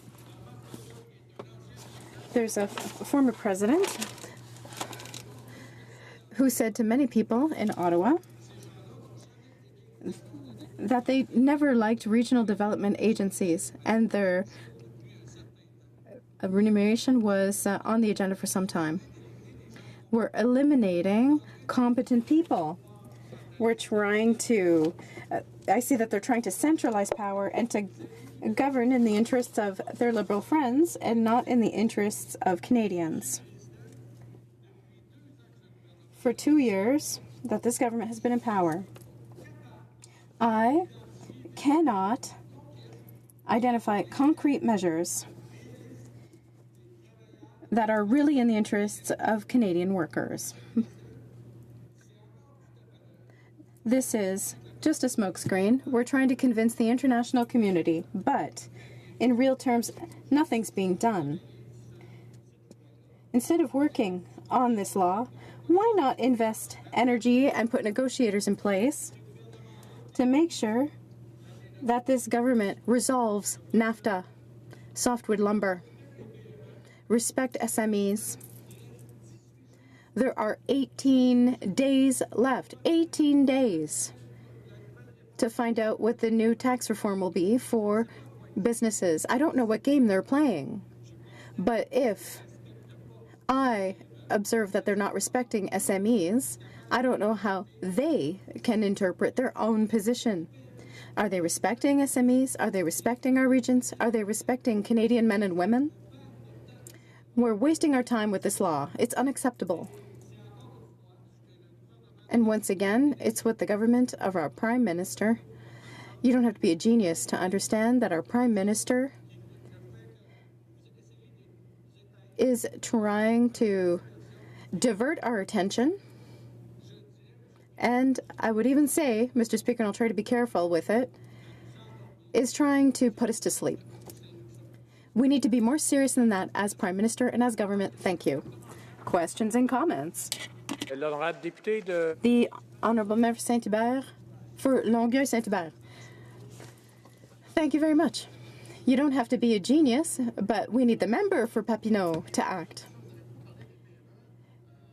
When it comes to SMEs, I'm wondering if, as this government seems to be backpedaling because it makes decisions and then changes their decision through legislation after, are they going to finally come up with some sort of legislation? I'd like to see it in black and white, that we're ready to work on our retailers and SMEs and giving them a break from various taxes instead of favoring international players. Does he think that this government will finally write down in black and white that they're going to help our businesses? The Honourable Member for Portneuf-Jacques-Cartier. I'd like to thank my colleague. That's very relevant. Did I say the name of the riding correctly? Longueuil-Saint-Hubert? My colleague for Longueuil-Saint-Hubert, thank you very much for the question. Indeed, I have to say that this government, I don't know what to expect. They're waiting for the House to shut down to table their tax reform for businesses for January 1st, 2018. That's extraordinary. That's really democratic. That's really transparent. This government cannot accept its responsibility. This is a diversion tactic. They're waiting for the session to end because it is, once again, undermining its own image. And that means we're going to have a fine start to 2018. Spadina, Fort York. Well, as someone who represents a riding that includes Bay Street, I once again rise to my feet in this House and ask members to stop taking shots at parts of this country. You know, the way in which it's demeaned, the way in which it's described doesn't reflect the street, the people that live there, the businesses that operate there. They're all good Canadians. And like many people in Toronto, they all often come from someplace else, and quite often that's one of your ridings. And so when you take a shot at Bay Street and say that people from Bay Street have no right to be in this House, to make decisions with other Canadians about the future of this country, I find it profoundly, profoundly insulting. And I'd wish the member opposite, having just made a speech about the necessity for diversity in this House, could reflect on those words and please retract the shot he just took at part of my riding. The Honourable Member for Portneuf, Jacques Cartier. Mr. Speaker, I'm very comfortable when I'm wrong to apologize, but I'm not going to apologize right now because I've always respected the people in Toronto. What I'm asking of this government is for this government to respect all of Canada's regions. The Honourable Member for Kitchener-Conestoga. Thank you, Mr. Speaker. I want to thank my colleague for his great speech and for speaking up for Quebec. Mr. Speaker, just a quick quote from the former president of the Quebec Manufacturers and Exporters. Quote, "We have quite a few development programs with them in areas such as innovation and skilled labor. We're afraid they'll get mixed up with a national policy that won't necessarily work for Quebec. If we have to deal with officials as far away as from Toronto, it doesn't mean they're not valuable, Ottawa, to get government to pay attention to problems with Quebec economy. We're in trouble," he said. He said we're in trouble. I wonder if my colleague is surprised, first of all, by the fact that none of our colleagues on the other side of the House from Quebec are speaking out against this move away from economic regional development ministers, and if this quote from the former president of the Quebec Manufacturers and Exporters is he aware of that? Thank you. The Honourable Member for Portneuf, Jacques Cartier. Thank you to my excellent colleague. As I mentioned earlier, I mentioned that he is an extraordinary individual, so thank you for the question. Listen, there's 40 members on the other side, 40 members on the other side who are forgetting Quebec, who don't rise to defend Quebec. We don't even have any ministers representing Quebec. And so, Mr. Speaker, it's really something to see a government like this one, that has been in place for more than 2 years, is acting in this way. And I would like to come back to the comment of my colleague on the other side. I have nothing against Toronto, but Toronto represents centralization of power of the Liberal government. That's why we're using Toronto. But I have a lot of respect for the people of Toronto, and I have more respect for that than he does for the various regions in Quebec. The Honourable Member for Kingston and the Islands. Thank you very much, Mr. Speaker, and it is a pleasure to rise in the House today to speak in support of Bill C-24. This is my second opportunity to speak to this bill, Mr. Speaker, and I take great pride in it as it is one that I wholeheartedly endorse. Assembling a cabinet is one of the first responsibilities of an incoming Prime Minister. The overall design of cabinet, the selection of ministers, and the alignment of their responsibilities determine how the government will marshal its individual and collective strengths under the Prime Minister's leadership to accomplish its priorities and oversee the day-to-day governing of the country. All of these decisions are at the prerogative of the Prime Minister, as we know. The selection of members of Cabinet is both vitally important and highly personal. The Right Honourable Jean Chrétien writes in his memoir that building a Cabinet is perhaps the most private and personal duty a Prime Minister has to perform. The Right Honourable Lester B. Pearson writes, in choosing my Cabinet, the decisions were mine and I did not ask anyone to share that responsibility. The Prime Minister of Canada has considerable flexibility in exercising his or her prerogative for assembling the Ministry and Cabinet. Although a number of ministerial offices are created by statute and must be filled, the Prime Minister has room to design the Ministry by cross-appointing individuals to more than one position, changing ministers' working titles to reflect their roles in advancing the priorities, and assigning responsibilities to the ministers through changes to the machinery of government.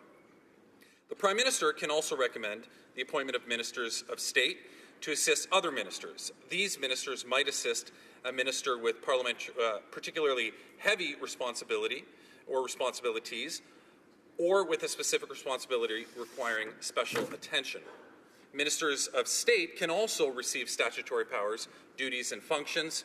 When they do, they are accountable to the Prime Minister and to Parliament directly for the manner in which they exercise them. The Prime Minister decides whether ministers of state are to be vested with statutory authorities in their own right and whether they sit in cabinet. There can be parliamentary secretaries as well. As we know, these discretionary positions are not members of the ministry and do not normally play a role in cabinet. They are appointed under the Parliament of Canada Act to assist ministers with their parliamentary responsibilities, including interacting with caucus members and opposition counterparts and assisting with the shepherding in of legislation. Although the Prime Minister has considerable flexibility, there are rules underpinning the structure of the ministry too. For example, the Salaries Act, legislation that authorizes the remuneration of ministers, lists 34 specific ministerial positions in addition to the Prime Minister. Many of those ministerial positions are statutory offices that must be filled. A few are discretionary. And while the Governor-General, on the advice of the Prime Minister, can appoint any number of ministers, only individuals appointed to positions listed in the Salaries Act can be paid a ministerial salary out of the Consolidated Revenue Fund. The number of ministers of state that a Prime Minister can appoint is unlimited, but it is subject to the requirement of Parliament's agreement to appropriate and necessary monies for that purpose under the Annual Appropriation Acts. And the number of parliamentary secretaries that may be appointed cannot exceed the number of ministerial positions listed in the Act. This mix of flexibility and rules reflects a fundamental constitutional principle, Mr. Speaker. It is the Crown's business to organize itself for the proper administration of the affairs of state, and it is Parliament's business to guide and supervise that administration through the grant or withdrawal of authorities and funding to the executive. The size of the Canadian ministry has changed significantly over time, reflecting the development of Canada as a country and the growing complexity and range of issues under the federal government's purview. At the time of Confederation, the fledgling government carried over 7 federal organizations from its predecessor government, 6 departments, and the Geological Survey of Canada.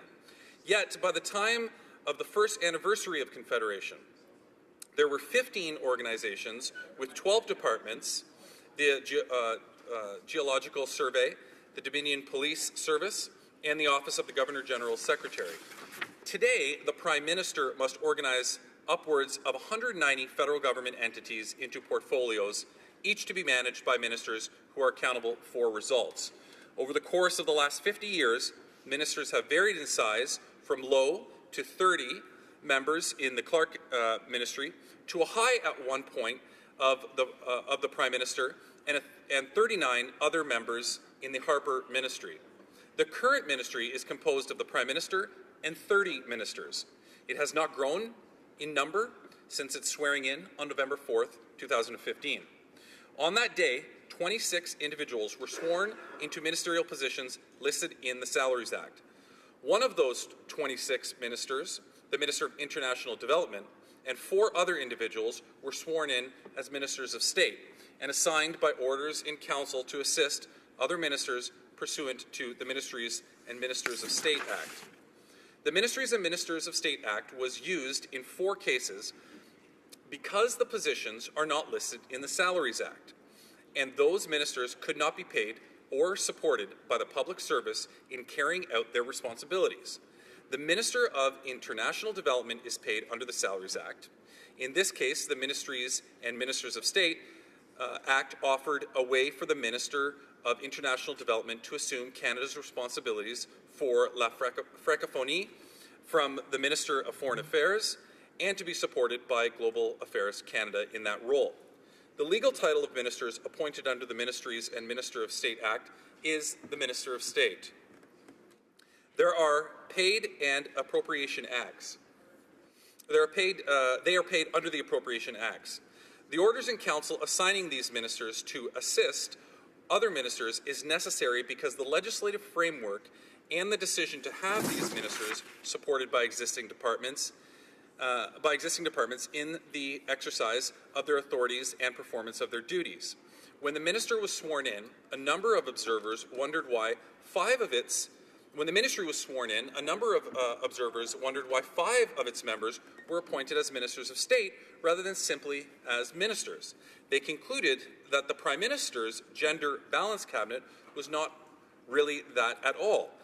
In an interview with iPolitics, for example, the member from London, Franshaw, said that she didn't understand the technical reason for making the positions ministers of state rather than full ministers. At the time, the positions were all filled by women. The member has been a powerful champion of women's rights and women's voices in politics. She said she was disappointed and sad. But she needn't be, and she was right. The reason is a technical one. The appointments as Minister of State and the Orders in Council under the Ministries and Ministers of State Act allow these ministers to be paid and supported by existing departments in carrying out their important mandates. They were provided with what was possibly within the legal framework that existed on November 4th, 2015. The Prime Minister made a commitment to introduce legislation that reflects the composition of his one-tier ministry. Bill C-24 fulfills that commitment. It will revise the list of ministerial positions in the Salaries Act by adding 5 titled positions that are currently Minister of State appointments, namely the Minister of La Francophonie, Minister of Small Business and Tourism, Minister of Science, Minister of Status of Women, and Minister of Sport and Persons with Disability. It will add 3 untitled positions to provide a degree of flexibility for this and future Prime Ministers to adapt their ministries to respond to the priorities of the day. And it will offset the increase in ministerial positions that may be paid out of the Consolidated Revenue Fund by removing 6 regional development ministerial positions from the statute. This will have no impact on the regional development agencies or the statutory requirement for ministerial oversight of them. Bill C-24 will also create a framework within which any of these 8 ministers can be supported by existing departments, meaning that no new departments need to be created as a consequence of this bill. And it will change the legal title of Minister of Infrastructure, Communities and Intergovernmental Affairs to Minister of Infrastructure and Communities to properly reflect the responsibilities of that position. Why is this bill important, Mr. Speaker? Why not just continue with the current arrangement under the current legal framework? Well, Mr. Speaker, we want to send a strong signal to Canadians that all ministers in this cabinet are equal. In Canada, we like to treat people equally. The ministry is the reflection of that value. We want to remove distracting distinctions that even after 2 years and even after we debate this bill, have some members insisting that they are junior ministers and that they should stay as junior ministers. The Prime Minister's team is a group of equals. We need to make legislative framework a reality. This legislative framework a reality. In this ministry, there are no junior ministers or senior ministers. There are no first-tier and no second-tier ministers. There are just ministers working together to deliver results for Canadians. And we would be short-sighted, Mr. Speaker, if we did not look to the future now. We need to modernize the legislation to allow for sufficiently varied and flexible ministerial structures that can adapt quickly to the contemporary challenges of complex issues, changing priorities, and big government. I urge my fellow honourable members to join me in supporting Bill C-24. Thank you, Mr. Speaker. Questions and comments. Questions et commentaires. The honourable member for Sherwood Park, Fort Saskatchewan. Thank you, Mr. Speaker. I have a simple question for my colleague. The Orders in Council, by which the ministerial positions were created on November the 4th of 2015, established that the ministers of state would be subject to the full authority of other ministers. For example, a Minister of State to be styled Minister of Status of Women to assist the Minister of Canadian Heritage in the carrying out of that minister's responsibilities.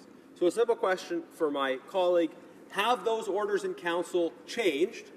Will this legislation change those orders in council? The honourable member for Kingston and the Islands. Thank you, Mr. Speaker, and I thank my colleague for that question. At the end of the day, and I touched on this in my speech, Mr. Speaker, this is about making ministers equal. And we're attempting in this legislation to address one of those technical details that was preventing that from happening before. Is there opportunity, Mr. Speaker, in the future to further fine-tune this and to make sure that if there are any other technical requirements that need to be addressed, then I'm sure this government will take the opportunity to do that. Questions and comments? Questions et commentaires. L'honorable député de Longueuil. The honourable member for Longueuil Saint-Hubert. Thank you, Mr. Speaker. I'd like to ask my colleague across the way, if this bill isn't simply a validation of something that already exists, as far as I know. These ministers of state already get that salary. Because if you're just validating decisions that you've already made, well, then there are other bills, perhaps concerning the GST, which is harming our entrepreneurs. You know, if you want to do something like that, maybe that's what you should do. I'm sure that the honourable member doesn't want my answer when he refers to you. I think he's referring to the member for Kingston and the Islands. The honourable member. Thank you, Mr. Speaker, although I would love to hear your personal perspective on this at some point. But to answer my colleague, well, I mean, that's what we do in this House. We review and amend legislation. That's what we're doing here today. That's what we do on an ongoing basis. So are we doing that now? Are we looking at the Salaries Act to properly reflect changes that we're seeing, progressive changes that we're seeing with this government and with Parliament more generally speaking? Absolutely. That's what we're doing here today. That's what we do on a daily basis. Questions and comments. The honourable member for Hamilton West Ancaster Dundas. Thank you, Mr. Speaker, and I'd like to thank my colleague from Kingston and the Islands for his historical overview and the context in which he's put this, his comments this morning to help us better understand the importance and need for Bill C-24. The question that I'd like to put to the member is with respect to the point he made about what really this is all about, and that's equal voices in Cabinet. He mentioned the 5 ministries, the Francophonie, Sport, Disability, Status of Women, Small Business and Tourism and Science. And if I could just have the member comment, why is it so important that ministers that hold these portfolios have an equal voice at the Cabinet table? The honourable member for Kingston and the Islands. Thank you very much, Mr. Speaker, and I appreciate that question because it goes to the heart of this. And what this is all about is making sure that all ministries are treated equally. There are a variety of different issues that this government faces on a day-to-day basis, and there are different issues that are important to different people throughout the country at all times. We need to take seriously all members of we need to take seriously all issues of as it relates to the changes with cabinet members. Yeah, thank you, Mr. Speaker. Questions and comments. The honourable member for Saanich Gulf Islands. Thank you, Mr. Speaker, and my friend from Kingston. This bill I find remarkably inconsequential. I know I'm torn about how I should vote on it, quite honestly. But I really do have a philosophical problem with the idea that we do better in attracting people when we pay more. I frankly think every minister and every member of Parliament should be paid less. I think we'll attract better people. We'll attract people from the NGO sector who are used to working for poverty wages. I think we need civil service and public service be foremost in our minds. So I don't know if we're going to say all members are equal. I think the Prime Minister's salary should come down, the Minister's salaries could come down, and we could all work in a way that reflects to the Canadian public that we experience lives closer to the lives they lead. Honourable member for Kingston and the Islands. Thank you very much, Mr. Speaker, and I thank my colleague from across the way for that comment. She is absolutely correct, Mr. Speaker, and that's what this is all about. I had an interesting conversation with a member of my family over the weekend who was a provincial cabinet minister, and I mentioned to him about this debate, and his response was, "You mean all the ministers aren't paid the same at the federal level? Because provincially in Ontario they are." It's about having everybody who comes to the table to help make the decisions be valued the same and remunerated the same. It's that simple. Questions and comments, questions et commentaires. Resuming debate, the honourable member for Edmonton West.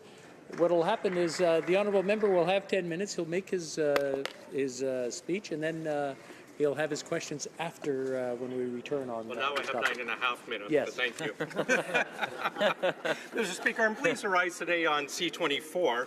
I spoke about C-24 in an earlier reading, in which case at what time I named this bill the Seinfeld bill, because it was a bill about nothing. As my colleague from Senator Squaw Island says, it is an inconsequential bill. Now, the origins of the bill, it goes back to 2015 when we had the freshly elected government, and with great fanfare they announced their gender-balanced cabinet until someone in the media pointed out, oops, 5 of the 15 women cabinet ministers were of the so-called junior ministries, such as Minister of State for Status of Women, etc. So it really wasn't gender balanced. So when we brought this up in committee, and the government immediately said, no, they're all equal, they're all going to get paid the same. We brought this up to committee, we asked the government House leader, and her comment was, all 30 members already received the same salary. This has been the case since the first day in office. It won't change with the bill. So I asked then, why are we bothering with the bill? Well, we were told, without this bill, the ministers of state won't be full ministers and they won't have equal voice at the cabinet table. Now, the Prime Minister spends a lot of time overseas, and when he's not busy showing off his new socks, he's talking about how he's a feminist Prime Minister. And as partisan as I am, I cannot believe that the Prime Minister sits at the cabinet table and ignores good ideas from someone who's a Minister of State just because of a title. So again, why do we have this bill? Well, maybe it's about gender equality. Now, I'm all about a gender-balanced cabinet, but what I'm not against is having a quota system that forces the government to ignore better qualified MPs to push them at the back to fill the front benches with unqualified men, such as the defense minister. Now, think where we would be without a quota system. We wouldn't have had a defense minister claiming to be the architect of someone else's work. We wouldn't have had a defense minister who so badly bungled the purchase of the fighter jets. So first of all, we're not going to allow F-35s. So we're going to buy sole source Boeing until Boeing bother or gets into a trade conflict with Bombardier. So we're not going to buy Boeing. So instead, we're going to buy used Boeing. So it makes sense. He bungles the shipbuilding. Delay upon delay, every single month, according to the parliamentary budget officer, it's costing taxpayers $250 million. Wow. But we'll move on. If we didn't have a quota system, maybe we wouldn't have had the finance minister, the same gentleman who's under an ethics investigation for proposing Bill C-27, which just happened to be the same changes he lobbied for as a private citizen that would have benefited him. He comes into the House and tables it. We wouldn't have had perhaps the sports minister, the same minister who insulted victims of thalidomide poisoning. And the same minister who says he hopes they die 10 years from now because it'll be less of a burden on the government. Now, what did the Liberals MPs say about this actual bill? Well, in second reading, the Liberals framed C-24 with... I'm just going to interrupt for a moment. It's nice to see everyone coming in and in the festive spirit and talking amongst themselves, but there is a member giving a speech. I think we want to give him all the respect he deserves and maybe allow him to give his speech. I just want to remind everyone, if they've got something to say, maybe just take it outside for a few moments and then come back and listen to this very interesting discourse. The honourable member. Thank you. Continuing, the Parliamentary Secretary to the Treasury Board said, the government's committed to ensuring that pay equity extends to the cabinet table. A Liberal colleague in the Operations Committee with me says, we have chosen to say that women deserve equal pay and equal voice at the cabinet table. Now, it's very clear the Liberals wanted to message this as an equality bill. Now, the Liberals must have been just absolutely giddy with joy at the Operations Committee when my colleagues from the NDP brought forward a witness, the only witness we were allowed to bring, by the way, on this bill, brought forward a gender studies professor from UBC. Unfortunately for the Liberals, they thought it would be someone just reinforcing their view, It turned out to be more like Festivus with an airing of grievances from the professor. Now, the expert witness led by saying this particular piece of legislation doesn't have much to do with gender equality. To claim it is about gender equality is dangerous because we cut off really important, substantial, tough conversations about gender equality by claiming we've already dealt with that. She continued that women need these positions of leadership not because of actual amount of dollars, but because of the responsibility, the profile, the authority these positions command. She further said to frame it as a piece of legislation that speaks substantively to the issues of gender equality and cabinet composition is wrong and dangerous. Now, in response to a question whether the Prime Minister's claim of a gender-equal cabinet was truthful or cynical, she replied, "It's dishonest." Now, the Liberal members of the Operations Committee immediately tried to walk back from the previous statements made by many Liberal MPs in this very place that C-24 was not about gender equality. The member from Newmarket Aurora said, "I don't think anyone was proposing this was a gender equity bill." The member from Chateauguay-Lacolle tried to simultaneously claim that C-24 was a good step until she got beaten back by the expert witness, and then she tried to reframe it by asking if the junior ministries are more actually like emerging ministries. Yes, all ministers are equal, but some are more emerging than others, it seems. The member from Don Valley East said the witness's testimony was disingenuous because C-24 was nothing about gender equality. So we know it's not about gender equality, and it's not needed to do anything the government hasn't already been doing for the last 2 years, whether pay or how they term cabinet ministers. So what is it for? Well, maybe C-24 is all about eliminating the regional economic ministers, such as the Minister for Western Diversification, and moving it all under the purview of the Minister of Innovation from Mississauga. Now, I guess an MP from Mississauga leading a COA or Western Diversification is good as it allows a whole-of-government approach, we're told. Now, it's a whole-of-government approach to doing nothing for Alberta. As the Western Diversification Minister from Mississauga sat around doing nothing while unemployment in Alberta reached levels not seen since the NEP. A whole-of-government approach of turning deaf ears for help in Alberta with the orphan wells. And where was the whole-of-government approach when dealing with Energy East and watching the Energy East pipeline get destroyed? Well, the whole-of-government approach was busy handing out subsidies to Bombardier instead of helping out Alberta. Now, we brought this up in committee, and the minister, the leader of the House said this: regional expert, and you have to listen carefully to this one, regional expertise with national expertise is a way for it to work better together to create a synergy to take a whole-of-government approach. What is that? Serenity now. I mean, good Lord, what does this mean? Now, what could we have done instead of looking at this wasteful C-24? Well, we could have been studying useful legislation such as was tabled in the report from Operations for the Whistleblower Act, which we know needs to be updated. Now, the Whistleblower Act, when we studied it, we heard from many witnesses whose lives had been destroyed by government. Doesn't matter this government, past government, previous governments, these people had come forward to do their best for Canadians, for taxpayers, and their lives were destroyed by government for being whistleblowers. Operation Committee put together a very good report. I think I'm running out of time, Mr. Speaker. 2 more minutes. Operations Committee put together a report, unanimous, supported by the NDP and the Liberals, that would have brought substantive changes to the whistleblowers for protection for public service, as well as for the first time extending it outside the public service to people working for private contracts doing work on government jobs. With the honourable member, what we'll do is we'll come back with 2 minutes after, and he can wrap up then, and then it'll kind of be a bit quieter in the House, I'm sure, and it'll be a little bit more conducive to questions. Statements by members, déclaration de députés. L'honorable député de... Honourable member for Joliette.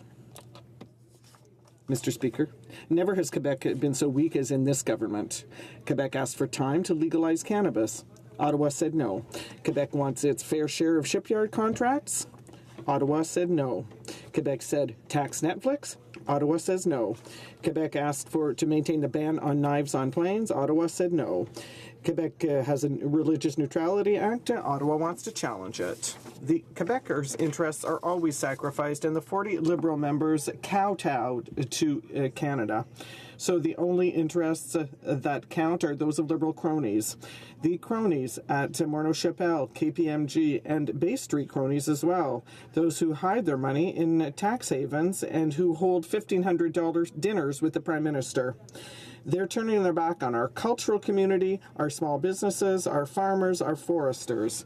The record of this government is the same old Liberal Party, but with a Quebec that is weaker than ever.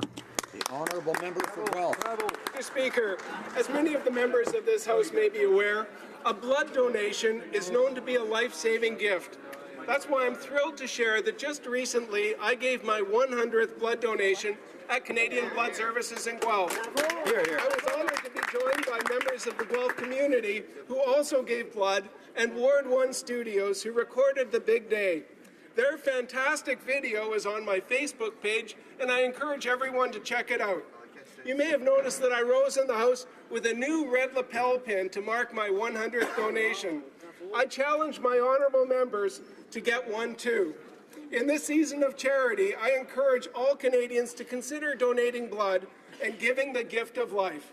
It's easy. Simply call 1-800 or 1-888-2DONATE or visit blood.ca to book an appointment. Remember, it's in us to give, and we have the power to save a life. Thank you, Mr. Speaker. The honourable member for Red Deer, Mountain View. On Friday, December 9th, my wife Judy and I were honored to attend the Ray Rex Seidler Appreciation Night in Delbert as Ray's community showed its gratitude for his 31 years of service. Both my professional career as a teacher and my lifelong political journey were forged from Ray's example, advice, and mentorship. This is something I will always cherish. I long admired Ray's skill at listening to those searching for a community voice, creating a strong business environment in his community so that social issues could be realized, and working within a budget as mayor so that tax dollars were respected. On behalf of the Delburn community, Central Alberta, and indeed a grateful nation, I want to thank Ray Rex Seidler for his 31 years of community service. I also want to thank his wife Sheila for her service as a supportive partner of this hardworking and dedicated politician, a calling that is seldom recognized. And lastly, from the Dreeshen family to the Rex Seidler family, thank you for being our friends. The honourable member for Miramichi Grand Lake. Thank you, Mr. Speaker. Mr. Speaker, Yvon Durel, who was also known as the Fighting Fisherman, was born in a small Acadian fishing village called Baie Sainte-Anne in my riding of Miramichi Grand Lake. Like many men of his generation, he left school at a young age to work on fishing boats. But he developed a love for boxing, and he quickly acquired a reputation of one of the toughest men with a big punch. Canadian Middleweight Championship in 1953, Durel defeated opponents throughout Canada, the U.S., and Europe. Then came what was known as one of the most memorable fights in boxing history, as he battled the great Archie Moore at the Montreal Forum in December '58. Boxing experts agree Durel was robbed of the world light heavyweight that evening, but he gained the admiration of the boxing world and became a Canadian legend. I invite everyone to look up the fight and judge for yourselves.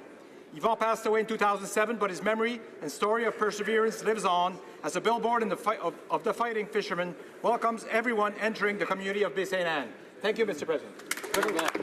Member for Kootenay, Columbia. Mr. Speaker, the proposed government changes to pensions as laid out in Bill C-27 will allow defined benefit plans in federally regulated businesses to be converted to target benefit plans. In other words, the financial risk will be shifted from employers to workers. These changes represent a serious risk to the retirement security of Canadians, and the proposal was met with an outcry of opposition from my riding of Kootenay, Columbia, and from across Canada. As one of my constituents said, it is important for Canadians to have security in retirement because poverty in retirement creates a myriad of social problems. The NDP presented a motion calling on the Liberals to withdraw this attack on Canadian pensions, but to no avail. At this special time of year filled with peace, joy and love, the best present the Liberal government could give Canadians is to take Bill C-27, put it in a box, and return it to the Minister of Finance, stamp bah humbug, return a sender, no postage, Député de Rivière-des-Honorable member for Rivière-des-Mille. Mr. Speaker, I rise today to commemorate the 180th anniversary of the Battle of Saint-Eustache. On December 14, 1837, in the midst of the fighting of the 1837-38 rebellion, cannons and gunshots rang out in Saint-Eustache.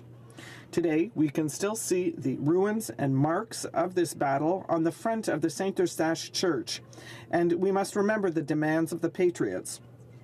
Their demands were many, Mr. Speaker, and their impact is still felt today, having marked our parliamentary political system. They called for responsible government. They called for fair representation between Upper and Lower Canada. And so I urge all my colleagues to commemorate a page of history that forged the Canada of today as we wrap up the celebrations around the 150th anniversary of Confederation. Merry Christmas to all my colleagues.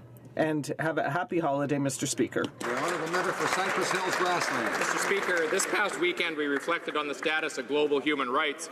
Human Rights Day was established in 1948 in the shadow of the Second World War and commemorates the adoption of the Universal Declaration of Human Rights. The Declaration sets an international standard for fundamental rights, and events of 2017 have reminded us that these are far from guaranteed for countless people around the world. In Myanmar, violent ethnic persecution has forced hundreds of thousands of Rohingya to flee to Bangladesh with little hope for a safe return. Their crime? Nothing more than their identity. Throughout 2017, members of the House of Commons Subcommittee on Human Rights have studied the genocide faced by Christians and Yazidis, human rights violations in Burundi, South Sudan, Latin America, and Somalia, as well as the disturbing trends of human trafficking and child slavery. Mr. Speaker, these atrocities and many others cannot be pushed aside with the new year. Canadians' leadership is needed now more than ever. The honourable member for Toronto Danforth. Mr. Speaker, les nuits deviennent... The nights are getting longer as the winter solstice approaches. But this evening, many of our homes will be lit up because the Jewish community is beginning to celebrate Hanukkah. Or is one of my favorite holiday traditions. Especially they drag out my grandmother's old menorah that still plays Rock of Ages on its music box. But my favorite part of the holiday is food. And Hanukkah is the best because it's about deep-fried food, like latkes and donuts. Each year in December, but only in December, I get out my deep fryer and I prepare delicious food. And then I put it away on January 1st. But I'm already hoping for Hanukkah to come around again quickly. And get ready to make donuts. I'm asking everyone here for some help. Please send me your best donut recipes. You can send them on Facebook or Instagram, but for the next week, I will be at my deep fryer making donuts. Bravo. Thank you.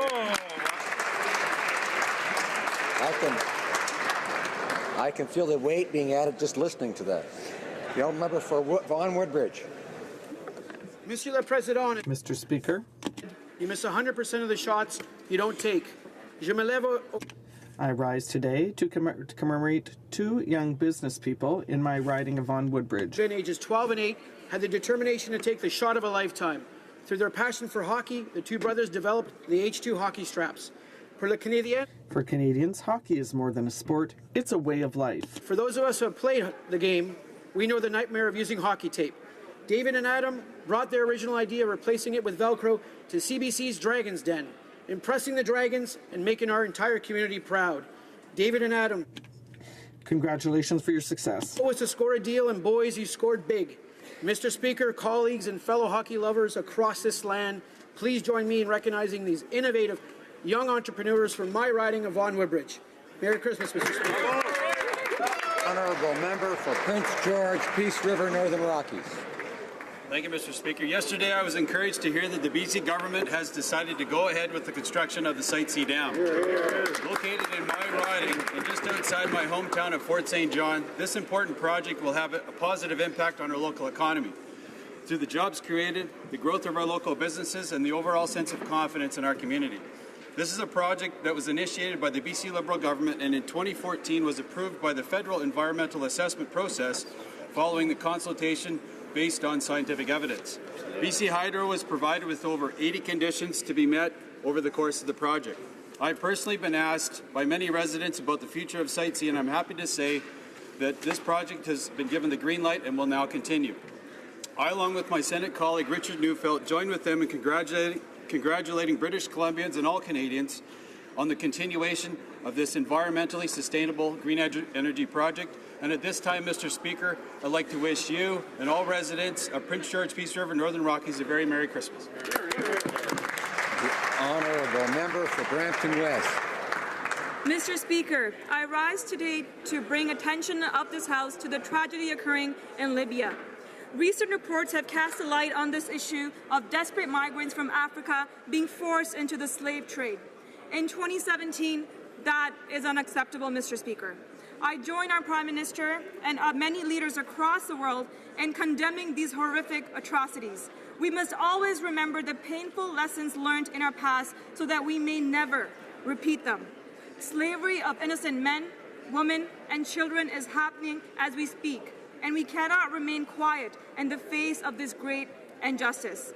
I support the United Nations call for investigation into these allegations, and it is my hope that those responsible will be brought to justice. I call upon my colleagues to join me in denouncing these violations of human rights. Thank you, Mr. Speaker. The honourable member for Davenport.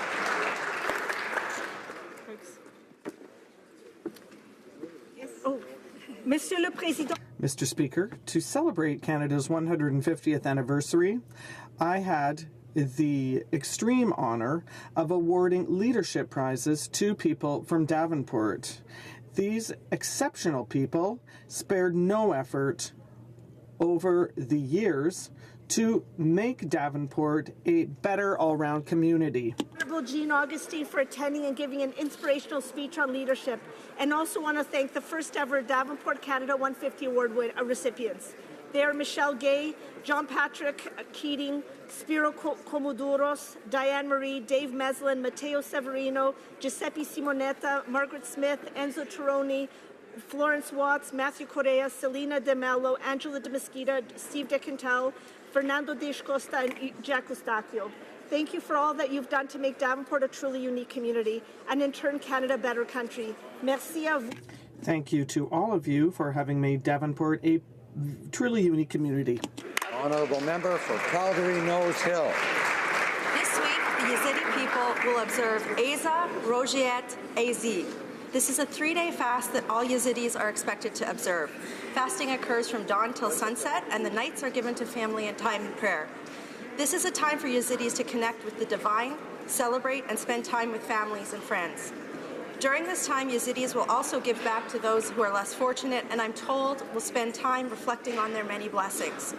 To acknowledge that the Yazidi community has been through much in the last 3 years does not do justice to the atrocities that have been committed against them and that are ongoing. However, it is in defiance of their oppressors that many Yazidis will celebrate the feast this year. I've been told that this year it will be celebrated as a declaration that the Yazidi people have not and will not be defeated. In this, I ask all Canadians to share this message and to stand behind the Yazidi community in solidarity and love as they mark this feast. Hear, hear. Hear, hear. The honourable member for Willowdale. Mr. Speaker, this past weekend, the international community marked 2 solemn events: the International Day of Commemoration of the Victims of the Crime of Genocide and UN Human Rights Day. Both occasions serve to underscore the entrenchment and advancement of global norms and laws regarding human rights, human security, and human dignity, a process Canada has always stood at the forefront of. As chair of the All-Party Group for the Prevention of Genocide and Other Crimes Against Humanity, I urge all members to join me in marking these twin occasions by celebrating the important strides we have made, while also recognizing that important work remains to be done to safeguard human rights across the globe. Thank you, Mr. Speaker. The honourable member for Abitibi-Bay James Nunavut AU. It is perhaps fitting, Mr. Speaker, that I rise today to share the beauty of winter in Abitibi-Bay James Nunavut AU. As the snow falls, even though the winds howl sometimes, an extended silent calm comes to USG. For us, as we say in Cree, Baboon is a time to listen and learn from our wise people and from the strength of our forest. We move inwards towards warmth and family and friends. We share generously so that everyone can be well. We reflect. Mr. Speaker, needless to say that we eat a lot of good wild meat and fish. Mr. Speaker, this winter, I hope that everyone enjoys Bibun like we do.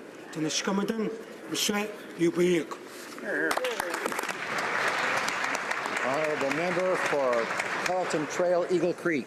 Mr. Speaker, I rise today to congratulate Rosemary Falk, the incoming member for Battleford's Lloydminster, on her by-election win.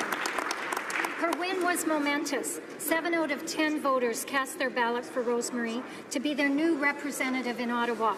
Saskatchewan sent this Prime Minister a clear message last night. They want no part of his carbon tax, nor do they support his agenda of higher taxes and out-of-control spending. Saskatchewan has no way benefited from the leadership of this Prime Minister. And the incoming member for Battleford's Lloydminster is excited to join the fight for hardworking Canadians who are fed up of having their taxes raised to pay for Liberal billion-dollar deficits. On behalf of my caucus colleagues, I congratulate all of our Conservative candidates and the campaigns they ran, delivering our positive, Conservative vision to Canadians. The honourable member for Cloverdale, Langley City. Yes. Mr. Speaker, yesterday thousands of Canadians in 4 provinces turned out to take part in the democratic process and choose representatives to succeed the dedicated men and women who served before them. I congratulate all of the candidates on hard-fought campaigns and thank the countless volunteers for their tireless spirit, their energy, and their dedication to their communities. A campaign is built in no small part on the efforts and enthusiasm of volunteers. It's thanks to them that we have the privilege to serve in this place. Just like every other member of this House, I remember the passion and drive necessary to knock on doors and listen to as many constituents as humanly possible. Mr. Speaker, I have no doubt that the new members for South Surrey White Rock, Bonavista, Burin, Trinity, Scarborough, Agincourt, and Battleford's Lloydminster will each serve their constituents equally well with passion and drive, and I look forward to working with them for all Canadians. Yeah!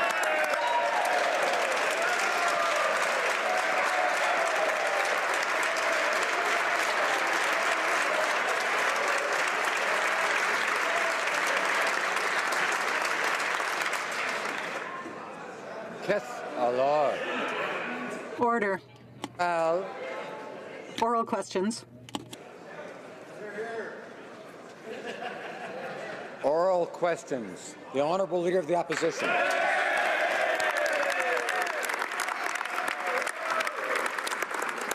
Mr. Speaker, the Prime Minister went to China to undertake negotiations on free trade. However, the Chinese government had something else in mind.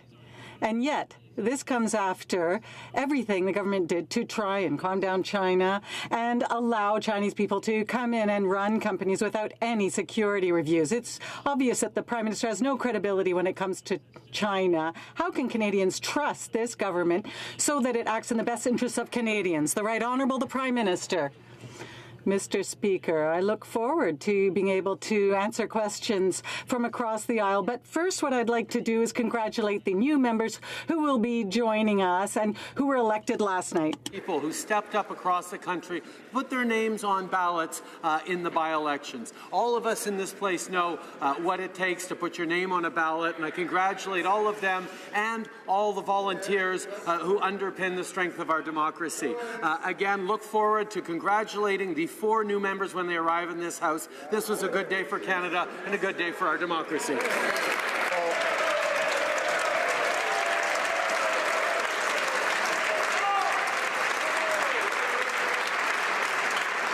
Honourable Leader of the Opposition. Well, Mr. Speaker, of course we all congratulate all of those who presented their names for by-elections, but it's interesting that the Prime Minister doesn't want to answer this question because it was so embarrassing for him to have to come home empty-handed.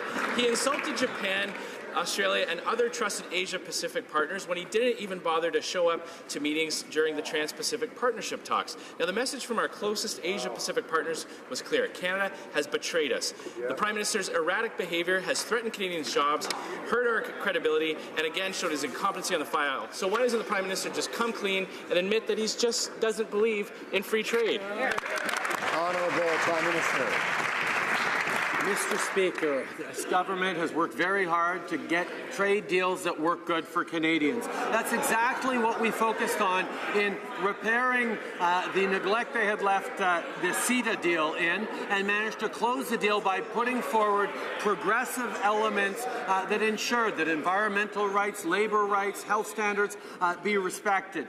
That's exactly what we're moving forward with NAFTA, in ensuring that this be good for Canadian workers and small businesses. This is why we're engaged in trade negotiations towards Asia, whether it's the CPTPP, whether it's China, whether...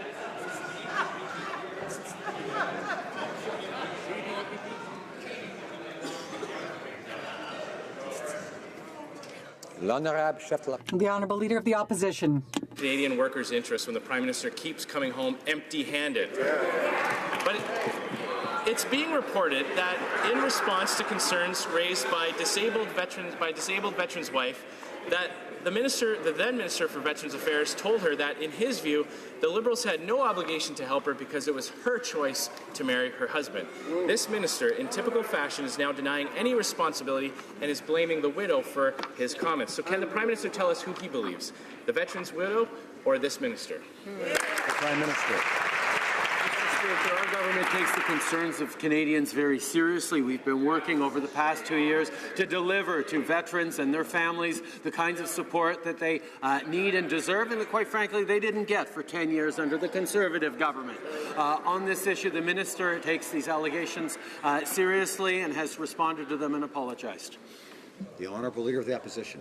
Mr. Speaker, this Prime Minister continues to accumulate failure after failure and mismanagement. More than 1 year ago, he said that it was urgent to fill in a lack of capacity for fighter jets, but rather than replace these old 30-year-old fighter jets, now it's going to be buying jets that are older than 30 years old. Our military needs the equipment. What is he waiting for to do something about it? Mr. Speaker, the reality is that our military needed new fighter jets many, many years ago, and the Conservative government did not deliver the equipment that our forces needed. And that's why we have begun an open and transparent process to replace our jets. And meanwhile, we will need temporary jets in order to be able to fill our responsibilities with NATO and NORAD. That's the reality, but it's a reality that the Conservative government left us with. It's this Prime Minister that has changed the process so many times, and it's our men and women in the armed forces who are suffering for it. Now, in 2012, Australia's Auditor General identified numerous issues with the F-18 Hornets. They will require significant structural upgrades and repairs just to see service in Canada. And it's far more likely that we'll spend billions of dollars just for spare parts. It's not just me who's questioning these decisions. Even the Australians can't understand why we're buying their old planes rather than doing what they're doing, which is buying new planes. So, if the Prime Minister is so keen on buying fixer-uppers, will he come over? Because I've got an old minivan I'd love to show him. The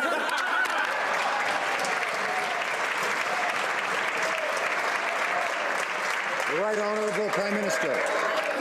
Mr. Speaker, Canadians know that the previous Conservative government failed over the course of 10 years to give the men and women of our armed forces the equipment necessary to be able to do their job.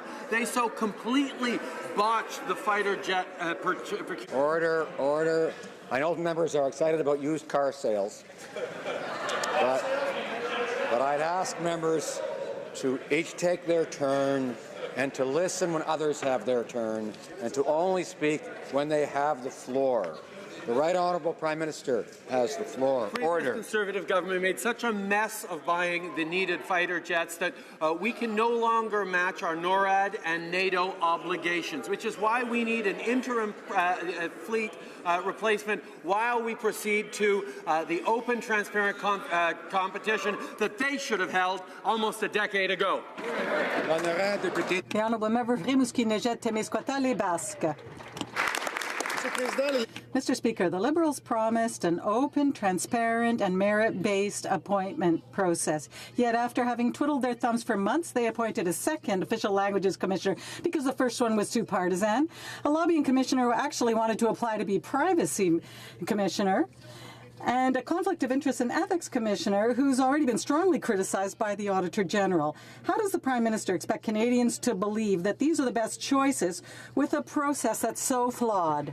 The Right Honourable the Prime Minister. Mr. Speaker, we established an open, merit-based process to select officers of Parliament that reflect the diversity and quality that Canadians want and have. After 10 years of partisanship, we are proud of our process and we trust in all our appointments. Le Premier ministre parle d'un processus ouvert, mais n'a aucune idée des critères de sélection. Il parle d'un processus transparent, mais on n'a aucune idée c'est qui le comité de sélection. Puis il nous dit en plus que c'est un processus basé sur le mérite, alors qu'on ne connaît pas les autres candidats en lice. Au bout du compte, ce qu'on fait... In the end, the opposition order. Je m'excuse en député. I apologize, but apparently the interpretation was not coming through. Can the member please rise and start his question over again? Thank you, Mr. Speaker. Mr. Speaker, the Prime Minister talks about an open process, but we don't even know what the government's selection criteria are. He says the process is transparent. We don't even know who was on the selection committee. He talks about merit. We don't even know what the short list was. In the end, the Prime Minister is simply handing a name on a piece of paper to the opposition, a name pulled out of nowhere, and then we're supposed to comment over 7 days. That's a consultation. Will the Prime Minister be truly transparent and share with the Canadians the names of those who were on the selection committees and the short list? The Right Honourable the Prime Minister. Mr. Speaker, we have appointment processes that take time. We have put in place many transparent measures so that people can trust the process.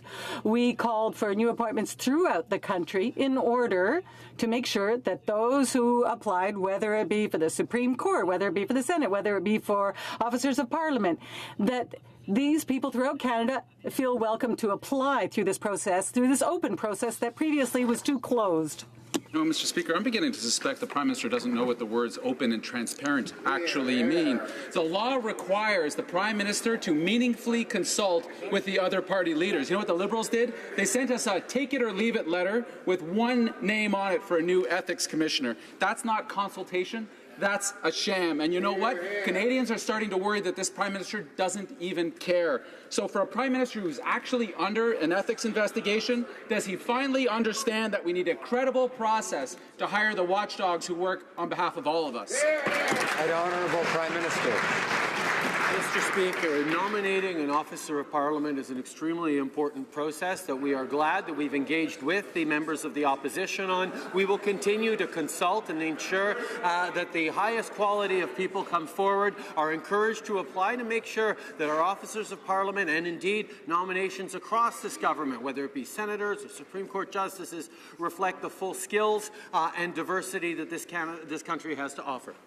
Honourable Member for Skeena-Bulkley Valley. It says engaged, but then he sends us a letter that says take it or leave it. You know, New Democrats actually offered the Liberals a solution to this appointments mess, and it would actually help Liberals keep their campaign promise. And you know what Liberals did?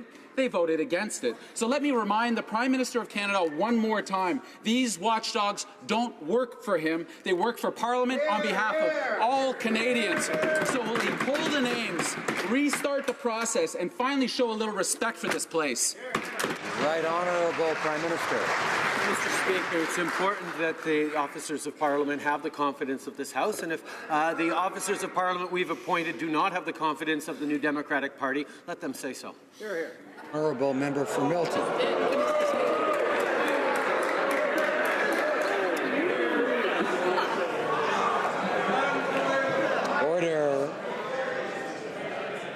Alors, the honourable member for Milton.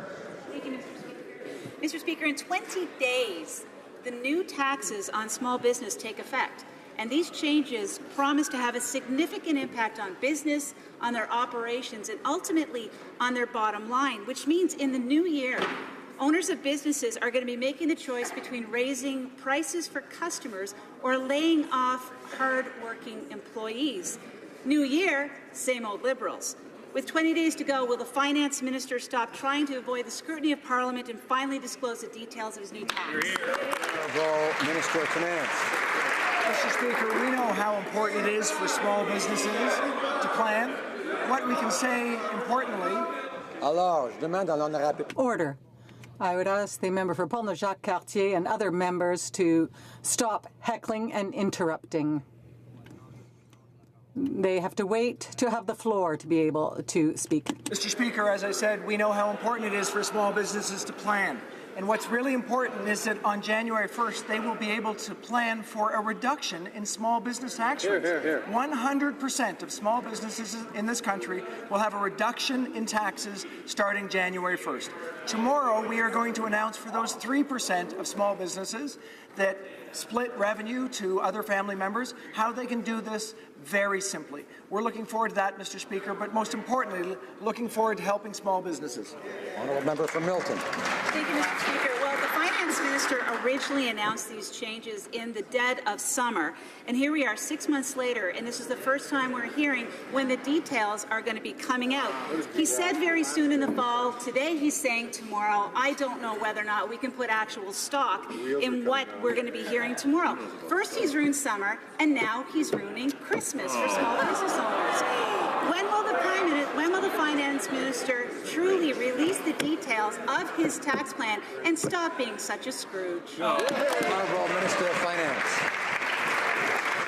Mr. Speaker, I'm very pleased to say again that 100% of small businesses will have a tax reduction starting January 1st. For those, that very small percentage, the 3% of small businesses that pass revenues to their family, of course, they can do that starting January 1st with simplified rules, and their taxes, which will be due in April 2019, I think they will have adequate time to work out. Thank you, Mr. Speaker. The Honourable Member for Richmond-Athabasca. Mr. Speaker, here is what Mr. Robert Bernier said of the École nationale d'administration publique. He said, the Minister of Finance has clearly lacked in judgment. And it is this same Minister of Finance who is bringing in tax changes that will have negative consequences for our businesses and their employees. It will interfere with transfers to the next generation and hinder job creation. What is the PM waiting for to ask the Minister of Finance to leave his position? The Honourable Minister of Finance. Mr. Speaker, I am very pleased to be able to say that for 100% of small and medium-sized businesses throughout the country, there will be a tax reduction for them as of the 1st of January 2018. That is very important. For the 3% of small and medium-sized businesses that sprinkle their income to family members, there will be a process to ensure that they will be able to continue throughout the new year. The Honourable Member for Richmond-Athabasca. Mr. Speaker, if the Minister of Finance were in a classroom, his semester would have been an abject failure. We are going to have these tax changes coming in on the 1st of January in a few days, and today we're learning that tomorrow businesses will be given the requisite details. Mr. Speaker, that's in a few days. These are people who are creating jobs, who work very, very hard on a daily basis. Will Canadians finally have a real Minister of Finance? Will the PM take his responsibilities and dismiss the Minister of Finance? The Honourable Minister of Finance. Mr. Speaker, as I said, in a few weeks, on the 1st of January, every small and medium-sized business in our country, 100% of them, will have a tax reduction. That's very important. And for the 3% of businesses that have that split income amongst their family members, they will have the whole year and a few months more to be able to do their taxes for the following year. Mr. Speaker, when that finance minister took office, the small business tax rate was already at 9%. He raised it back up to 10.5%, and now he expects us to congratulate him for reversing his own tax increase. But he's got another tax increase to come. He's going to bring in new rules on families that share the work and the income of their businesses. Tax court judges say it will lead to battles in courts. And how much time is he leaving them to prepare? Less than 3 weeks. While he's on a sunny island somewhere, small businesses will be scrambling over Christmas. Why? Honourable Minister of Finance. Mr. Speaker, I do think it's important to start with the facts. When we came into office, the federal tax rate on small businesses was 11%, came down to 10.5%. We're now reducing it down to 10%. So it will be lower for every small business in this country. What we're going to do tomorrow is make clear for those 3% of small businesses that are passing revenue to their family members, clear rules so they actually won't have to work with the Canada Revenue Agency. That will help them. For those number of businesses that are passing revenue to family members not in the business, that will cease in order to make our tax system more fair. Member for Carleton. Mr. Speaker, reality, this minister, when he first took office, took the gifts from under the small business Christmas tree. He raised the tax rate from 9%, which it was set to be at, right up to 10.5%. Now he expects us to give him a cookie because he's putting those same gifts back under the tree that he took away in the first place. Mr. Speaker, this minister has tried to raise taxes on diabetics, on people with autism, on small businesses, and now GST on his very own carbon tax. When will he stop taking so much money from the people who pay the bills in this country? Honourable Minister of Finance. Mr. Speaker, our government is proud to talk about the reductions in taxes we've made across this country for 9 million Canadians as our first act of government. We lowered taxes on middle-class Canadians. 9 out of 10 families saw a significant change, $540, and of course $330 for an individual. Now, what's going to happen on January 1st, 2018 is every single small business in this country will get a reduction in their tax rate from 10.5% to 10%. That, Mr. Speaker, is important. The following January, it will go down again from 10% to 9%. These are efforts to make sure our tax system. The Honourable Member for Saint-Hyacinthe-Bagotte. Mr. Speaker, nothing is working in Phoenix. 1 civil servant out of 2 is affected. That's half the public service. Students, retirees, families, everyone is affected. These people aren't simply statistics, Mr. Speaker. These are people who are losing their homes and who are experiencing serious financial stress. And yet, for 2 years, civil servants and unions have been condemning the system, and nothing much was done to solve this fiasco. Will it take 100% of civil servants to be affected so that this government act and find a solution? The Honourable Member for Public Services. Mr. Speaker, this is my priority. It is not acceptable that people not be paid. We are doing everything we can, and we are doing many things that the previous government never did. Member for Regina Louvain. Mr. Speaker, Christmas is a time to help those less fortunate, and our federal public servants traditionally give generously to charity through payroll deductions. But with the Phoenix boondoggle, federal employees are nervous to enroll for deductions that can lead to more errors. Last year, payroll deductions for charity fell significantly. The Liberals' inaction is not only affecting our public servants, it's also hurting our charities. How much has the ongoing Phoenix mess cost charities this year? The Honourable Minister of Public Services. Mr. Speaker, let me assure you that resolving this is my top priority. We understand the difficult position we have put public servants and their families in, and we are leaving no stone unturned to make sure that we resolve this as quickly as possible. In the meantime, public servants have access to emergency pay services, they have access to their managers, and we are doing whatever they can. Remember, Mr. Speaker, the public servants at Miramichi are working hard to resolve this for their colleagues. Thank you. The Honourable Member for Durham. Mr. Speaker, 2 million families in Canada have jobs that rely on trade with the United States and Mexico. The Liberal priorities for NAFTA announced this summer did not even mention the auto industry, the softwood lumber industry, thousands of jobs in the agricultural sector, Mr. Speaker. These sectors were ignored completely until midway through the rounds in the fall.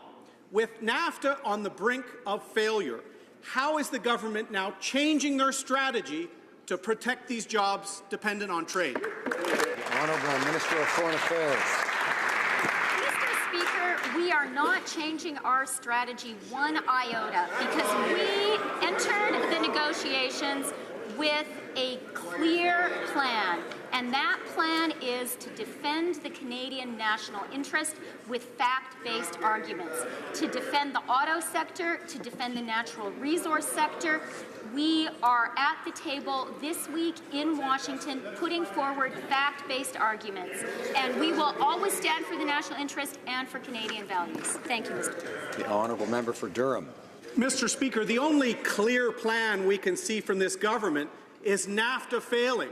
The only clear plan we see on TPP is Japan, Australia, our other countries furious with us. The only plan we see on China is a Hail Mary pass from that Prime Minister that came up many yards short, Mr. Speaker. When will the Prime Minister remove himself from Canada's trade file, get out of the way of the Minister, and start standing up for the jobs that depend on trade? Honourable Minister of Foreign Affairs. Mr. Speaker, I am proud and privileged to work closely with our fine Prime Minister and our outstanding trade negotiators on this crucial issue. I would like to remind the member opposite that it was our government and our team that brought home CETA, the biggest trade deal Canada has done in 2 decades. We did that by working hard and by being tough where necessary, and that's the approach we're taking with NAFTA. I've heard a lot today from member for Abbotsford, although he hasn't had the floor, so I'd ask him to try to restrain himself. I know there are subjects that are very dear to his heart, but I know he knows the rules, and I know he'll want to contain himself despite his enthusiasm. The honourable member for Beauport-Limoilou. Trades in Canada, including CETA, is an accomplishment of the Conservative government.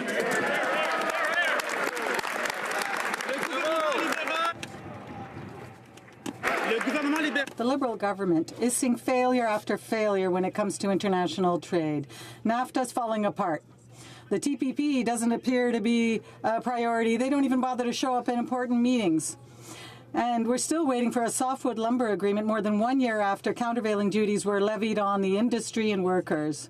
Will the Liberals once and for all stop acting like amateurs and stand firm on these files? The Honourable Minister of Foreign Affairs. Mr. Speaker, once again, I want to underscore what our approach is to international trade, and especially to NAFTA. We have the best negotiators in the world, and I am very proud of their work. The national interest is what is most important for Canada, and at the negotiating table, we will defend our national interests and our values. Thank you. For Niagara West. Mr. Speaker, the Prime Minister failed to get a deal on softwood lumber when he had a chance to with President Obama. Then he put TPP in jeopardy by failing to show up for a meeting, which was a slap in the face to our trading partners. Despite giving China free rein on purchasing Canadian companies, he still couldn't get a deal done with them. This Liberal government has made mistake after mistake on trade. How can Canadians trust this Prime Minister to protect their interests? Honourable Minister of Foreign Affairs. Mr. Speaker, you know why Canadians can trust us? Canadians can trust us first and foremost because Canada has the best professional negotiators in the world on trade, and I am proud to work alongside them. Canadians, yeah, give me now. Canadians can trust us because we are 100% committed to defending the national interest in trade negotiations, first and foremost in the NAFTA trade negotiations. And I'd like to say to the Conservatives, capitulation is not a negotiating strategy. Honourable Honourable Member for Cowichan, Malahat, Langford. The lack of communication between the Liberals and public servants on Phoenix is extremely frustrating. In my riding, I currently have about 30 open cases to resolve Phoenix issues, and someone is even owed $30,000 in back pay. Many have serious concerns with the year-end approaching, and it is especially chaotic for public service pensioners who are retiring before their pay issues are ever resolved. Will the Liberals address these glaring concerns and help Canadians suffering under this horrible system? Honourable Minister of Public Services.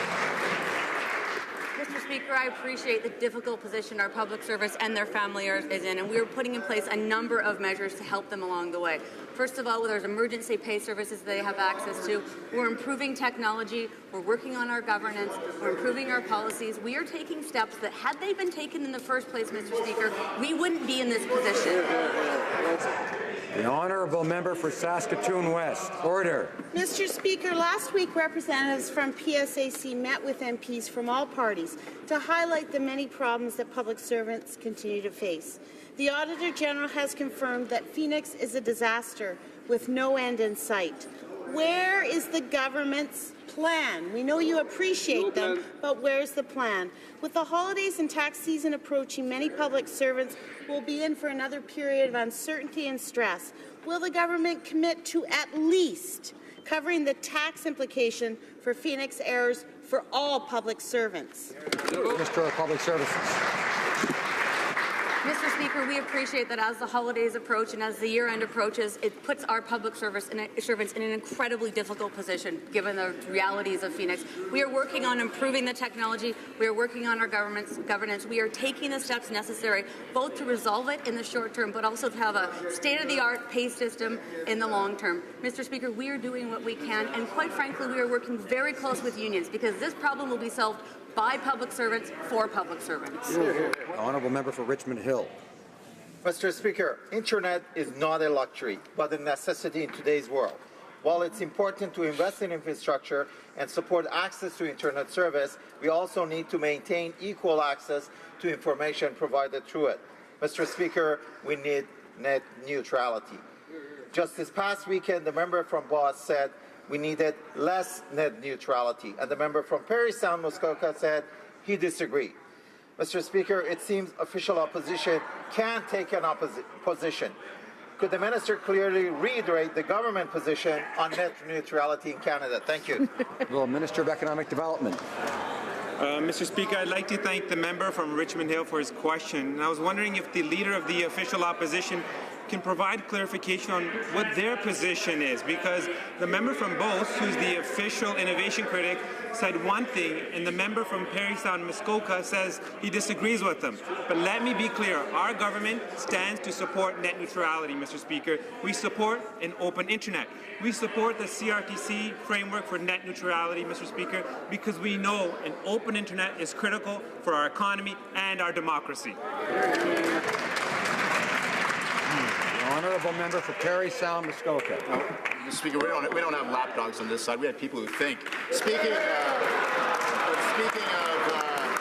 really important issues, Mr. Speaker, the Liberals are buying rusted-out fighter jets from Australia, even though the Defence Minister actually said that they would never buy used planes. We know these 80s era are rusted out because a 2012 Australian report said corrosion was so bad that the number of active flying days had to be cut. This is not a bucket of bolts, Mr. Speaker. This is a bucket of rusted-out bolts, Mr. Speaker. Why are they going back on their word?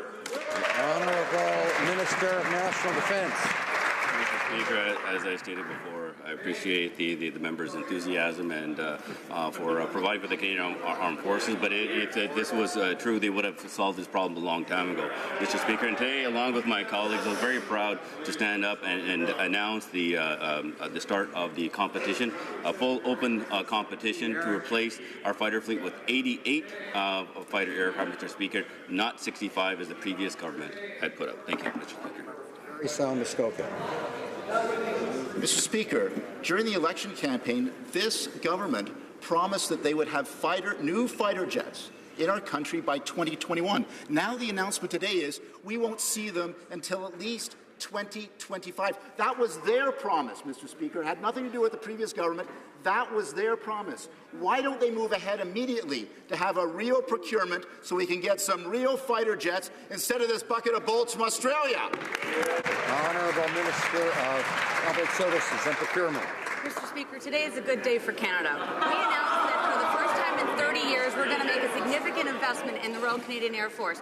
First of all, Mr. Speaker, we announced the start of the process for a full fleet replacement that will have fighter jets in place between 2025 and 2030. And in the meantime, we are supplementing our existing fleet with an interim CF-18 purchase from Australia. Thank you.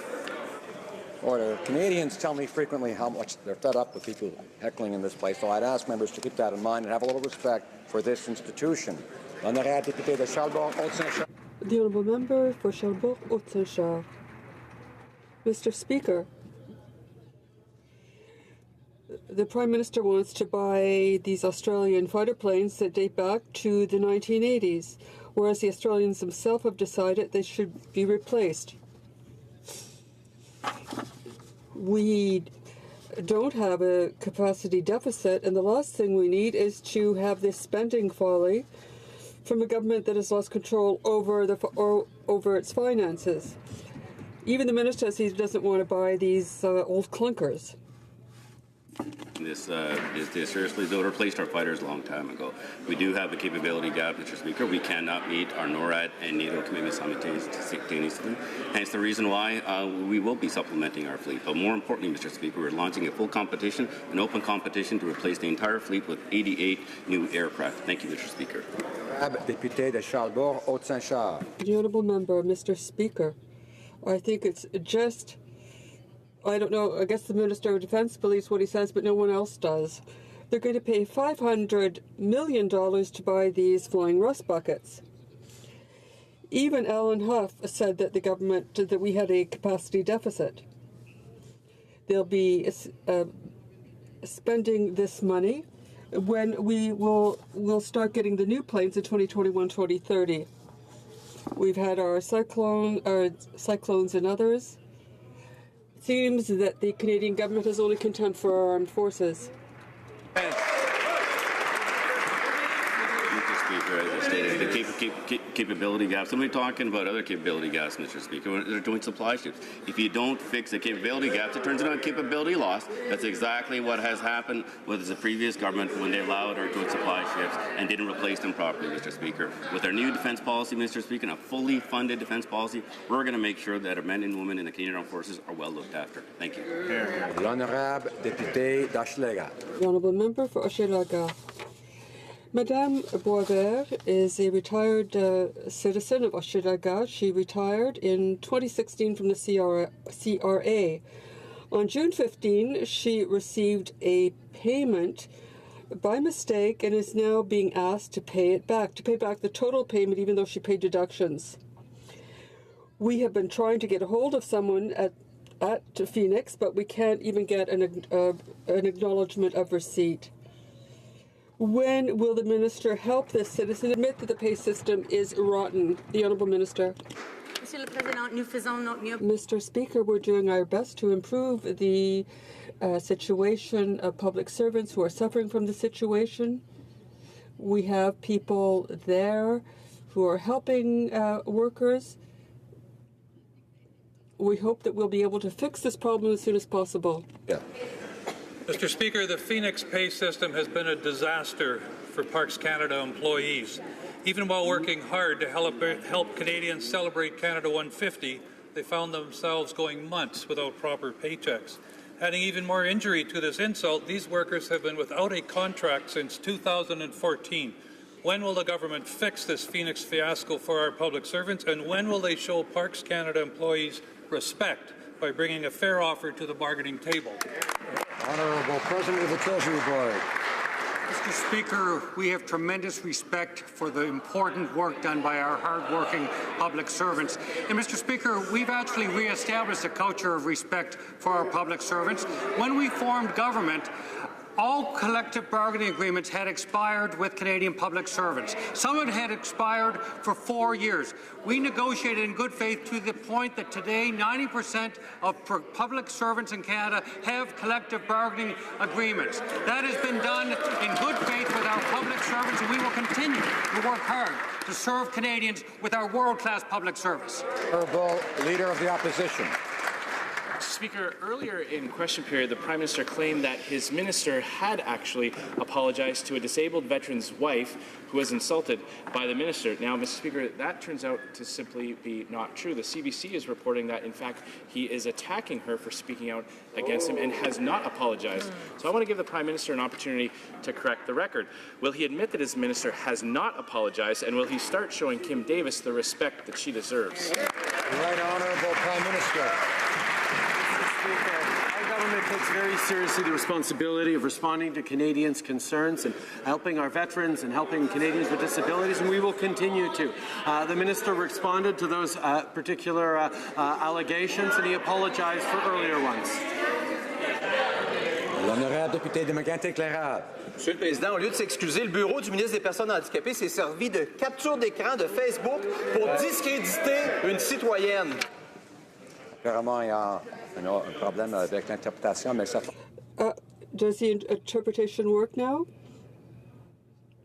It's working. The Honourable Member. Mr. Speaker, instead of apologizing, the Office of the Minister of Disabled Persons has used a Facebook screenshot to discredit a citizen. Let's look at the facts. The Minister for Disabled Canadians has insulted thalidomide survivors, was condescending with a young mother of a family in need. When has it become the norm to blame victims? When will the Minister show compassion? When will he assume his responsibilities and show himself worthy of his position? Honourable Minister of Sports and Persons with Disabilities. Speaker, our government is committed to improving the lives of veterans and their families, and we are aware of the concerns of Ms. Davis. That's why we've improved financial security. That's why we've improved the frontline services. That's why we've opened offices, and that's why we've improved caregiver benefit. I know I'm working on meeting with as many Canadians as we can to improve their lives. I'm also working on myself to improve interactions on a go-forward basis. Thank you very much, Mr. Speaker. Member for Lakeland. But, Mr. Speaker, let's be clear about what's happened here. First, the minister said the Liberals have no duty to a disabled veteran's wife. Then, his staff tried to shame and discredit her when she spoke out by sending multiple screenshots of her personal Facebook posts in a veteran support group to media. So instead of being compassionate, this minister launched a taxpayer-funded political attack on a veteran's wife. Why did this minister order his staff to publicly humiliate Kim Davis instead of telling them to do their jobs and help veterans and their families? And why is the PM okay with it?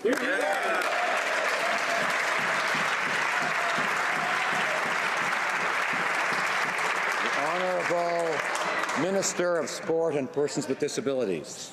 Mr. Speaker, I met with Kim Davis some 2 years ago, and there I thanked her and her husband for their tremendous service to our country.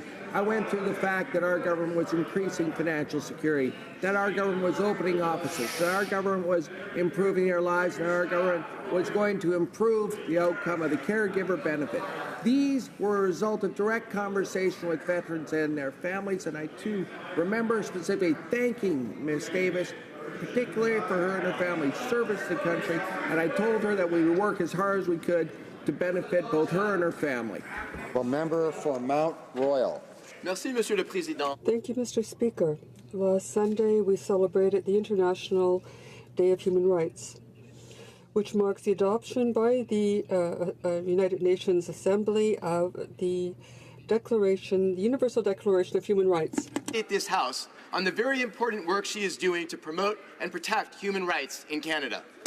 The Minister of Justice. Well, thank you, Mr. Speaker, and I'd like to thank my honourable colleague, the member from Mount Royal, for his question.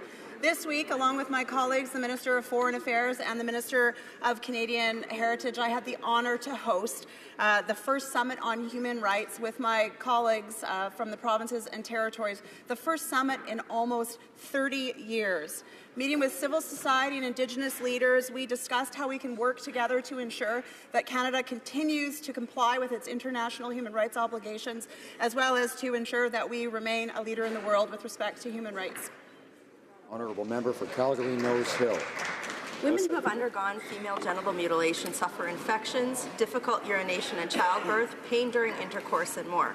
Raising awareness of FGM is a core part of the fight against it, and that's why it's listed in Canada's Citizenship Guide as a practice that Canada doesn't tolerate.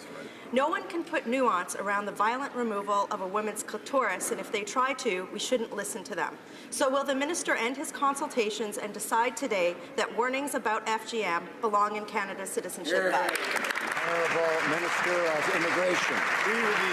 Mr. Speaker, I agree with the member opposite that FGM is an abhorrent practice and is against the laws of Canada. I can assure members of this House that the new guide will reflect Canada's diversity and laws, including the laws on gender-based violence.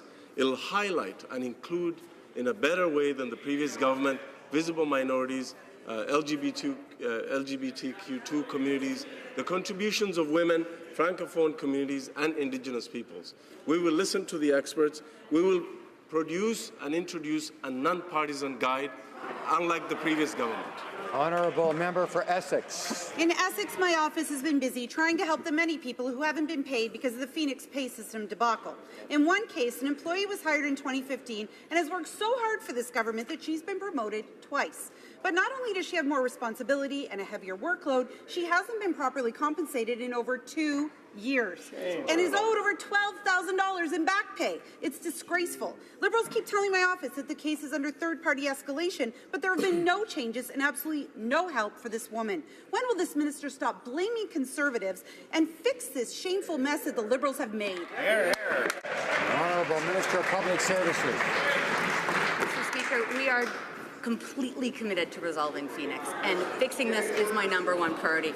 Make no mistake, this was mishandled from the beginning when it was treated like a cost-cutting measure instead of the complex business transformation initiative that it should have been treated as. Mr. Speaker, we are getting to the bottom of the technological and governance and policy mix-ups that have happened, or mishaps that happened because of the decisions made by the previous government, and I can assure you that we are on top of this. Honourable member for Niagara Centre.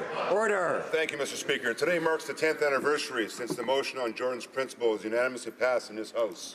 It highlighted the need for a child-first principle when it came to jurisdictional disputes involving the care of First Nations children. The previous government completely ignored this motion, failed to take action, and in doing so, First Nations children continued to be forgotten. Can the Honourable Minister of Indigenous Services please update this House as to what is being done on Jordan's Principle? Honourable Minister. Mr. Speaker, I thank the honourable member from Niagara Centre for his question. 10 years ago today in this House, a motion was passed in honour of Jordan River Anderson, a First Nations child who was denied access to care because of jurisdictional disputes. After almost a decade of inaction, we are making sure that no First Nations child goes through what Jordan did. To this date, I'm pleased to report that we have approved 29,000 requests for care at an approval rate of over 99%. We will make sure that every First Nations child has access to the care they need. Honourable member for Medicine Hat, Cardston Warner. Mr. Speaker, media reports suggest that there are up to 100,000 Canadians on the no-fly list. This government is silent on the actual number of innocent Canadians impacted. Canadians, including children, on the no-fly list face repeated travel hassles despite being cleared time and again by federal agencies. After 2 years, we have a lot of Liberal promises but little action. Will this minister finally commit to a real, immediate and fair redress system so that parents can travel with their children this Christmas? The Honourable Minister of Public Safety. Mr. Speaker, the research reports today are highly speculative, but the point is simply this. We are dealing with a flawed system that was implemented about 10 years ago by the previous government. And we are trying very hard to fix that system. It requires new legislation, new regulations, and a new computer system built from the ground up. The first step, the legal authority, is contained in Bill C-59, and I'm sure all members of Parliament will want to vote for that legislation. Honourable member for Pierre Boucher, Les Patriotes, Perchel. Mr. Speaker, it's Christmas shopping season, but there are businesses whose sales will drop this year. There are more and more people buying online. It seems that business people in stores have to follow the same rules, but online it's different. They don't have to. Quebec business has to pay its tax, but foreign business doesn't have to. If we let this continue, it'll kill all our shops and stores. Why is the Canadian government working against our own businesses? The Honourable Minister of Economic Development. Mr. Speaker, we've been very clear that e-commerce is critical to our economy. Overall, we're investing in small businesses. That's why we reduced the tax rate for small businesses. We're making sure we're also investing in innovation to create opportunities for small businesses to grow and scale so they can provide more opportunities and more jobs.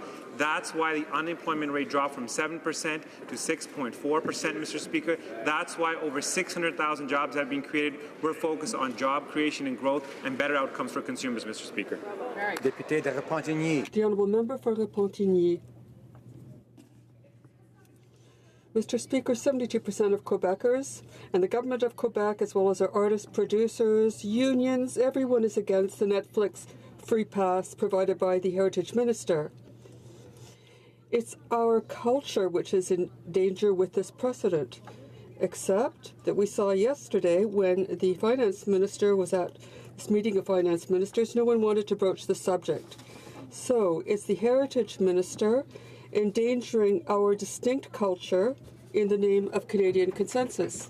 The Honourable Minister, our government recognizes the importance of protecting culture, and this is why we are taking concrete action, more than $1 billion, the greatest investment in 30 years, in our creative industries, in protecting and supporting production and content in French and in English. We've also had the courage to modernize our system, because the other policies are before the Internet, and we're also updating our Broadcasting Act to protect these industries. Members, the presence in the gallery of a delegation of Ministers of Justice from across Canada. The Honourable Andrew Parsons, Minister of Justice, Public Safety and Attorney General for the province of Newfoundland and Labrador.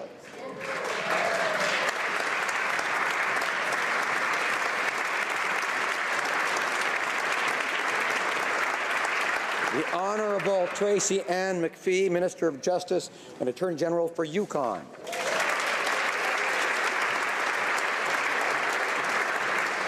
The Honourable Louis Siebert, Minister of Justice and Attorney General for the Northwest Territories. And the Honourable Jeannie Hlawak, Minister of Justice for Nunavut.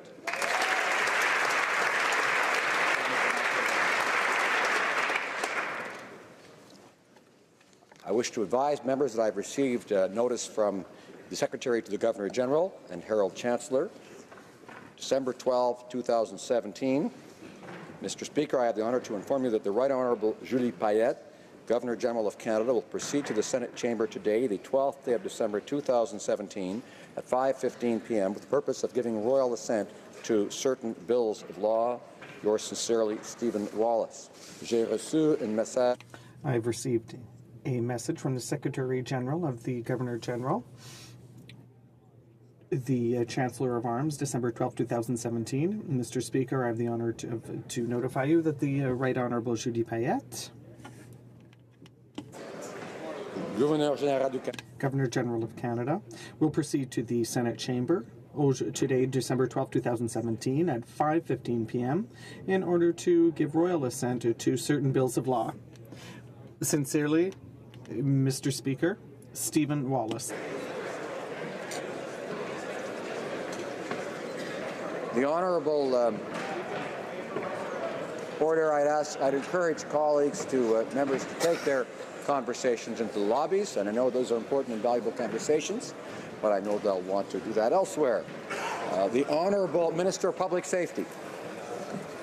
Mr. Speaker, on behalf of the Minister of Justice, I would like to table in both official languages a charter statement on Bill C-66, an act to establish a procedure for expunging certain historically unjust convictions and to make related amendments to other acts. And while I'm on my feet, I want to express the appreciation of the government to all members on all sides of the House who have facilitated the prompt procedure of this piece of legislation through the House of Commons. The day. Government Orders, Government Bills Commons, resuming debate at third reading stage of Bill C-24, an act to amend the Salaries Act and to make a consequential amendment to the Financial Administration Act. The Honourable Member for Edmonton West has 2 minutes remaining in his speech. Thank you, Mr. Speaker.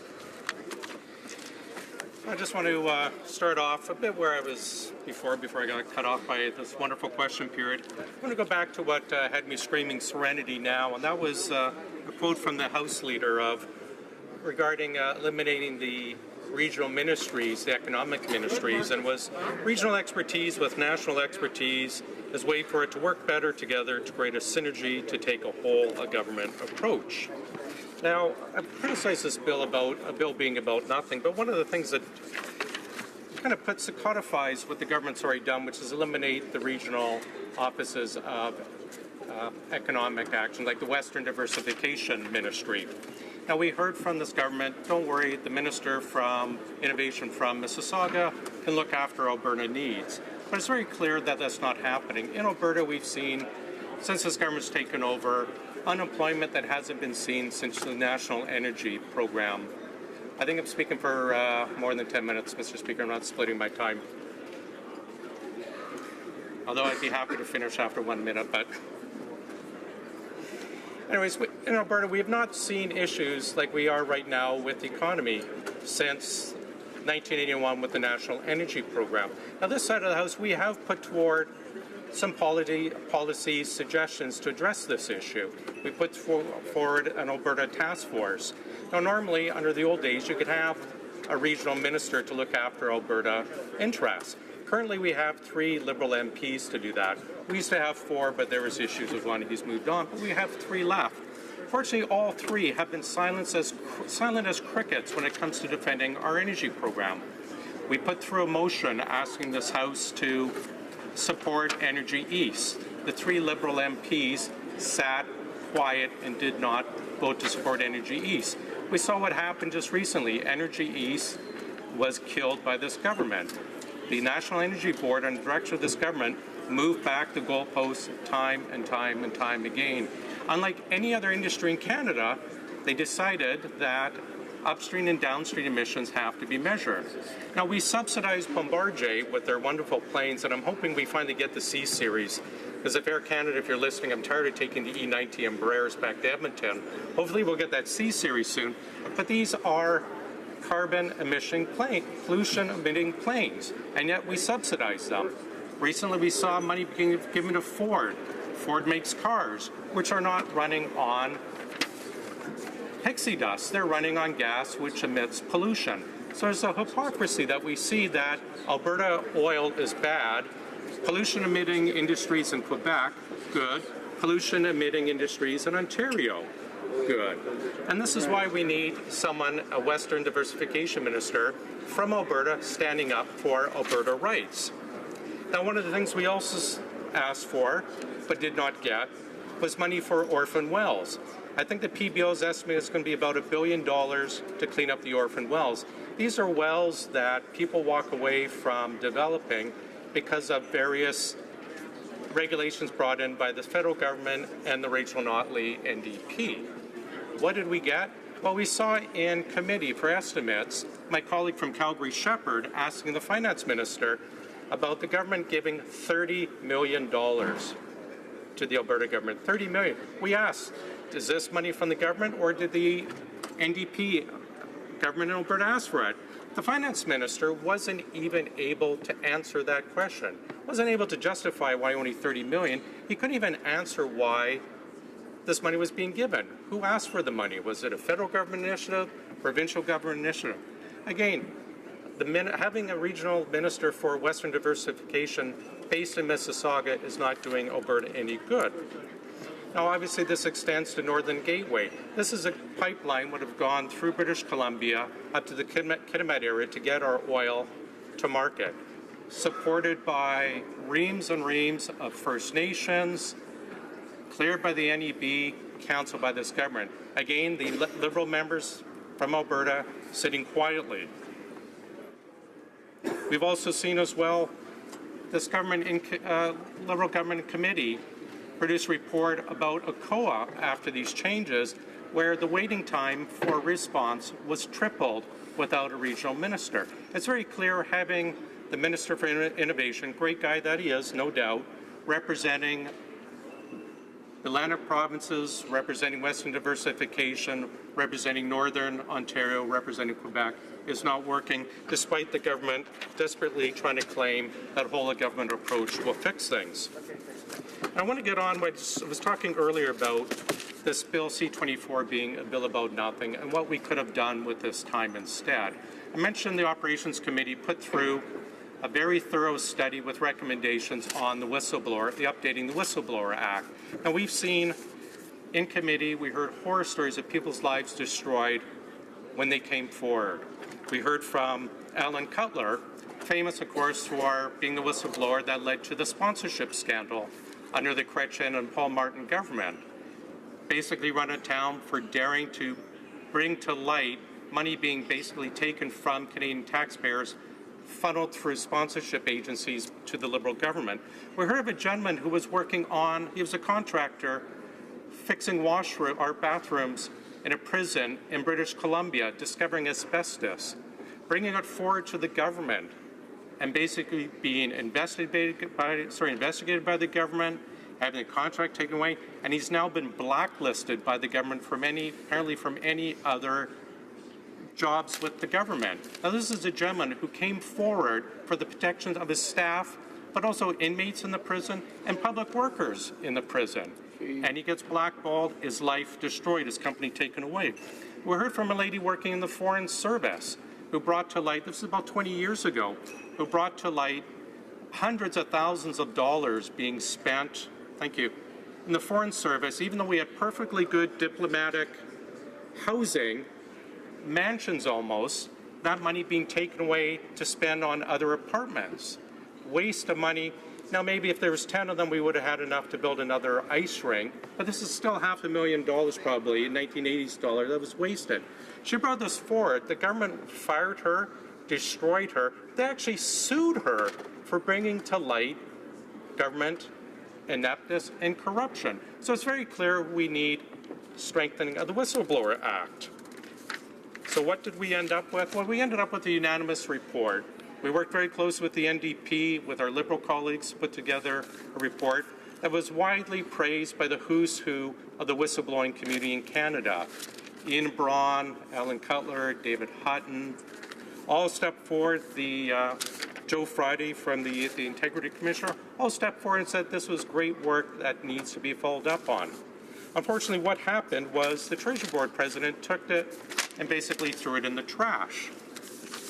He sent us a response saying that he agrees with the opinion of the Committee of the Witnesses, disclosure, and I'm continuing with my Seinfeld theme, yada, yada, yada, the usual stuff. But he says he's not going to follow up on any of the legislative items. Of the 25 recommendations we put through, I think 15 required legislative change. Treasury Board Minister does not want to do that. Instead, he's going to update a web page, make sure there's a bit more training for supervisors. All the stuff that we currently have that's not protecting public servants, we're just going to do a bit more of. Interesting as well, he's going to have the head of HR for the Treasury Board, follow up a lot more and begin a bit more power. So we had this same person for HR who's technically, theoretically head of all the HR for the public service, She told us in committee that she was more interested and it was more important to her to protect ADMs and deputy ministers and not actual whistleblowers. So we're basically having the fox in charge of the hen house in this case. Now I bring this up because this is an example of items we could have looked at instead of C-24. Now it came up out of one of the Liberal colleagues in committee about why we did not follow up with the Whistleblower Act, and we were told there is no legislative time. So we have legislative time to look at a bill to codify issues that the government's operating for the last 2 years anyways. We're spending time in committee studying. We're third reading today, rushing through things to study the elimination of the Minister of Western Diversification, which they've been doing since day one anyways. So again, why are we wasting our time on a bill about nothing when we could be working on substantial legislation protecting whistleblowers? Now, I want to read a couple comments from some of the whistleblowers about the actions of the Treasury Board president. Now, Alan Cutler, again, who brought up the whistleblower behind the sponsorship scandal, about money awarded to the Liberal Party-linked ad firms to do no real work and then funnel back into the Liberal Party. Now, he said the committee and the vast majority of witnesses recommended changes. The decision not to take action is a decision to do nothing. It makes all the committee work and testimony meaningless. The question now should be asked, why did the government even undertake the review when it knew it would ignore the results? And I have to ask, why are we bothering with C-24 when it's a bill codifying stuff they're already doing and doesn't need to be written law, but again, ignoring the whistleblowers? Now, the Public Sector Integrity Commissioner, Joe Friday, commented, I'm disappointed the government's response to the committee's report tabled Parliament October 16th proposed no legislative changes. While I welcome support any all administrative changes, I'm disappointed that the opportunity was not taken to make formal legislative changes to improve the whistleblowing system at this time. And again, I have to ask, we have witnesses saying this is important legislation, the gentleman head of the Integrity Commission saying that, and yet the government does nothing. Now, I'm sure members on this side of the House saying, yeah, we understand C-24 is a complete waste of time.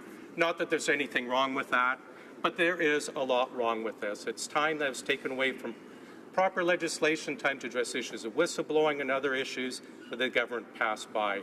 I'm disappointed, and I'm sure Canadians and people looking for changes in the Whistleblower Act are disappointed as well. Thank you, Mr. Speaker.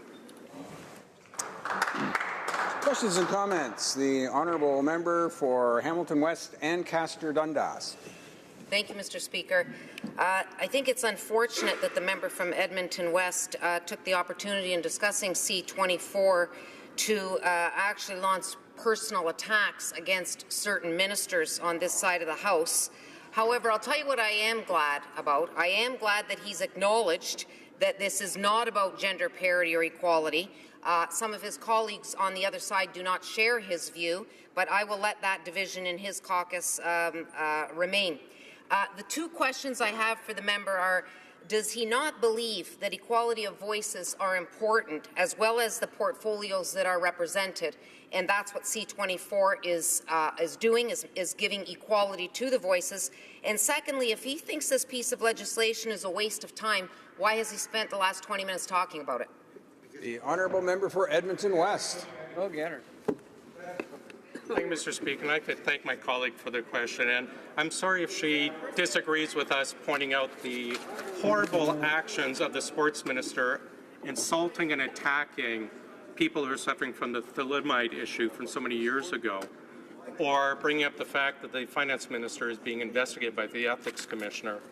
But actually, it was people from the Liberal government who actually did state this was about equality. We heard it in our committee until the NDP witness, a gender studies professor, told them, it was that this bill was dishonest, pushing equity. I do believe fully that we should have equality of equality of opportunity, and I'm perfectly fine with the gender balance cabinet. What I do disagree with is I believe that C-24, as I mentioned, has been somewhat a bill about nothing. Everything that the government's currently doing, whether it's paying ministers of state more, calling them full ministers, or eliminating the various regional ministers' roles has been being done since day one. So why are we taking up all this time when there's so many other more important items that we're not addressing? Again, like the Whistleblower Act, where we're told by this government or one of the government members there's no legislative time. Why is the priority codifying issues that they don't need to when ignoring more important legislation? Thank you. Questions and comments? Commentaire. The honourable member for Avalon. Thank you, Mr. Speaker, and I thank the member for his speech. And I agree with my colleague about, if he didn't think it was worth legislation, he talked about it. But for the most of his speech, he criticised what the Liberal government has been doing over the last 2 years, and even went back to the Chrétien days to try and throw in some criticism. I was wondering, how could the member square that with the results that Canadians sent last night in 4 by-elections, where his party happened to lose what used to be a strong Conservative seat to the Liberals? Does he really think his criticism today and in the months previous to this has paid off well for the strength of not just his party, but for the leadership of the party? Honourable member for Edmonton West. Well, I'd like to thank my colleague for giving me a chance to address previous comment about waste, or talking about it, if I think it's a waste.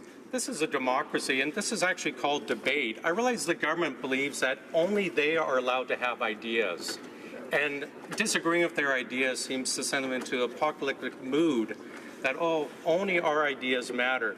It doesn't matter what we're talking about. Debate is debate. If I disagree with the bill, and that's why I'm sent here, I'm going to mention that I disagree with it. Whether it's horrible legislation or a waste of time legislation that this is, it is my right and my duty to speak to it. And I'm very happy to note or to mention that across the entire of the 4 by-elections, our popular vote went up considerably, but theirs did not. They actually dropped in Newfoundland, where they lost the ACOA minister. They dropped in Scarborough, where they've gotten rid of one of the regional ministers for Northern Alberta. And they dropped in Saskatchewan, where, funny enough, they also lost the Western Diversification Minister. Thank you. Questions and comments? The honourable member for Brandon Souris. Thank you, Mr. Speaker. I appreciate my colleague's presentation today, and I did get here in time to hear him saying things about the loss of regional ministers, as he just pointed out. And I wonder if he could further expand and provide some more context to the centralization of this government. It's apparent that it's similar to what I saw in a New Democratic government in Manitoba when they were looking at attracting everything back into the city of Winnipeg. This is a situation where we've got a very centralized situation for development across the country, where it appears as if one area has much more knowledge about how the rest of Canada would operate than they do on the ground in those areas of those regions. Not necessarily provinces, Mr. Speaker, but regions of Canada. And I'd just like him to have an opportunity to expand on that, if he could, for me. Member for Edmonton West. I'd like to thank my colleague for his question and his hard work on the file. There is value to having the economic ministries. I look again at Alberta. We are in crisis. In Edmonton, unemployment rate's 8.2, Calgary it's 8.3. People are suffering. We have Uber drivers with 2 different engineering degrees who cannot find work. We've heard horror stories. The usage in Edmonton of our food bank is up 80,000 customers a month. Now, thankfully, there is some good support, and we're stepping up to help those people. But we are in need in Alberta. We need a voice for Alberta, and that could have been served previously by someone like the Western Diversification Minister. It's not being served currently by the current senior Liberal minister, the MP for Mill Woods. Perfect example for infrastructure transit funding. Alberta gets underfunded 14% per capita. So here we have the infrastructure minister based in Alberta itself, and we're underfunded. We have Energy East, which is just steamrolled and crushed by this government by constantly changing the goalposts. We have no one in Alberta inside the government at the cabinet table representing Alberta and Western interests to stand up and say, this is jobs for Alberta, this is jobs for Western Canada. These regional ministries do have a value, and it's been taken away by this government. Questions and comments. The Honourable Parliamentary Secretary to the Government House Leader. Mr. Speaker, have I got news for the member across the way? You know, under the Harper regime, Alberta, the province of Alberta, did actually quite poorly in terms of the Western Diversification Fund. Obviously, the member across the way hasn't actually looked at the numbers. In Alberta, they did poorly. You know, what we need to recognize is that this legislation, yes, does say we don't need those regional ministers.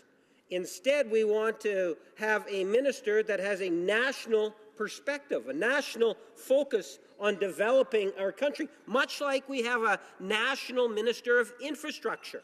Ministers that are quite capable and able in terms of doing the right thing for all regions of the country. We have members of Parliament that advocate for their regions, Mr. Speaker. Cabinet ministers have a broader picture of the national interest, and I think that they are quite able and competent to be able to do so, ensuring that through their departments that the regions are in fact working together to build a stronger, healthier economy in all regions. And my question to the member is, would he not agree that the net benefit of Canada is of utmost importance? Honourable Member for Edmonton West. I'd like to thank my colleague from Winnipeg North for his statement, long statement and short question. Yes, the benefit of Canada is utmost, which is why we need a strong Alberta. But a strong Alberta allowed his province to be the highest, under the Harper era, to be the highest recipient of equalization payments, mostly from the province of Alberta. And I have to thank my colleague from Winnipeg North for pointing out how poor the 3 Liberal MPs from Alberta are doing. Instead of actually saying, look at the great job, oh, they're actually representing everyone else. He's made it clear they're not representing Alberta at all, which is clear why we need a Western Diversification Minister to actually represent their interests in Ottawa rather than the 3 MPs that we currently have struggling through Alberta to represent Ottawa and Alberta. Thank you. Resuming debate, the Honourable Member for Brampton East. Thank you, Mr. Speaker. I rise today to speak to Bill C-24, an act to amend the Salaries Act. Mr. Speaker, this is a technical bill, and it fulfills the Prime Minister's commitment to formalize the legislation to ensure that there is a one-tier ministry. As I think we all understand by now, the Salaries Act authorized payment out of the Consolidated Revenue Fund of a ministerial salary to individuals who occupy the positions listed in the Act. The Act currently lists the position of Prime Minister and 34 specific ministries. When the government took office in November 2015, 5 of the positions that the Prime Minister wanted in his ministry and in his cabinet were not positions listed in the Salaries Act. That meant they could not be paid for their ministerial responsibilities under the Salaries Act, and they could not be supported by the public service in the carrying out of their responsibilities. These 5 positions are the Minister of La Francophonie, the Minister of Science, the Minister of Small Business and Tourism, the Minister of Sport and Persons with Disabilities, and the Minister of Status of Women. Because the Salaries Act could not accommodate these priorities, the priorities of the government, the 5 ministers were appointed pursuant to the Ministries and Ministers of State Act, and they are paid under the Appropriations Act. Their legal title is Minister of State. Historically, ministers of state have often been considered as junior ministers. They have not always been members of cabinet, and when they have not, could not bring matters to cabinet for consideration on their own, a cabinet minister had to sponsor them. Ministers of state were most often not given statutory authority to exercise in their own right or statutory duties in relation to which they were directly accountable. Instead, they were assigned to assist a senior ministry in the carrying out of that minister's responsibility. The senior minister retained all the statutory authority and accountability. For some prime ministers, that was an arrangement that worked. It was a prerogative of former prime ministers, as it will be the prerogative of future prime ministers, to appoint ministers of state as junior ministers, to assign them as assisting roles only, and to decide whether or not they would sit as members of cabinet. I'm certain that past ministers of state were valued and contributing members of the ministry, but they were not always members of cabinet, and they were not the equals of the ministers they assisted. It is the prerogative of the Prime Minister to decide on the organization, procedures, and composition of cabinet, shaping it to reflect the priorities and values of the government and to respond to the particular needs of citizens. This Prime Minister has created a ministry in which all members have leading roles to deliver on important priorities. They have an equal capacity to exercise the powers and perform the functions assigned to them, and are full members of cabinet, and are fully and appropriately supported in the carrying out of their responsibilities. The Ministries and Minister of State Act provided a way for 5 of the ministers to be appointed, paid and supported by existing departments in carrying out their responsibilities until legislation could be updated to accurately reflect the structure of the current ministry. Bill C-24 is that update. It will formalize in legislation the current ministerial structure and will do away with distracting administrative decisions. Bill C-24 adds to the Salaries Act 5 ministerial positions that are currently Minister of State appointments. It bears repeating, Mr. Speaker, the important issues that the individuals appointed to these 5 positions are working on: preserving the respect of the Francophone world, helping small businesses and tourism, supporting scientific research, and making sure that scientific considerations inform the government's policy and funding choices, promoting healthier Canadians through sport, and ensuring greater accessibility and opportunities for Canadians with disabilities, and working to build a society where women and girls no longer face systematic barriers. And these ministries have been assigned statutory responsibilities. Mr. Speaker, including responsibilities for important federal organizations, including the Natural Sciences and Engineering Research Council, the Social Science and Humanities Research Council, Destination Canada, and Status of Women Canada. These ministers are responsible for legislation and program delivery related to matters as diverse and important as science research funding, small businesses financing, and individuals with disabilities. These responsibilities are vested directly in the ministers, and they are accountable for their results. These issues are important to the government and to Canadians. This is why ministers have been assigned to lead on them, and why those ministers have seats at the cabinet table with equal voices. Bill C-24 also adds 3 untitled positions to the Salaries Act. These positions are not filled in the current ministry. They will provide a degree of flexibility for this Prime Minister and future Prime Ministers to design their ministries to respond to the priorities of the day. This bill isn't about growing the ministry. The current ministry has not grown in number since it was sworn in 2 years ago. And at 31 members in total, it is below the limit of 35 that the Salaries Act sets now. Bill C-24 would also remove the 6 regional development positions from the Salaries Act. This amendment does not dissolve or consolidate the regional development agencies. It does not diminish their importance. It does not mean the ministerial oversight is gone. The regional development agencies continue to exist in the regions that they serve. They are essential delivery partners in the government's plan to foster economic growth, and they will continue to work with local communities and economic development organizations to promote local growth. There is nothing novel about not listing these positions in the Salaries Act. 4 of the regional development agencies existed for many years before associated ministerial positions were added to the Salaries Act, and that in no way affected the operations of the agencies or the appointment of ministers to be responsible for them. Ministerial oversight of the regional development agencies will still be required by the Minister of Innovation, Science, and Economic Development. He is responsible for all 6 regional development agencies. Bill C-24 makes another change to the list of ministerial positions in Salaries Act. It amends the title of Minister of Infrastructure, Community, and Intergovernment Affairs by dropping the reference to intergovernment affairs. The Minister of Infrastructure and Communities does not have overall responsibility for federal, provincial, territorial relations. The Prime Minister has taken on that role. The change in the title avoids further confusion. Bill C-24 does not dissolve or create any new departments. Instead, it establishes a framework that allows the Governor and Council to designate any department or departments to support these new Salaries Act. Ministers in carrying out some of or all of their responsibilities.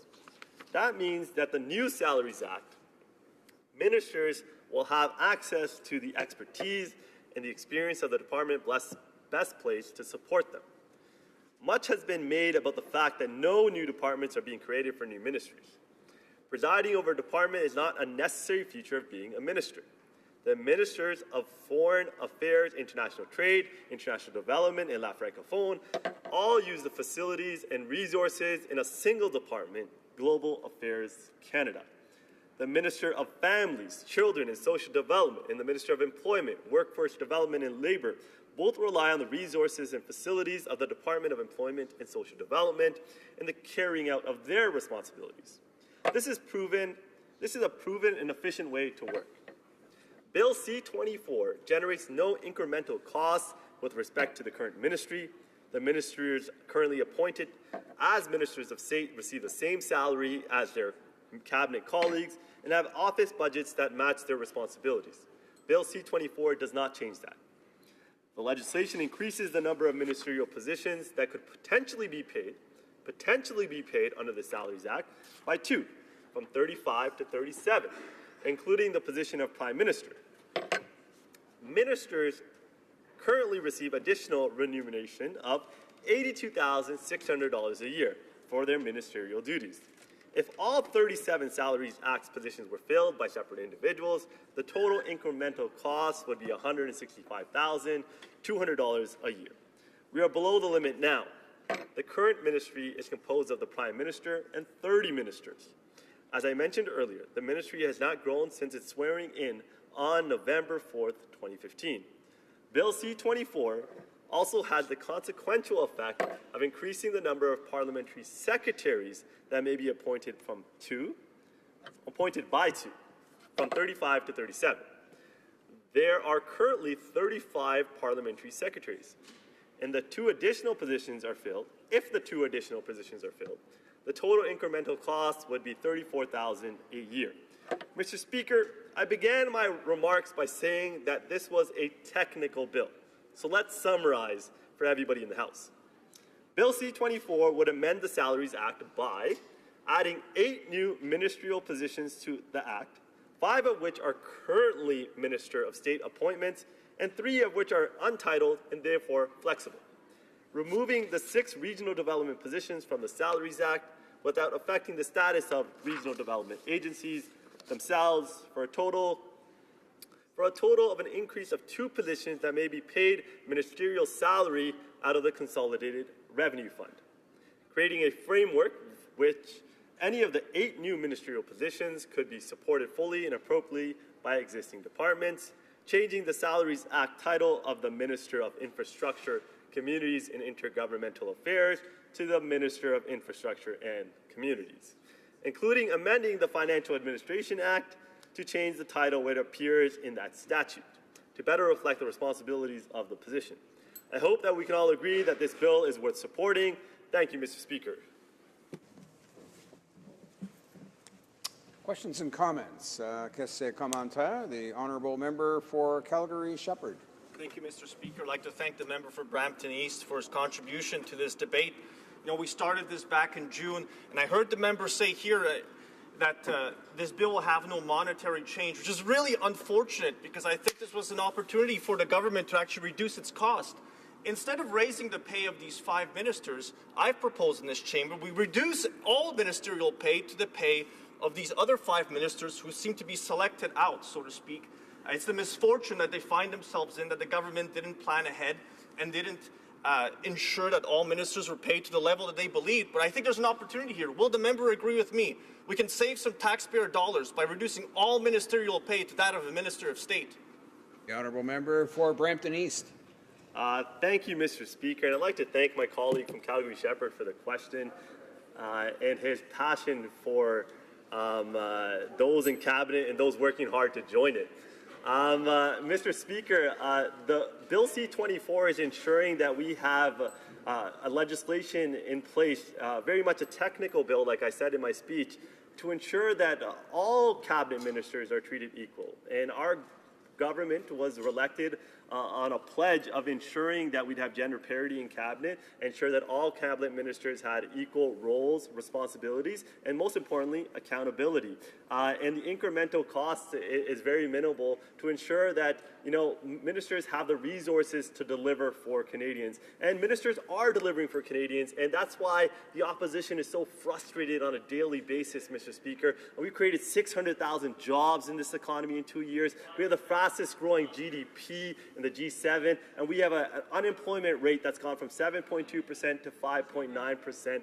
So I understand my colleagues' frustration, but this bill is a technical bill that is going to ensure that Canadians ministers have the responsibilities, resources, and accountability that goes with their portfolios. Thank you, Mr. Speaker. Questions and comments? The honourable member for Elmwood-Transcona. Thank you very much, Mr. Speaker. I want to commend the member for Brampton East on his apparent knowledge of the bill and just probe somewhat that extensive knowledge of Bill C-24 and the Salaries Act. One of the things that he mentioned about the problem with ministers of state was that you're not able to pay them under the Salaries Act, and that they aren't capable of being resourced by the public service to the extent that other ministers are. And given his familiarity with the Act, I'm sure he'll know that ministers of state who are supported by a Ministry of State, which is another cabinet-making tool of the Prime Minister, are actually mentioned in the Salaries Act and do actually and are required by law to be paid the same as full ministers. And ministries of state essentially act as departments responsible to those ministers of state, a situation that would actually afford them more independence than the Minister of International Trade has from the Minister of Foreign Affairs, and that the Minister for International Aid has from the Minister of Foreign Affairs. So with respect to the goal of creating a one-tier cabinet and properly resourcing ministers of state, wouldn't it have been the case that a more effective option would have been to establish these ministers of state with a Ministry of State, in which case they'd be paid the same under the existing Salaries Act before C-24 and be resourced appropriately from the public service while maintaining their independence as ministers? The honourable member for Brampton East. Thank you, Mr. Speaker. I'd like to thank my honourable colleague for the question. Very technical question indeed, but the crux of Bill C-24 is very much to ensure that all cabinet ministers are equal. And what the Bill C-24 does is ensure that all ministers, including, all ministers have the resources, the responsibilities, and are independent, are able to bring issues to cabinet, are full cabinet ministers. Just because they're using the same resources, that's an efficiency that we've seen that is a proven model that's worked. I can give them an example. The Minister of Science, the Minister of Small Business and Tourism, and the Minister of Innovation, Economic Development are all sourced out of the Department of the Economic Development, which is it's a great model to ensure that all three ministers now, through Bill C-24, are able to be paid, are able to share these resources. And this is very much a technical bill to ensure that going forward, the Prime Ministers have flexibilities to change the type of ministry that they need to serve Canadians. And as we have a very rapidly growing economy, there will be these types of flexibility needed for future Prime Ministers, and this is what this bill achieves. Thank you, Mr. Speaker. Questions and comments? The honourable member for Hamilton East, Hamilton West, and Castor Dundas. Very good, Mr. Speaker. Thank you very much. I'd like to ask the honourable member, with respect to the Minister of Infrastructure, Communities and Intergovernmental Affairs, what this bill does is actually change that name to Minister of Infrastructure and Communities.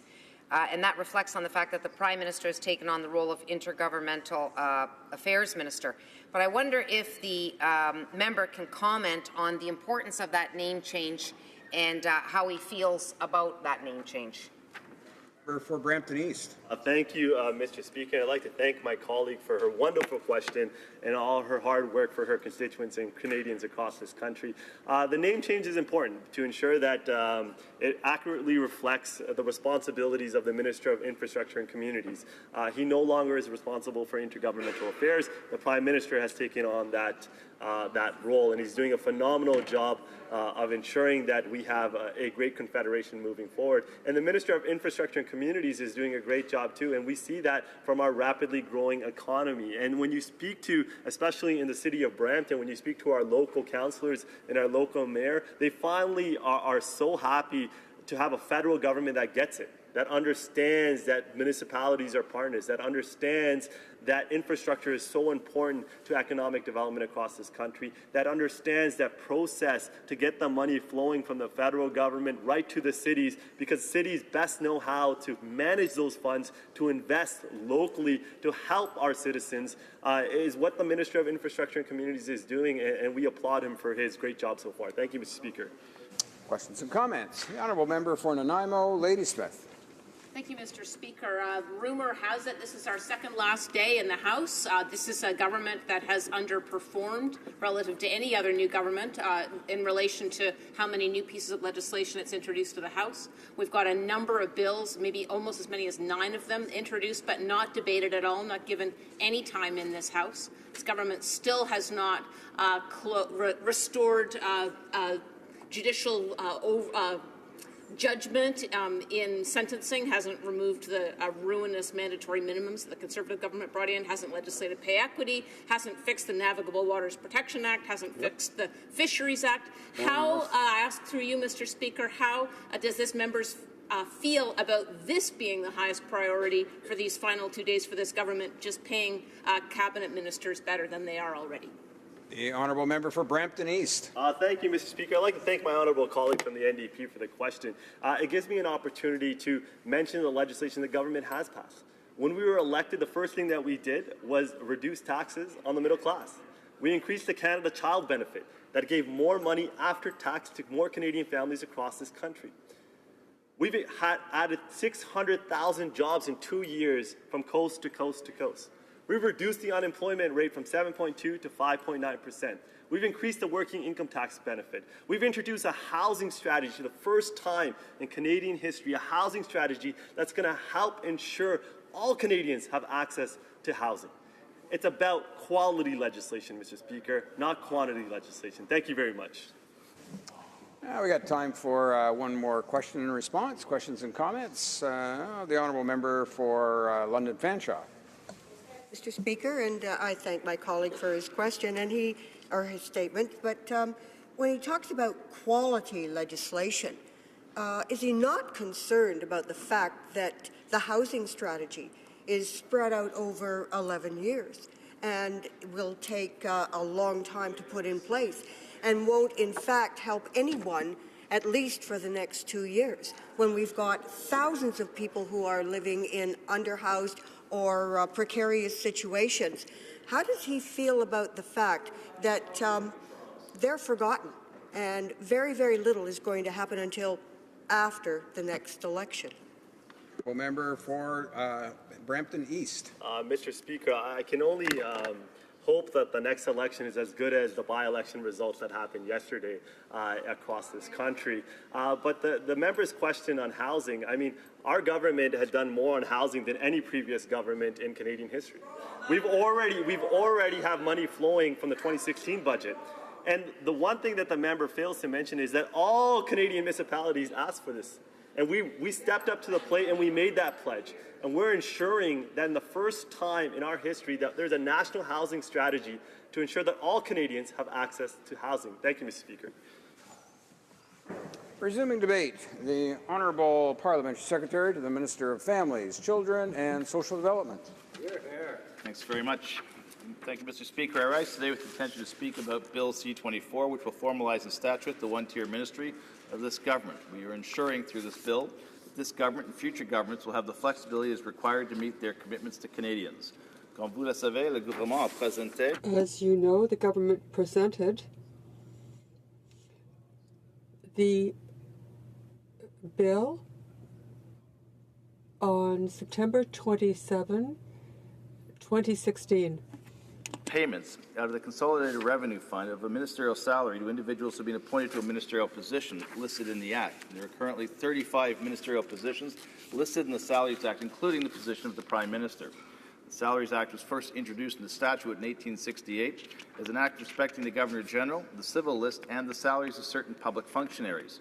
This act has changed countless times throughout our country's history, modified always with the intention to align with the priorities of the government of the day and each Prime Minister's preferences in how he or she composes their ministry.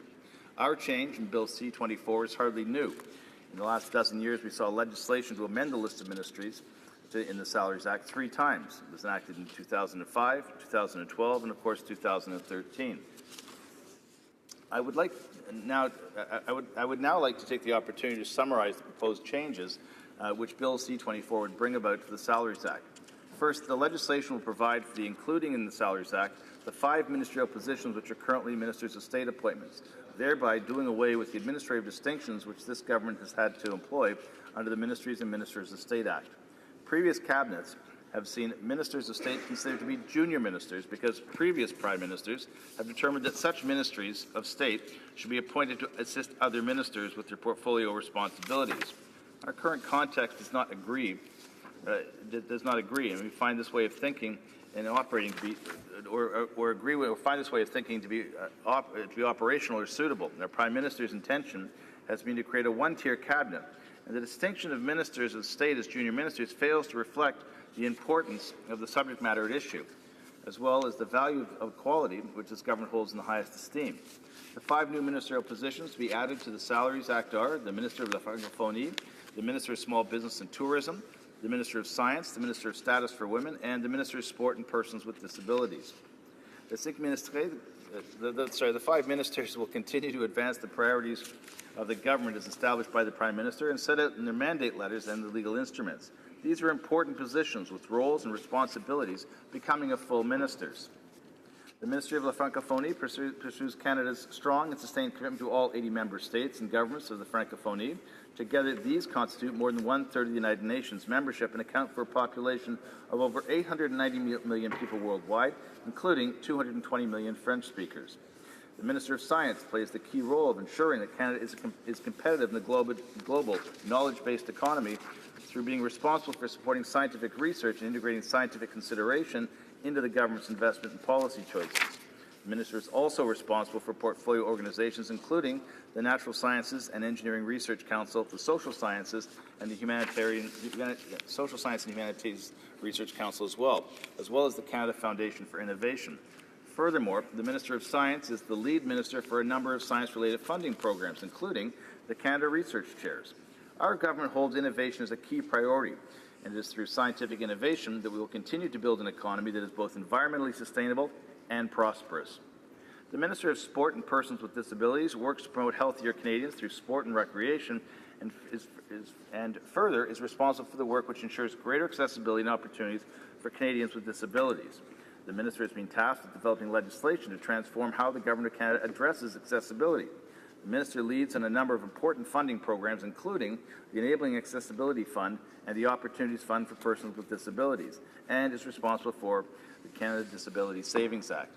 The Minister of Status for Women champions equality, addresses issues of gender-based violence, advances the prosperity and economic security of women, and works to increase the representation of women in leadership and decision-making roles. The Minister presides over the federal department known as the Status of Women Canada and is involved in key projects such as gender-based analysis to guide government policy-making decisions and budgets. In her role as Minister of Small Business and Tourism, this minister supports Canada's small business, the backbone of our economy, by helping them to grow through trade and innovation in order to create jobs, support communities, and launch world-class companies. She is also working to grow Canada's tourism industries by promoting Canada as a world-class destination for international tourists. She is furthermore the Minister responsible for Destination Canada. As you can see, these portfolios are important to our economy, to Canadians, and to the government. Formalizing the status of these 5 appointments as ministers in full standing reflects the importance of these 5 positions and the expectations placed on their incumbents. Once these positions are added to the Salaries Act with the adoption of Bill C-24, the orders in council that assign these ministers to assist other ministers will be repealed, and these ministers will be in law what they already are in practice, which is full ministers. Of course, I'd be remiss if I were not to mention the key issue of cost. The enactment of Bill C-24 will not change the cost of the current ministry. All we're changing are the payment mechanisms. Ministers whose positions are listed in the Salaries Act receive their ministerial salary under the authority of that statute and out of the Consolidated Revenue Fund. Ministers appointed under the Ministries and Minister of State Act receive their salary under the Appropriations Act. That's been the legislative framework for over 2 decades. But once Bill C-24 is passed, the former Ministers of State will be appointed to the new Salaries Act positions and be paid under the authority of that Act. The Prime Minister's ministerial team already received the same ministerial salary regardless of the administrative distinction of the Ministers and Ministers of State. This equal pay has been the case since the first day in office, and we will not change this through the enactment of the bill. Bill C-24 further provides a framework to permit these ministers to continue to be supported by existing departments in the carrying out of their responsibilities. This bill does not propose the creation of any new departments, but rather streamlines the responsitivity of existing departments to these ministers. I'd like to further note that Bill C-24 would increase the number of ministers that could potentially be paid a ministerial salary under the Salaries Act from 35 to 37, including the Prime Minister, representing an increase of 2 ministerial positions that could be paid out of the Consolidated Revenue Fund. This bill also has the consequential effect of increasing the number of parliamentary secretaries that could be appointed under the Parliament of Canada Act by 2 as well. Let me point, however, that even before bringing forth this bill to the House, this Prime Minister currently has 34 ministerial positions available to under the Salaries Act, but has appointed only 30 individuals to the ministry. This bill is not fundamentally aimed at growing the ministry. Its goal is to formalize in legislation the government's current one-tier ministry and to modernize the Act to enable more flexible and more adaptable ministries in the future. We're not just concerned with addressing our government's priorities in the immediate term, though, the amendments in Bill C-24, rather, we want to ensure that future ministries can be best equipped with all the necessary tools to be structured in ways to meet the emerging priorities of the time. By adding these 3 untitled ministerial positions to the Salaries Act, Bill C-24 enhances the flexibility of government. Such positions will be titled at the discretion of the Prime Minister to be based on the priorities of the time, whatever those priorities may be. In this way, the Prime Minister can adjust his or her cabinet and its position to respond to changing priorities or challenges facing the country. The alignment of all regional development agencies under one portfolio, especially under the Minister responsible for national economic development, is another example of this. One of our government's priorities has been to see regional and national expertise working together under one roof. We have done so to create a better synergy and opportunities for greater economic progress. And this coherent, whole-of-government approach to regional development provides the flexibility needed to make a real impact in communities right across Canada. The regional development agencies will continue to fulfill their mandates of supporting small and medium-sized enterprises in becoming more innovative, productive, and export-oriented.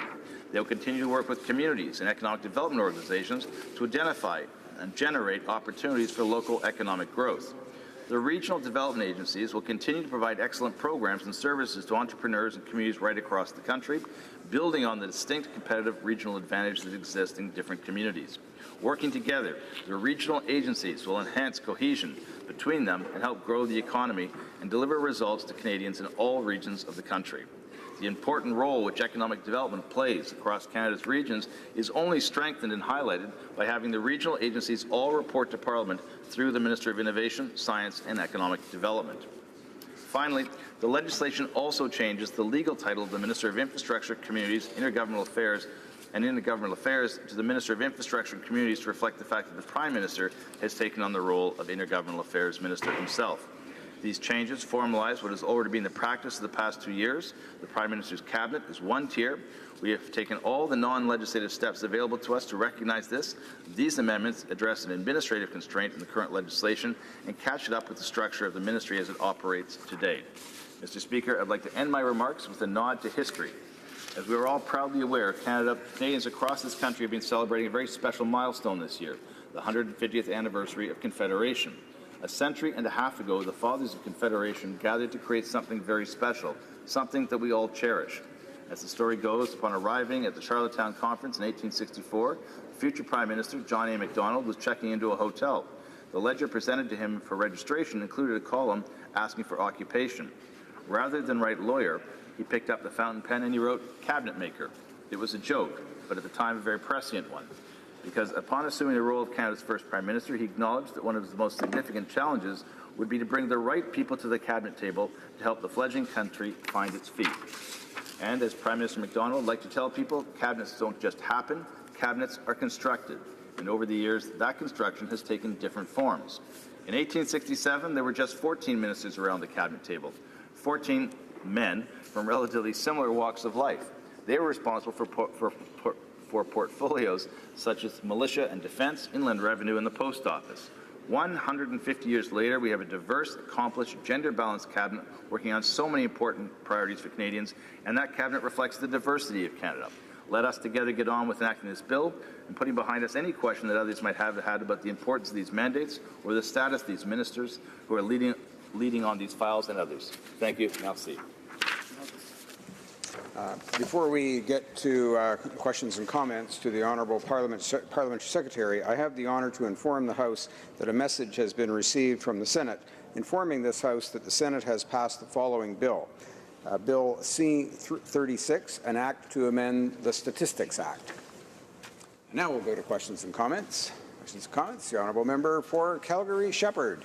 Thank you, Mr. Speaker. I'd like to thank the member for his contributions to the debate, like I've done for other members. I'm going to ask a similar question. I'm looking for a Christmas miracle. I'm looking for an opportunity to save the taxpayer a little bit of money ahead of Christmas, Hanukkah, if you prefer. And I've asked this question before, so some members opposite, I'm sure, are informing the member what it's going to be. Is in this debate, I think the great misfortune the government has had is that they kind of changed their talking points over time. The argument has gotten better, it's actually gotten more structured over time in trying to defend what I find indefensible. Instead of raising the pay of 5 ministers in the name of equity, why not lower the pay of all ministers so they're all equal at the same pay level? That's my question to the member. It's pretty darn simple. Will we have a Christmas miracle? Are we going to save the taxpayers a little bit of money? The Honourable Parliamentary Secretary, the Minister of Families, Children and Social Development.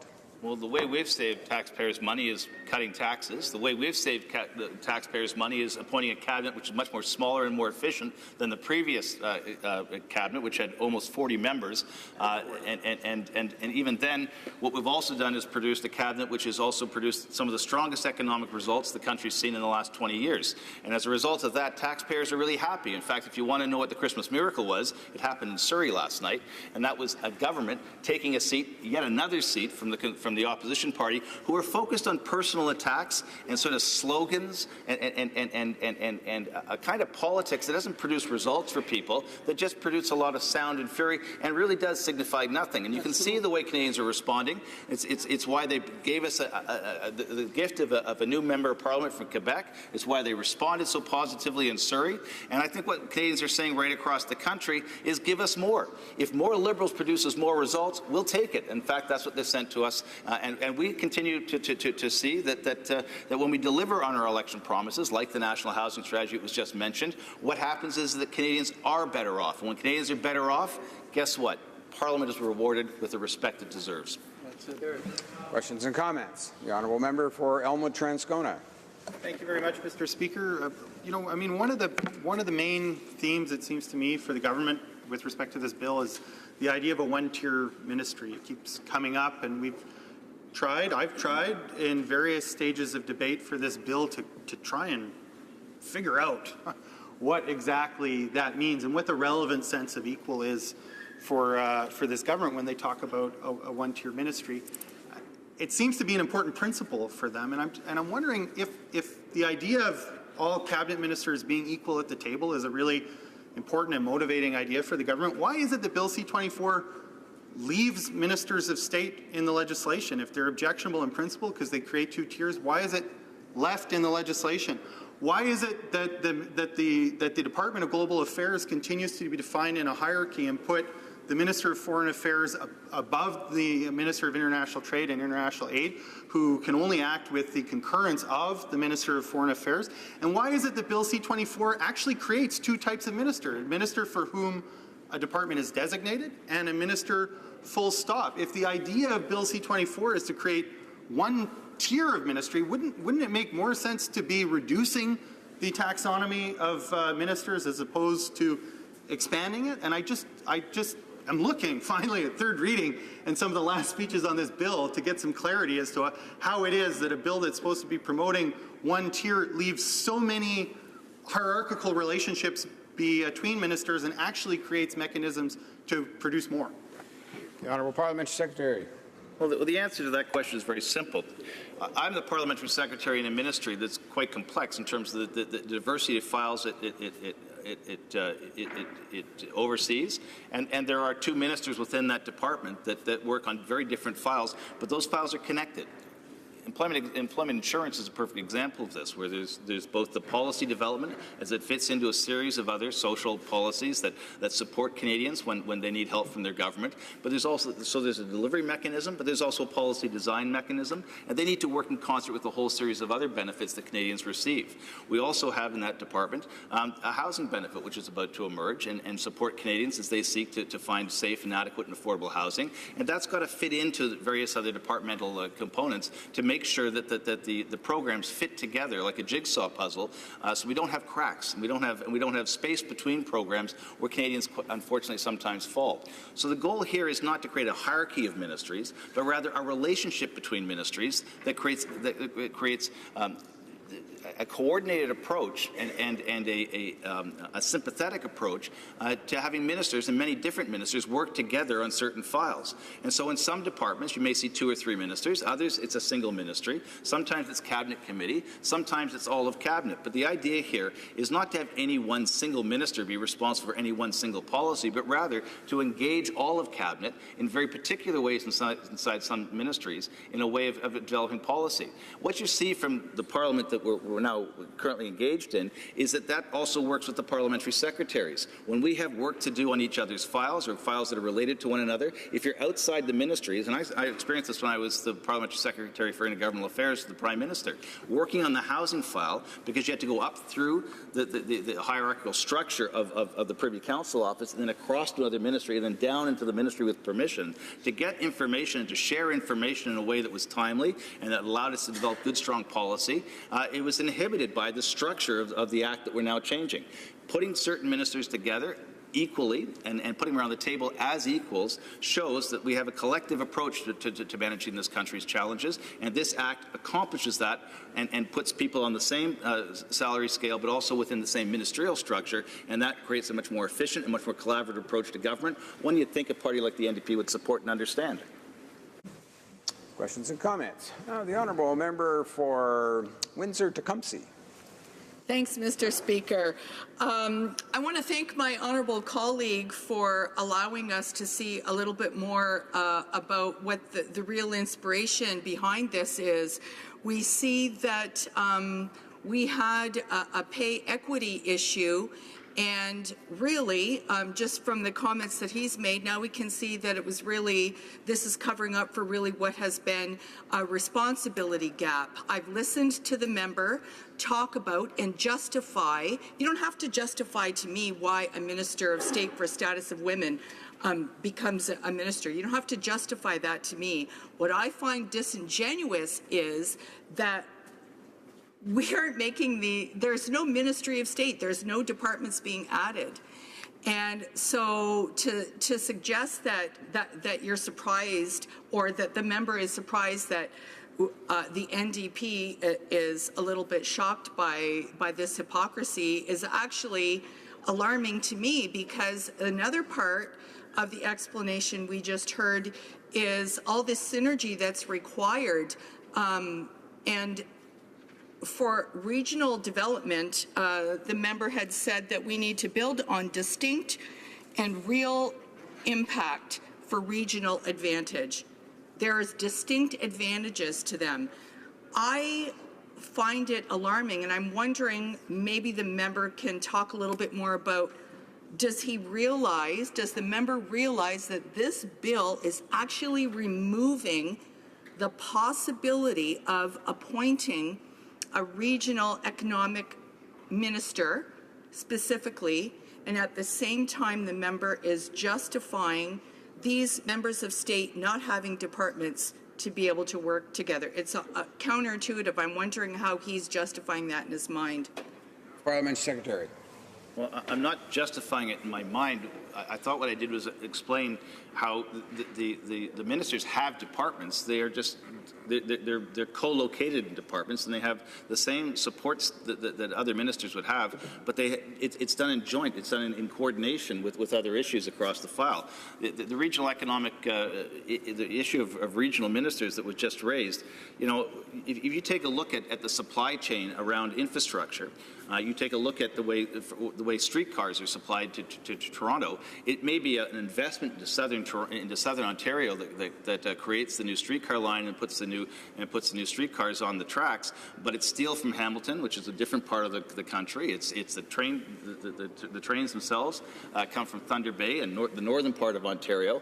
And so instead of having sort of regional ministers sort of carve up and sectionalize the approach to economic development, what we see as a party is the interdependence of regions and is the coordination between regions, and we see that done better as a coordinated approach with ministers around the table who are engaged on the file working together. But we also see it advantageous is to have them all inside the same department, so that the sharing of confidential information as policy is developed is done in a seamless way, an efficient way, and you don't have to navigate a bureaucracy to get a quick response to a challenge that may present itself. I think it's good government, and I've seen it work really well in terms of the rollout of infrastructure dollars, in terms of the development of good, strong social policy. The Canada Child Benefit comes out of one of those such ministries. And I don't see the need to have standalone, separate bureaucracies just to elevate the status of a certain department. What I'd rather see are good, strong policies coming out of the department, and that's exactly what we're seeing as a result of the structures.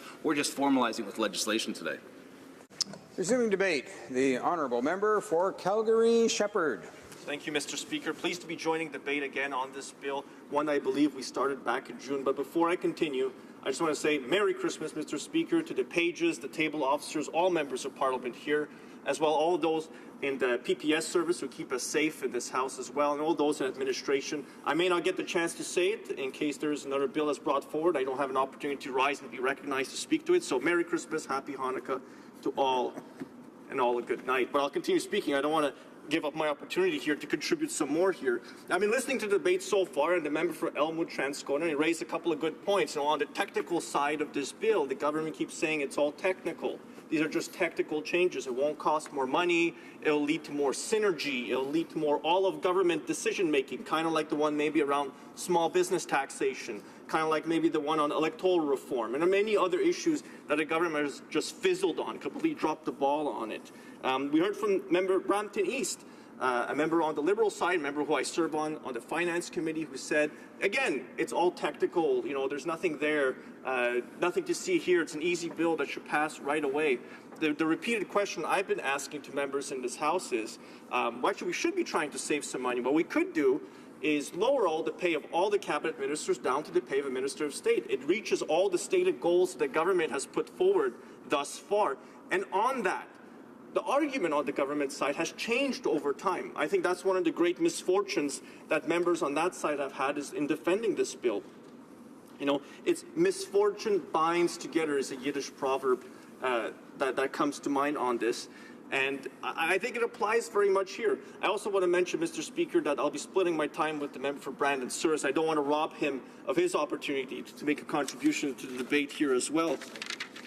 But it is unfortunate. It is a misfortune that the government has, is that the argument has changed. As the initial argument given to us that was about equity, well, then lends itself easily to saying lower everybody's pay, everybody is equal, we can then move on. If the argument is about a technical side of it, then every single order in council that was passed by the Governor General with the recommendation put forward by, obviously, the Prime Minister, has to be redone, and it isn't. And I'll just refer to one here dealing with the Minister of State, to be styled the Minister of La Francophonie, who stated in the order in council, says, to assist the Minister of Foreign Affairs in the carrying out of the Minister's responsibilities effective November 4th, 2015, 2 years ago now. I mean, the government has gone to great lengths and great pains to try and explain, well, this is only technical. It fixes something that happened maybe 2 years ago. There's really nothing to see here. But that's exactly the point. What we should be debating is issues that actually impact Canadians directly, not a salary increase before Christmas for cabinet ministers. We should be talking about small business taxation. Actually, that'd be interesting to see what the actual rules will be that small business owners will have to live by starting January 1st. We could maybe delve into further on the disability tax credit and find out more about what exactly happened in the department. The minister has claimed repeatedly in this House that nothing has changed, there was no policy direction given, nothing new had happened. And now, last week, we saw that they're reversing to a previous position that they had not changed to. So what changed? That would be an interesting debate to have in this chamber, Mr. Speaker. We could also perhaps debate more globally that the general financial, fiscal, public budgeting process the government has had. We heard the member for, I believe was Spadina of Fort York, claim that, while lowering Canadians' taxes, well, they didn't do that, Mr. Speaker. They lowered taxes for every single member of Parliament here. But the vast majority of Canadians didn't get it because the way the tax bracket works is you got to maximize your presence in the bracket. You got to earn almost $90,000 before you get the full value of that 1.5% deduction. Every single member of Parliament got the full value. We got the biggest tax reduction. Merry Christmas to us, courtesy of the Government of Canada. And now they've raised carbon taxes, payroll taxes, and they've nickel and dimed Canadians. In fact, the Fraser Institute has done studies on this, showing that over $800 more are being paid by the average Canadian family. So it's not, an actual tax reduction.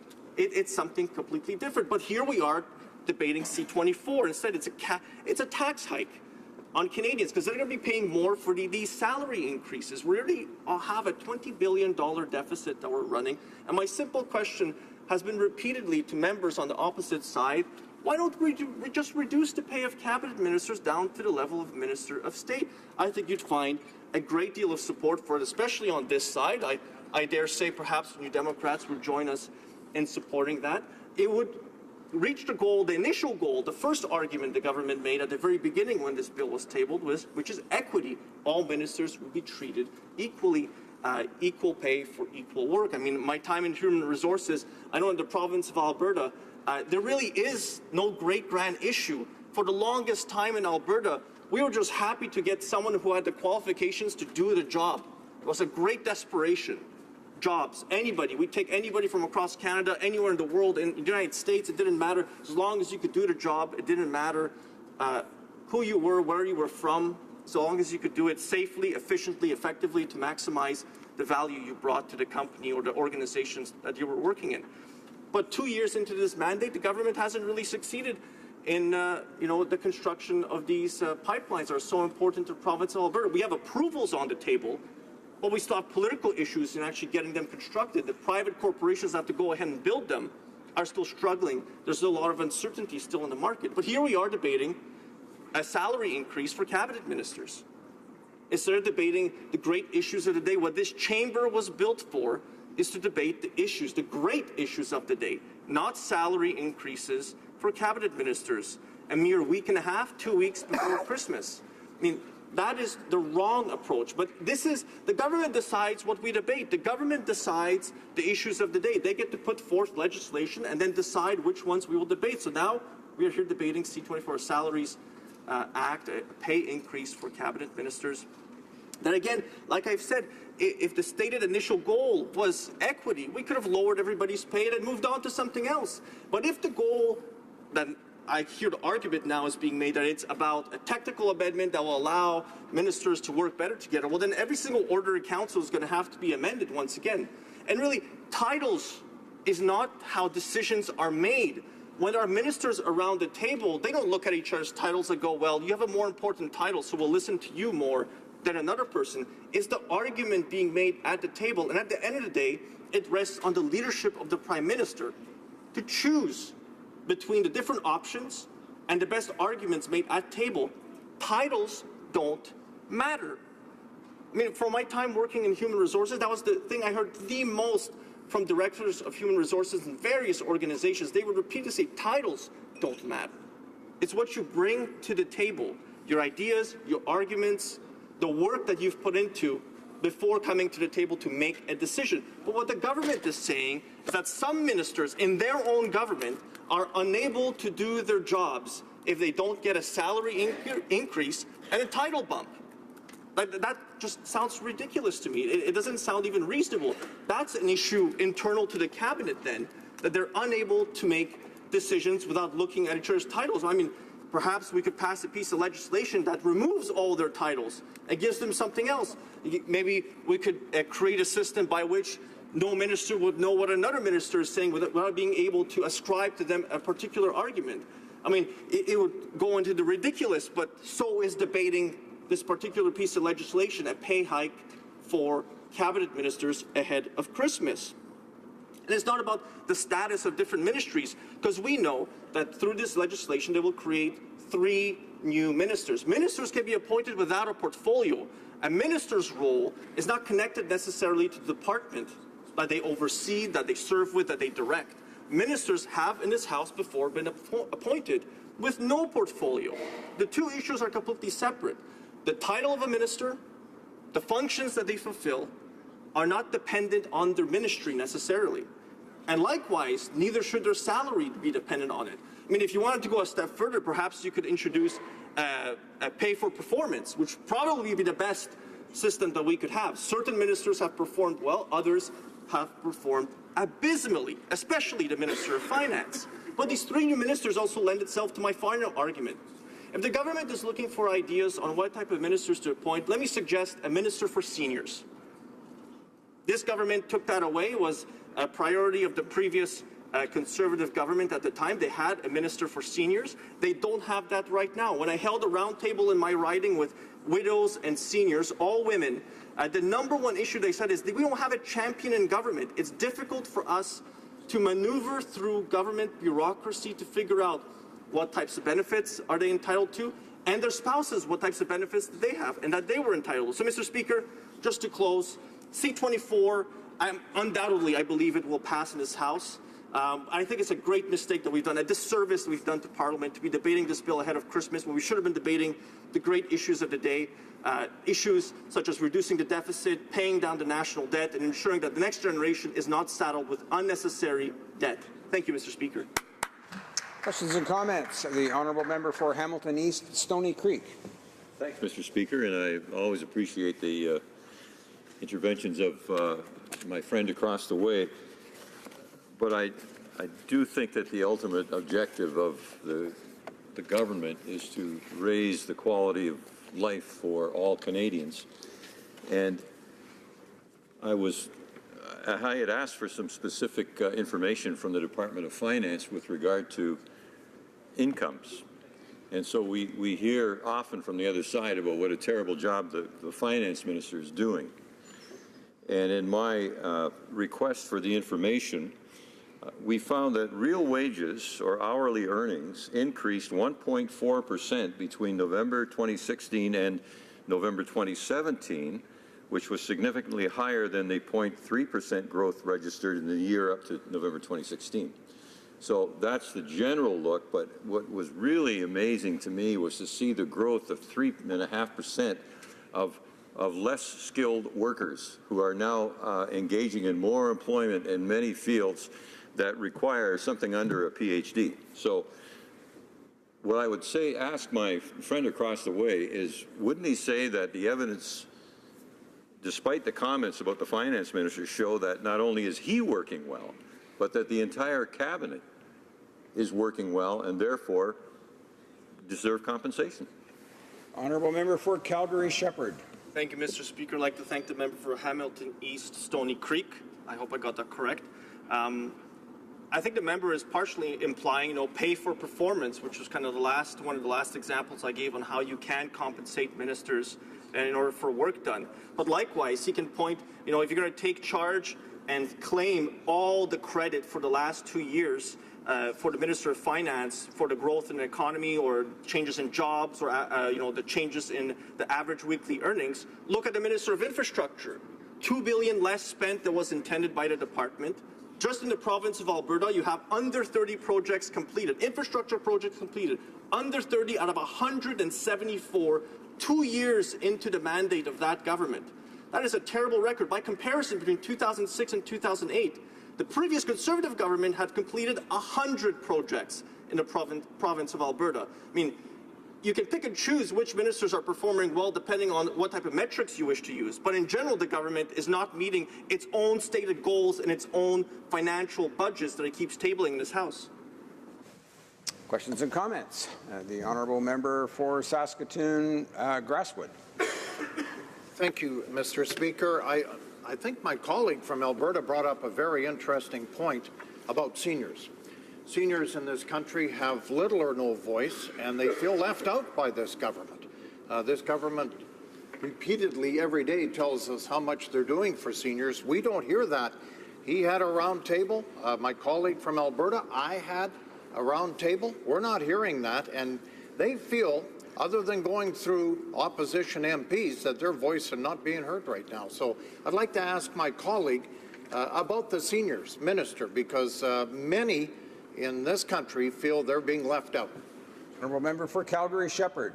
Thank you, Mr. Speaker. It's an excellent question by the member. I hosted a roundtable in my riding specifically for widows, because I find that they're in a particular situation. They've lost a spouse, and they find themselves bereft of that second person who they shared their entire life with. And now they're left to their own devices to try and maneuver through government bureaucracy, through the civil service, trying to figure out every benefit that they're supposed to be getting, as well as trying to figure out how to close off the old files that they had before. And I've had many constituents come into my office, to tell me that there's a mistake that's going on, a government is paying out a benefit they shouldn't be, or the government believes someone to have been deceased. In one particular case, I told the gentleman in his case, I really believed he was still alive, was obviously a mistake by the Canada Revenue Agency. But for seniors, they find themselves in a situation where they have no champion within this government. They have nobody looking at specifically how the seniors interact with the government. How are they doing in terms of their cost of living? When seniors move into their retirement years, the golden years as they're called, their income becomes fixed in the majority of cases. So things like the carbon tax, increases in inflation, eat away at their savings. And they're actually the first ones. They're the ones that bear the harshest brunt of government decisions, such as the carbon tax, a punishing new tax that will take away the most from those on fixed incomes. And the increase in Conformément à l'article 30. It is my duty, pursuant to Standing Order 38, to inform the House that the questions to be raised tonight at the time of adjournment are as follows. The Honourable Member for Nanaimo Ladysmith on the environment. Second, the Honourable Member for Chilliwack Hope on taxation. And third, the Honourable Member for Salaberry-sur-Roi on health. Resuming debate, the honourable member for Brandon Souris. I want to thank you, Mr. Speaker, for the opportunity to speak to Bill C-24 this afternoon here in the House. And I want to thank my colleagues for the fine work that they've done this afternoon in speaking to this bill as well. An act to amend the Salaries Act, Mr. Speaker, is what we're looking at. And I guess I want to start off by doing a little bit of what my colleague has just done from Southeast Calgary as well, by saying it, as we near the end of the session sometime this week, to wish everyone in my constituency a Merry Christmas and a Happy New Year, and to all Canadians and of course to all members of the House and support teams that keep us safe and do the work on a daily basis for us here in this House as well. But Mr. Speaker, to direct the comments that I want to make today to this bill, to C-24, it's pretty important, I think, that we as opposition speak out for what we're hearing in our communities and our local parts of rural Canada, as well as my colleagues from the urban areas that have spoken on this already. We've got a situation where the government has now brought forward a bill that creates 8 new Liberal ministerial positions. And I have had a number of my constituents write to me and call to indicate that they don't want me to support this bill. Several of the reasons are in some of the things that I'm about to say now, Mr. Speaker. One of them is what I just said, the 8 new Liberal ministerial positions being formed. 5 of these are ministers of state roles filled in the 2015 election, plus 3 Liberal ministers yet to be named. It's a bit of a stretch, Mr. Speaker, but we'll get to that one later. Mr. Speaker, it's also an act to amend the Salaries Act. Of course, that's what this is to allow for equal pay of all ministers, ensuring that ministers with more junior portfolios are paid the same as ministers with larger and more senior positions. Well, Mr. Speaker, the corollary to that is that I've always felt that, there should be equal pay for equal work in regards to the types of work that we have in every minister's portfolio. But a junior minister, as described by the government itself, must mean that it isn't the same responsibility as a senior minister, because they go on in the Act to add that they should have equal pay without adding any new responsibilities to that minister's position. So it's a bit of an oxymoron that you want to provide someone with more salary, but you don't want them to do any more work than what they were doing as a junior minister. And I think that that's one of the clear drawbacks in this bill, Mr. Speaker. The idea, I think, of bringing forward 5 ministers of state is something that we've had in the House for a number of years, ministers of state, but they as well were paid at a different level. The idea, though, of bringing 3 new ministers to the House, having to have a bill like this to do it, when the Prime Minister can obviously have put new ministers in place when he announced his cabinet in the first place, Mr. Speaker, provides an opportunity of querying on behalf of Canadians as to why he would have to put it in a clause, put that clause in a bill like this in the first place. Mr. Speaker, the one that I've had some experience with, I guess, in my own area of provincial politics and as a farm leader before I got into the federal Parliament here 4 years ago, Mr. Speaker, is one of the regional development agencies. And we've got a government that's placed the responsibility of all of those former 6 ministers in the hands of one minister in Mississauga in this case, Mr. Speaker, the Minister of Innovation. And I'm all for innovation, Mr. Speaker, and I feel strongly that a lot of that innovation is, at least in a support team manner, coming to a Minister of Innovation in the form of the regional ministers that we've had for development, that my colleague from Calgary Southeast, Southeast Calgary, I should say, that's not the name of his riding, Mr. Speaker, has indicated that the Western Economic Development Diversification area was one of those portfolios. And I would say that the situation is very adept to having action on the ground. And when you've got ministers in these areas of various parts of Canada, as I said earlier in my question to my colleague, that you end up with not necessarily a minister in every province, but certainly one in each of the regions of Canada. And I believe that we would have British Columbia, the Prairies, Ontario, Quebec, and the Maritimes to Atlantic provinces much more in tune with the things that are happening in their areas by having someone that is designated strictly for that, and that is their responsibility. And it may be a full-time job, it would be a full-time job in those areas, Mr. Speaker, but the government has indicated that those roles weren't as demanding, I guess you could say, as some of the areas, say, as finance, although there's concern around our finance minister these days and the credibility. But I believe that many of the portfolios in international trade, these are the things that Canada is known for on the international stage. We had government that had great credibility in finances under former Finance Minister Jim Flaherty, and I'd just like to point that out as an example of how when governments change, credibility can be undermined as well, Mr. Deputy Speaker. And so I think that we need to be very careful when we're looking at the types of establishment of new ministries that the government has done, and then going back and saying, but we'll develop 3 new ministers, and we don't know what they're going to do yet. There's no portfolio, but we'll just, we'll put them in the bill so that we can do that.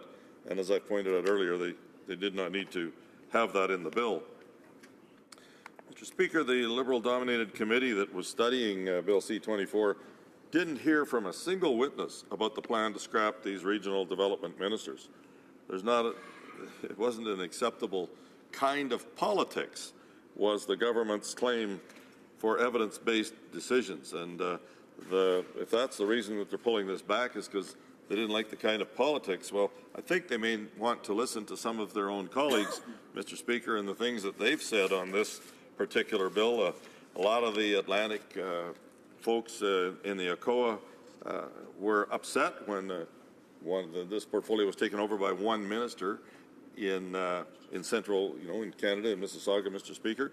And a number of them spoke out saying that generally centralized, and I quote, Mr. Speaker, from some of the committee report, generally centralized decision-making is viewed unfavorably as impeding the agility of programs. The subcommittee was asked to advocate for regional decision-making in order to better address regional needs. So the subcommittee of the Atlantic members caucus came together, and this was one of their recommendations. This comes out of the May 15th, 2017 report, Mr. Speaker. And another one was the long, quote, long processing times dilute business growth and create inefficiency and uncertainty. There are others. Some businesses have had to obtain bridge funding while waiting for ACOA funds. These circumstances are disruptive to business development. Well, we've certainly seen, Mr. Speaker, how this government has been very disruptive to business development. They've provided an uncertainty here with only 20 days left to the end of the year, that they've backtracked all along on the small business taxes that they announced in mid-July that they would bring in. And here we are with a situation that they tried to hoodwink people into thinking that they're actually going to do something for small businesses when all they're really going to do is the same thing that they did with the Conservatives' climate change plan. Mr. Speaker, it was so bad that they adopted it as their own. So therefore, I believe that we had strength in that plan, and we had strength in our economic plan. We had strength in the development of our small business plan to reduce taxes to 9%. This is a government that said they would do that, but froze them in the very first budget they had an opportunity to move on at 10.5%.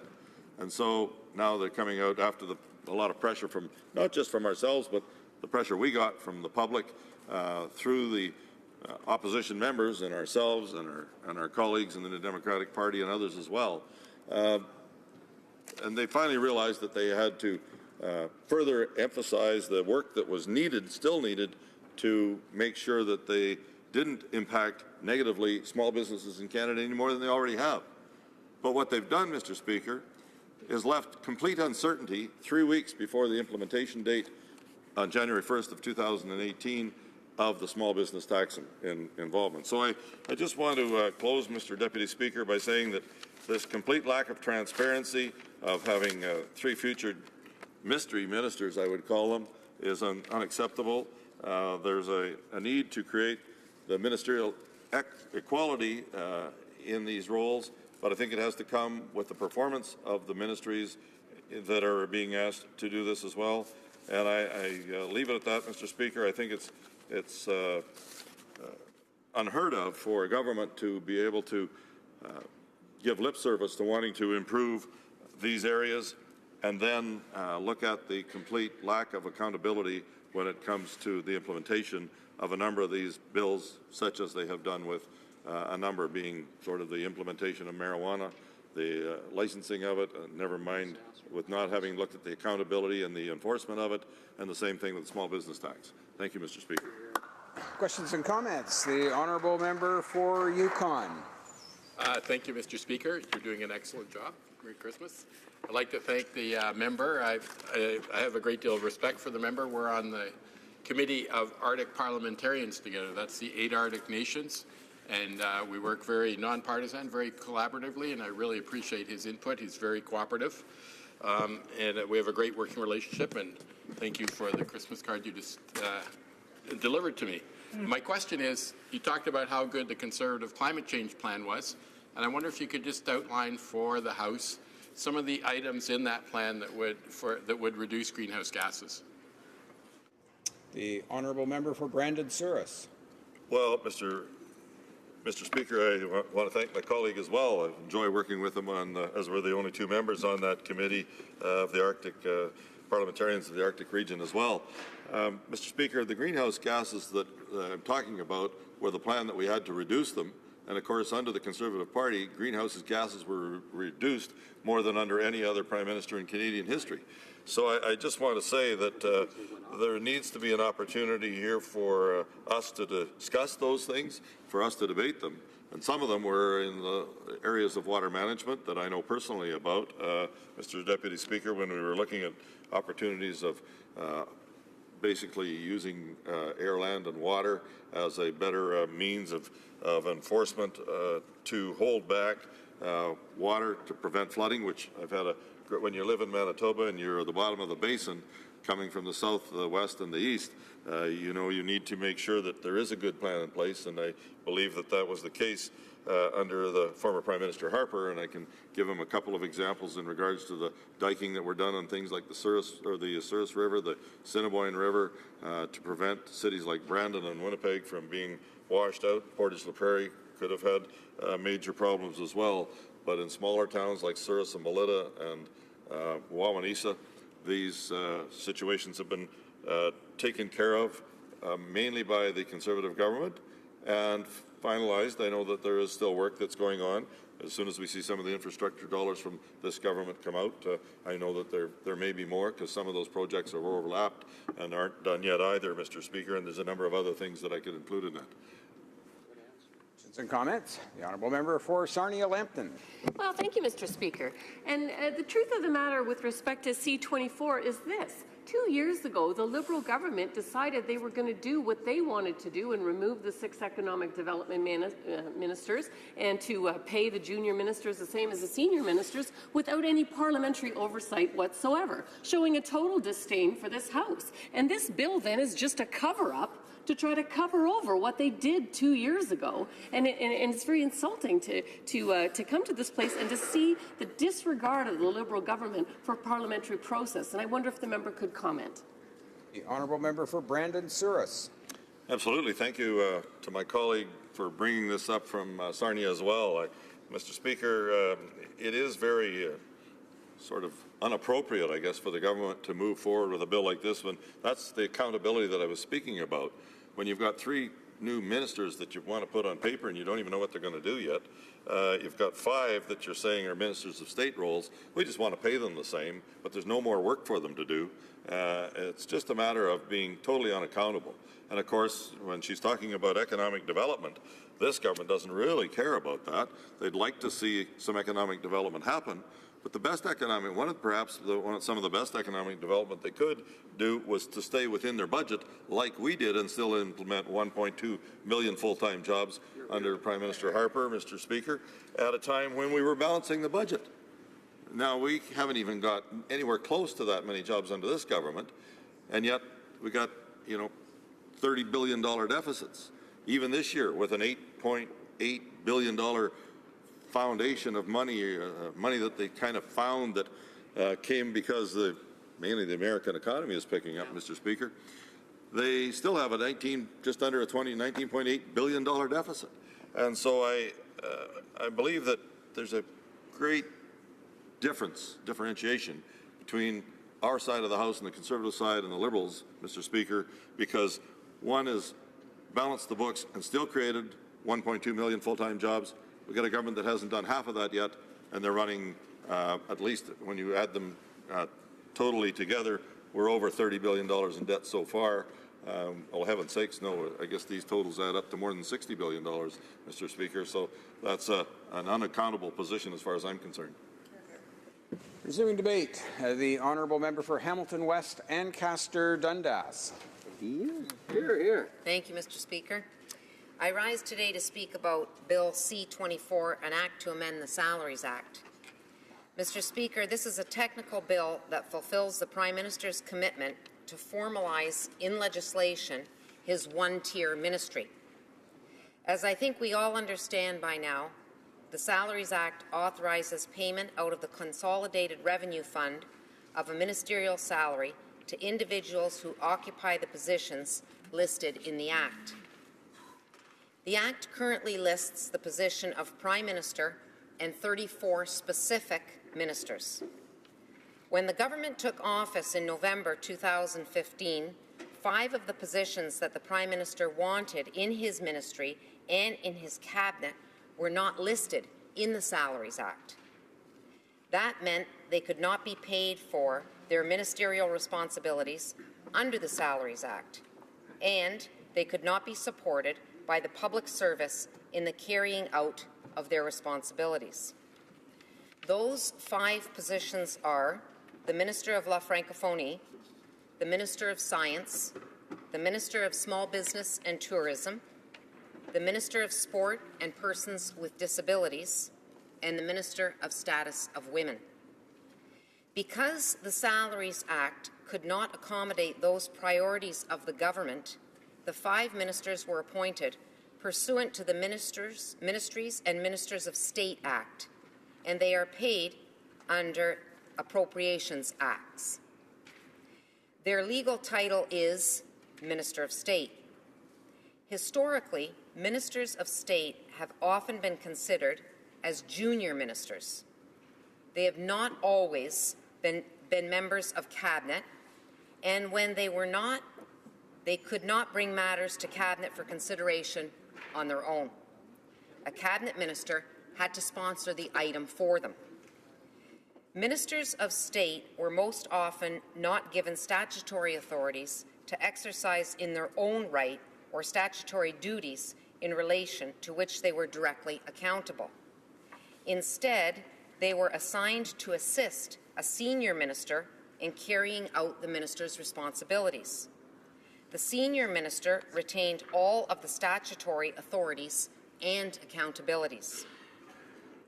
For some prime ministers, that was an arrangement that worked. It was the prerogative of the former prime ministers, as it will be the prerogative of future prime ministers, to appoint ministers of state as junior ministers, to assign them assisting roles only, and to decide whether or not they could sit as members of Cabinet. I am certain that past ministers of state were valued and contributing members to the ministry, but they were not always members of Cabinet, and they were not the equals to the ministers that they assisted. It is the prerogative of the Prime Minister to decide on the organization, procedures, and composition of Cabinet, shaping it to reflect the priorities and values of the government and to respond to the particular needs of citizens. The Prime Minister has created a ministry in which all members have leading roles to deliver on important priorities. They have an equal capacity to exercise the powers and perform the functions assigned to them, are all full members of Cabinet, and they are all fully and appropriately supported in carrying out their responsibilities. The Ministries and the Ministers of State Act provided a way for 5 of the ministers to be appointed, paid and supported by existing departments in carrying out their responsibilities until legislation could be updated to accurately reflect the structure of the current ministry. Bill C-24 is that update. It will formalize in legislation the current ministerial structure and will do away with distracting administrative distinctions. Bill C-24 adds to the Salaries Act 5 ministerial positions that are currently Minister of State appointments. It bears repeating, Mr. Speaker, the important issues and the individuals appointed to these 5 positions are advancing: preserving the vitality of the Francophone world, helping small business and tourism, supporting scientific research, and making sure that scientific considerations inform the government's policy and funding choices, promoting healthier Canadians through sport, and ensuring greater accessibility and opportunities for Canadians with disabilities, and working to build a society where women and girls no longer face systemic barriers. And these ministers have been assigned statutory responsibilities, Mr. Speaker, including responsibilities for important federal organizations, including the Natural Sciences and Engineering Research Council, the Social Science and Humanities Research Council, Destination Canada, and the Status of Women Canada.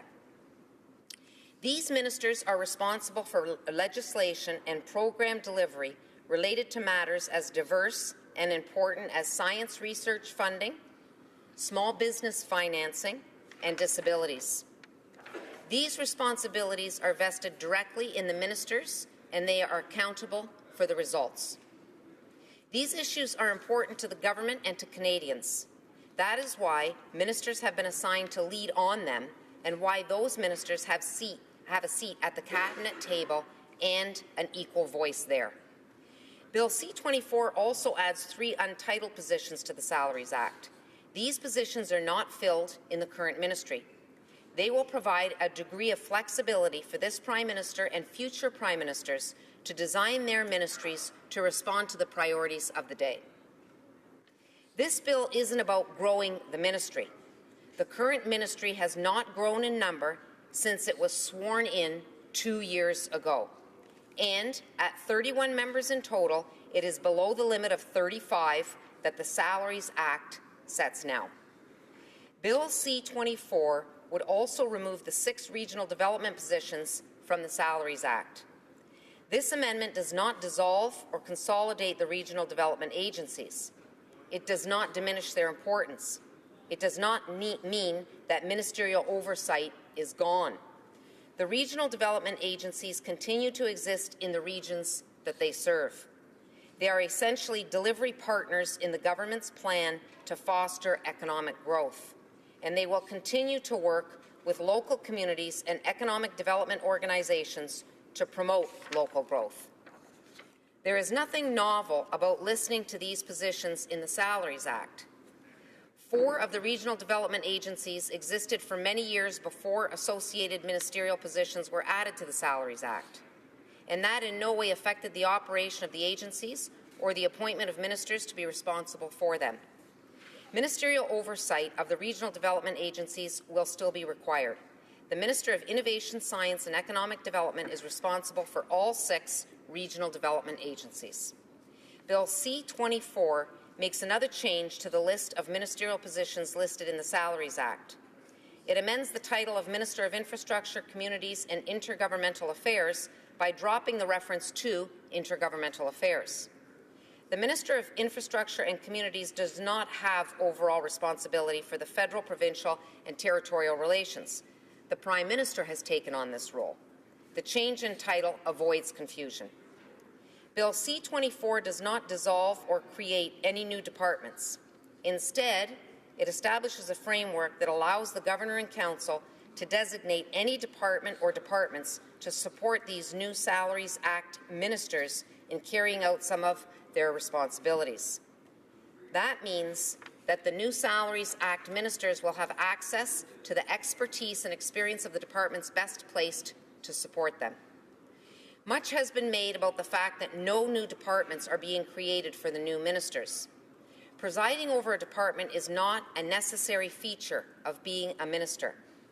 The Minister of Foreign Affairs, International Trade and International Development and La Francophonie all use the facilities and resources of a single department, Global Affairs Canada. The Ministers of Families, Children and Social Development and the Minister of Employment, Workforce Development and Labour both rely on the resources and facilities of the Department of Employment and Social Development in the carrying out of their responsibilities. This is a proven and efficient way to work. Bill C-24 generates no incremental costs with respect to the current ministry. The ministers currently appointed as Minister of State receive the same salary as their cabinet colleagues and will have office budgets that match their responsibilities. Bill C-24 doesn't change that. The legislation increases the number of ministerial positions that could potentially be paid under the Salaries Act by 2, from 35 to 37, including the position of the Prime Minister. The current ministry is composed of the Prime Minister and 30 ministers. As I mentioned earlier, the ministry has not grown since its swearing in on November 4th, 2015. Bill C-24 also has the consequential effect of increasing the number of parliamentary secretaries that may be appointed by 2. That would be from 35 to 37. Mr. Speaker, I began my remarks by saying this was a technical bill. Let me summarize. Bill C-24 would amend the Salaries Act by adding 8 new ministerial positions to the Act, 5 of which are currently Minister of the State appointments and 3 of which are untitled and therefore flexible. Removing the 6 regional development positions from the Salaries Act without affecting the status of the regional development agencies themselves, for a total increase of 2 positions that may be paid a ministerial salary out of the Consolidated Revenue Fund. Creating a framework within each of the 8 new ministerial positions could be supported fully and appropriately by existing departments, and changing the Salaries Act title of Minister of Infrastructure, Communities and Intergovernmental Affairs to Minister of Infrastructure and Communities, including amending the Financial Administration Act to change that title where it appears in that statute to better reflect the responsibilities of the position. I hope that we can all agree that this bill is worth supporting. Thank you, Mr. Speaker. Questions and comments? Questions and comments? Resuming debate. Reprise de débat. Is the House ready for the question?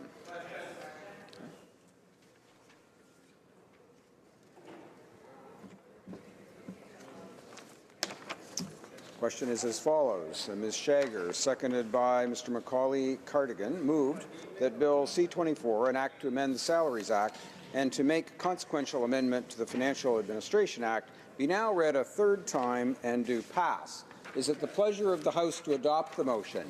Yes. All those in favour of the motion will please say yea. Yay! All those opposed will please say nay. Nay! In my opinion, the yeas have it.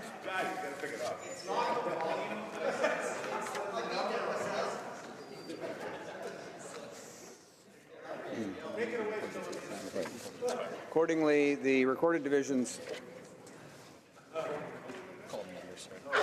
Yeah, I was going to say. Yeah, we have to call in the members first. I see the honourable member for Hamilton East Stony Creek. Mr. Speaker, I ask that the vote be deferred to the end of the time provided for oral questions tomorrow, Wednesday, December 13th, 2017. Thank you. Accordingly, the recorded division stands deferred until Wednesday, December 13th, at the expiry of the time provided for oral questions. I see the honourable member for Hamilton West Ancaster. Thank you, Mr. Speaker. I think if you seek it, you will find unanimous consent to see the clock at 5:30. Is it the pleasure of the House to see the clock at 5:30 p.m.? Agreed? Agreed and so ordered. The House will now proceed to the consideration of private members' business as listed on today's order paper. Orders of the day. Private members' business consideration at second reading of Bill S-228, Child Health Protection Act, standing in the name of Mr. Eyolfson. Mr. Eyolfson, seconded by Mr. Fraser, Central Nova, moves that Bill S-228, an act to amend the Food and Drugs Act prohibiting food and beverage marketing directed at children, be now read a 2nd time and referred to the Standing Committee on Health. Debate. The honourable member for Charleswood, St. James, Assiniboia, Headingley. Okay. Thank you, Mr. Speaker. It is my honour to stand here today as the sponsor of S-228, the Child Health Protection Act. I would like to begin by commending the Honourable Senator Green-Rain for introducing this bill last fall and for her tireless efforts to support healthy choices for our children. This bill was grounded in the Standing Senate Committee on Social Affairs, Science and Technology's own study on obesity in Canada, published in March 2016, and was debated by that committee during its review of the legislation. It has long been established that advertising works. And what I mean by this is that advertising is an effective tool for influencing potential customers' attitudes and behaviors. If this were not true, then advertising would not be a long-standing, multi-billion-dollar industry. This principle applies to all potential customers, including children. And now, more than ever, our children are exposed to a barrage of advertisements for unhealthy food and beverages. It therefore follows that those marketing their products to children should affect their decisions on what to eat. And, in fact, recent trends confirm that this is indeed the case.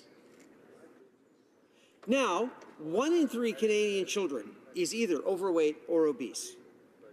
We know that obesity is linked to chronic illnesses such as heart disease, type 2 diabetes, and some cancers. During my career as a physician, I witnessed these trends firsthand on a regular basis. I noticed more of my patients who presented were overweight or obese, and I was seeing instances of heart disease and type 2 diabetes in younger and younger people.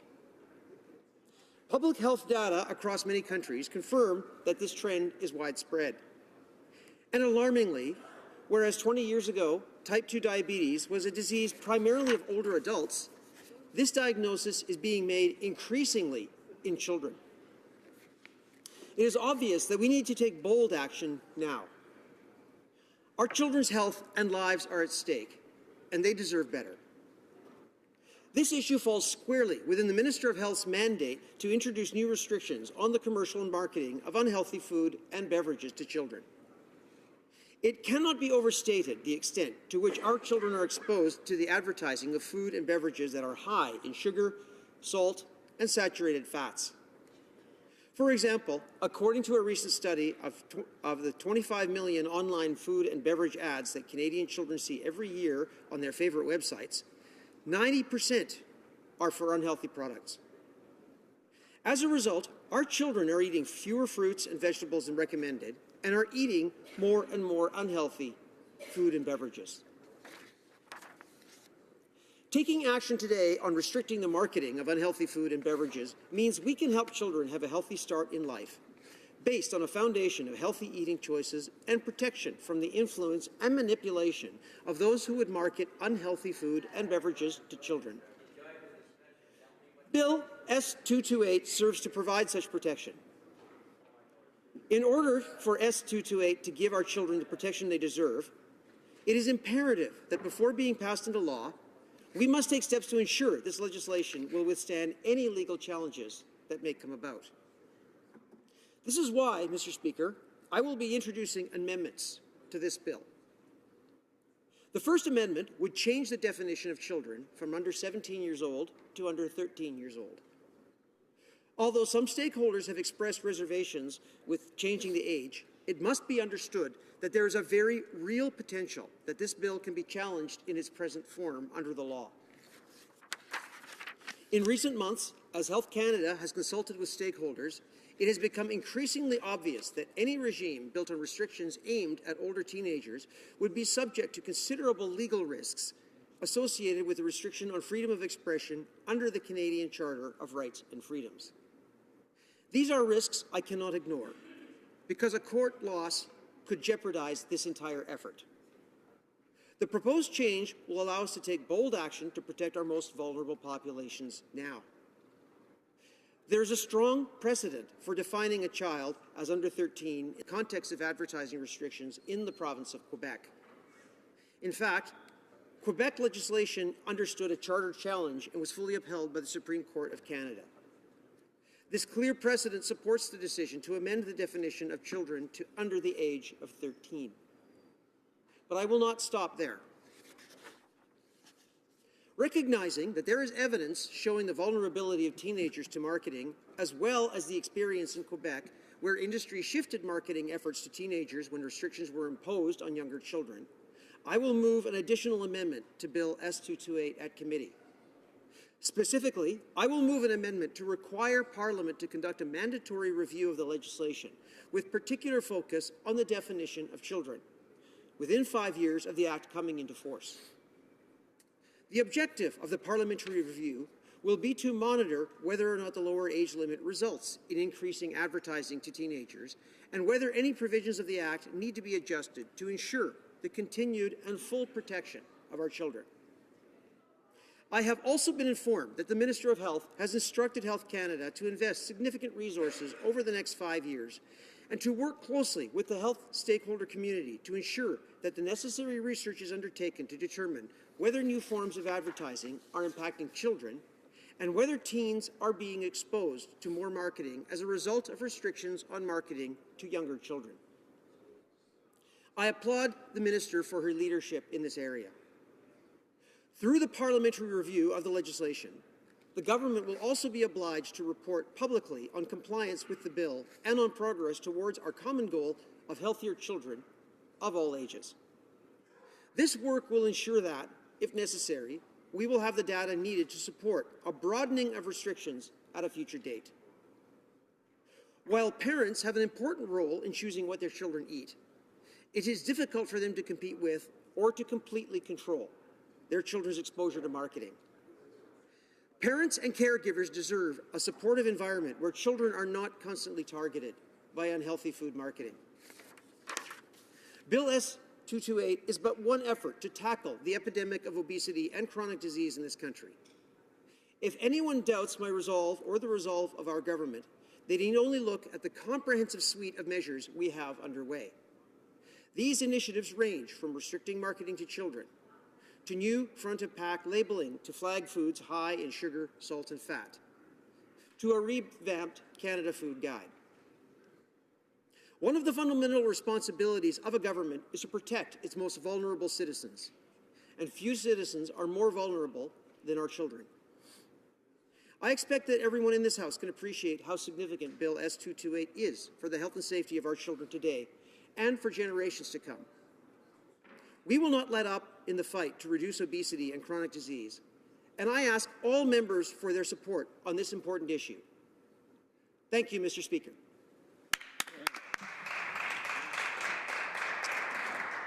Questions and comments? And the honourable member for Leeds, Grenville, Thousand Island, and Rideau Lakes. Thank you very much, Mr. Speaker. I appreciate the comments from the member, and I think that all of us look towards young people and children to eat healthy, and of course parents have some responsibility in that. But I've been hearing quite a bit about this bill, and as a coach of Timbits hockey, and I know that Tim Hortons sponsors kids hockey, 5-6-year-olds across Canada, Timbits hockey. They also support young people playing soccer across Canada. McDonald's happens to support Adam Hockey across Canada. Can the member assure us that this bill in no way will preclude them from continuing to support children's sport, which of course, Mr. Speaker, is important as part of a healthy lifestyle for our young people? Honourable member for Charleswood, St. James, Assiniboia, Headingley. Okay, thank you, Mr. Speaker. I'd like to thank the honourable member for his question. I have heard much of the same concerns from stakeholders, and I agree that the promotion of sport and activity is important and actually essential for the health and well-being of our children. We have discussed these issues with stakeholders and with the Minister of Health, and can assure the member that the government will be reviewing this to make sure there is no adverse effect on these sports sponsorship programs for children. Questions and comments? Essay commentaire. The honourable member for Sarnia-Lambton. Well, thank you, Mr. Speaker, and I'd like to thank the member opposite for his speech and for his work on the Health Committee. We know that everyone is in favor of reducing obesity, but in Quebec, they have had this implemented for 40 years and it's had no effect on the obesity rates. Same is true for Chile and the UK. So what fact and evidence-based science does he have to show that this will actually reduce obesity?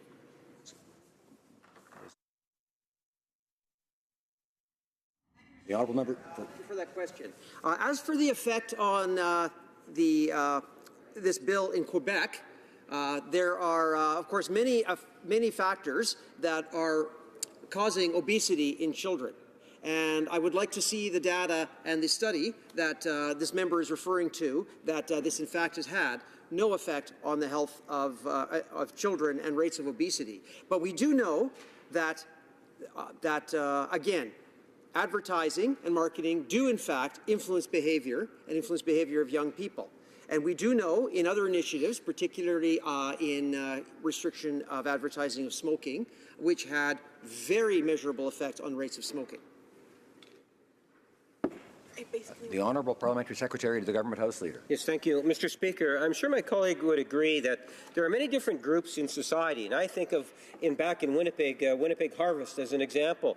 Many different educational facilities, in particular our early years and middle years, where you'll find that you have so many individuals wanting to see government, in this case private members, to take an initiative that will have a positive impact for our children. And maybe if he could just provide his thoughts in regards to, this is an idea that is shared by many Canadians that would in fact have a profound positive impact, and to accept this legislation at the very least moving forward would allow the stakeholders to come to the table and provide maybe some of the information and address some of the concerns that have been raised today. The Honourable Member for Charleswood, St. James, Assiniboia, Headingley. Thank you, Mr. Speaker, and I'd like to thank the Honourable Parliamentary Secretary for his comments. I agree. This is something that there are many aspects to this bill and what can be done, but we also know beyond a shadow of a doubt that, again, we need to develop a dialogue and we need to take action from a government level.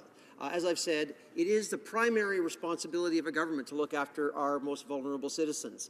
And this is something that I'm looking forward to input from all levels of government, from all parties, and from all stakeholders. Thank you.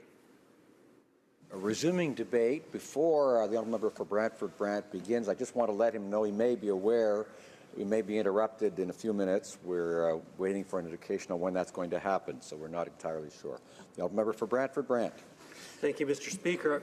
I stand before this House to speak on Bill S-228, a bill that calls for changes to the Food and Drugs Act to prohibit the marketing of unhealthy food and beverages directly to Canadian children under the age of 17. Bill S-228 is meant to address childhood obesity.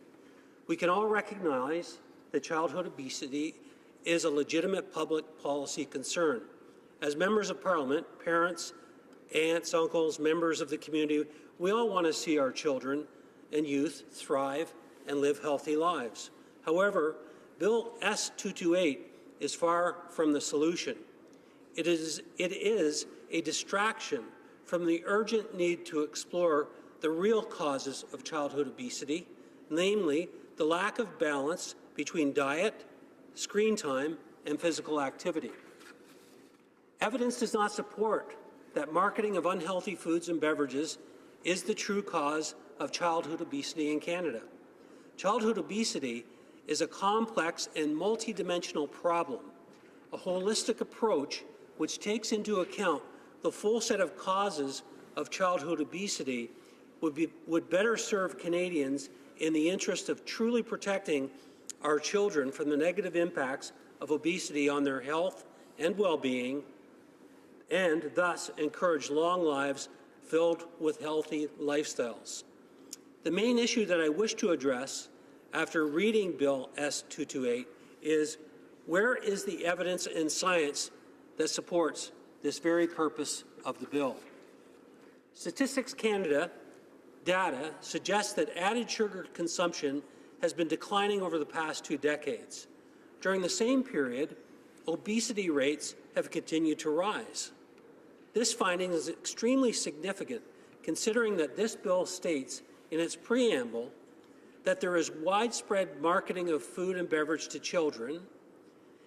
Restrictions to the marketing of unhealthy food and beverages to children must be mandated to curb the rapid growth of childhood obesity in Canada. I strongly encourage my colleagues in the House to read Bill S-228. It shouldn't take you more than 5 minutes of your time. You will note that the bill as currently drafted is extremely vague and leaves too many doors open to unintended consequences. We don't know yet what constitutes unhealthy food. Mr. Speaker. I thank the member for pausing because it gives us an opportunity to do what we have to do, which is pause for a few minutes. So we'll come back and following the royal assent.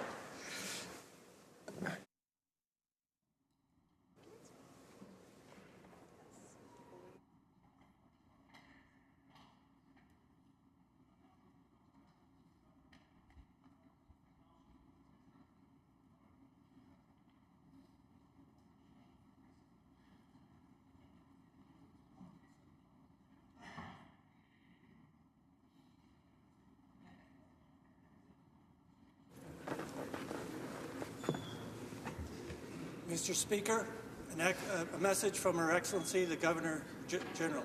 Monsieur le Président, un message de son... Mr. Speaker, a message from Her Excellency the Governor General. Faites entrer le messager.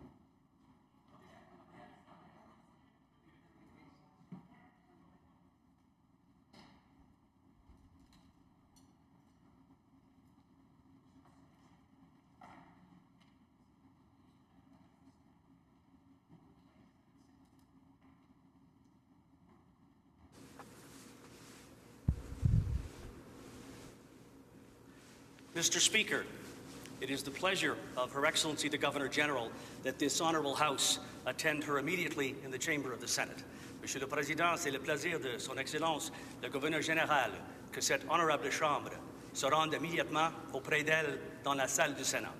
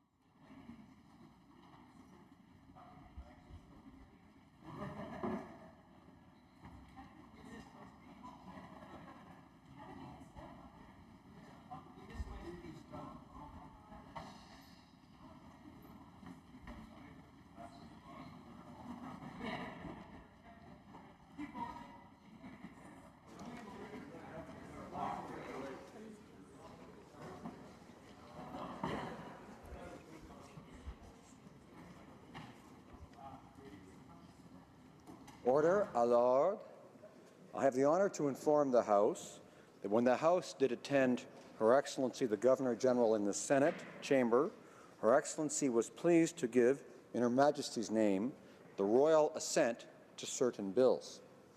J'ai l'honneur de faire savoir. I have the honor to inform the House that when the House did attend His Excellency the Governor General in the Senate chamber, His Excellency was pleased to give, in Her Majesty's name, the royal assent to the following bills.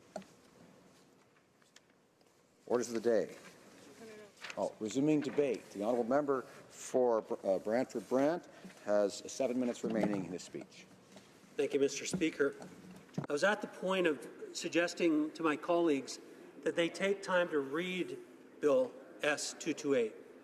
Again, about a 5-minute investment of your time, and you'll notice that the bill as currently drafted is extremely vague and leaves too many doors open to unintended consequences. We don't know yet what constitutes, quote, unhealthy food. The definition is not identified. We should disagree with any categorization of any food as unhealthy or bad. If bad or unhealthy, it should not be defined as a food. As well, any food eaten in moderation can form part of a wholesome diet. Bill S-228 does not provide specifics as to what constitutes marketing for children and types of marketing activities that should be restricted. The bill would likely prohibit an extremely wide range of practices in the form of restrictions on A, advertising in traditional broadcasting, radio and print, B, online and digital content, C, sponsorships, D, sales promotions, E, celebrity and character endorsements, and F, the use of a brand name, trademark or logo that is associated with or evokes an unhealthy food. If this is the case, the scope of the marketing restrictions under Bill S-228 will likely have negative repercussions on many sectors of businesses: farming, food manufacturing, advertising, publishing, broadcasting, and retailing, including the small and medium-sized convenience store owners. At no time have we seen a bill before this House with such wide-ranging restrictions on communication and advertising of legal products. Let me paint a picture of a Canada under this current Bill S-228. A Canada under this bill would mean that youth would be exposed to beer commercials rather than candy bar commercials during the broadcasts of Hockey Night in Canada. A Canada under Bill S228 would also mean that youth can drive a car at age 16 years of age or fly a plane at 15 years of age, but still be subjected to restrictions with respect to the marketing of food and beverages. What will happen to Timbits hockey, Tim Hortons summer camps? The very sports teams that keep our children active may struggle to exist. The lack of differentiation of target audiences for advertising purposes exposes Bill S228 as a potential constitutional challenge under Section 2B of the Charter.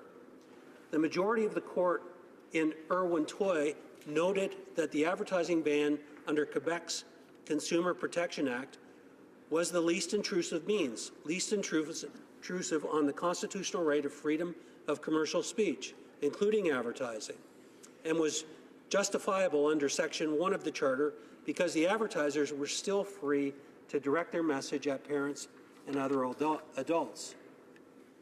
Bill S228 gives broad discretionary powers to the Cabinet to make regulations, quote, setting out factors to be considered in determining whether unhealthy food is advertised in a manner that is primarily directed at children, including how, when, and where an advertisement is communicated.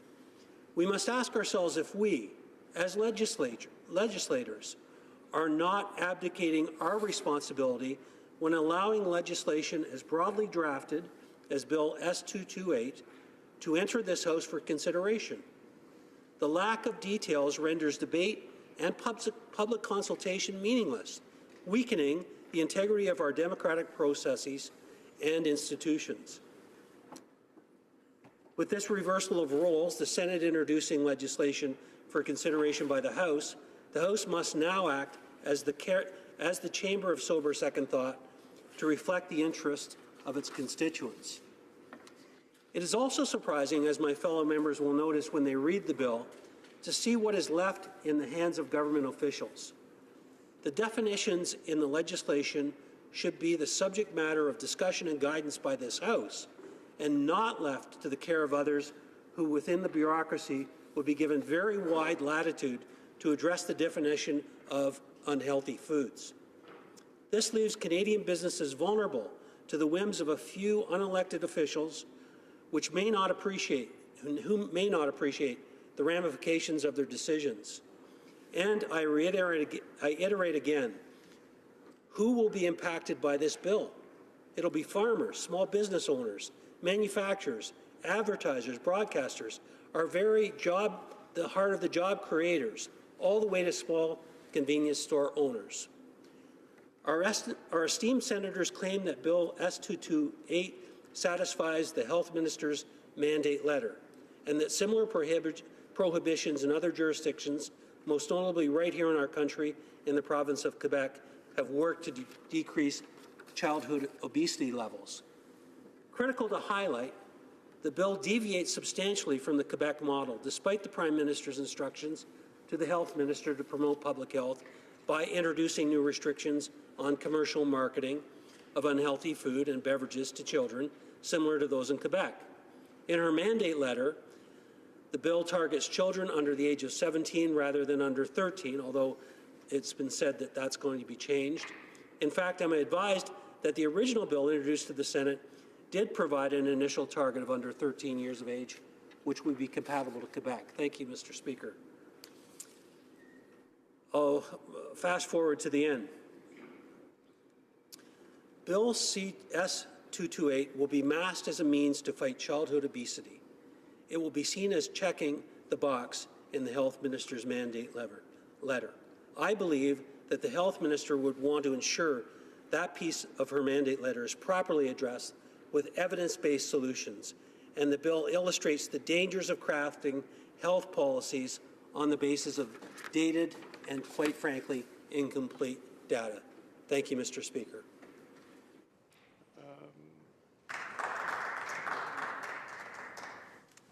Reprise du débat, l'honorable député. Resuming debate, the honourable member for Saint-Hyacinthe-Bagot. Mr. Speaker, Canada is the sixth. We have the greatest rate of obesity in any industrialized country. We are the sixth among these countries. It affects our health system in a significant way. It's time that the government act and remedy this situation. So I am standing to support Bill S-228, which is here to find solutions for this problem. There's juvenile diabetes, which is due to this advertising of junk food. The World Health Organization has targeted advertising as being one of the main factors leading to obesity. This is an initiative that the NDP supports strongly and has supported for some time. Since 2012, in 2012, we brought in Bill C-437, or 430 rather, which is meant to stop advertising to children under 13. There was also the Standing Senate Committee in 2016, which worked on this bill.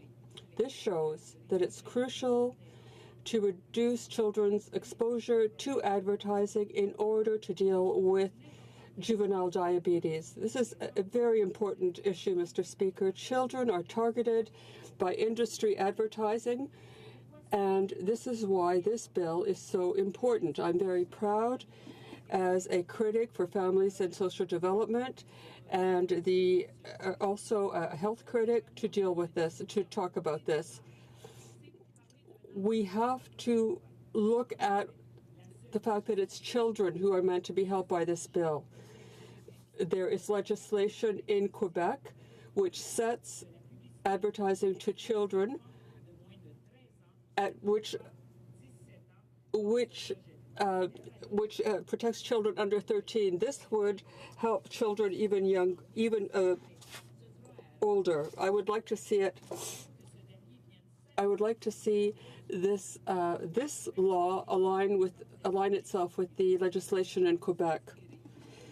We hope that the legislation will be inspired by Quebec laws and not run counter to the legislation in Quebec. Now, this would also look at the deal with the what is written on the various food products and drink products. It would have to do with labeling. I think it's urgent that we act in order to protect our children.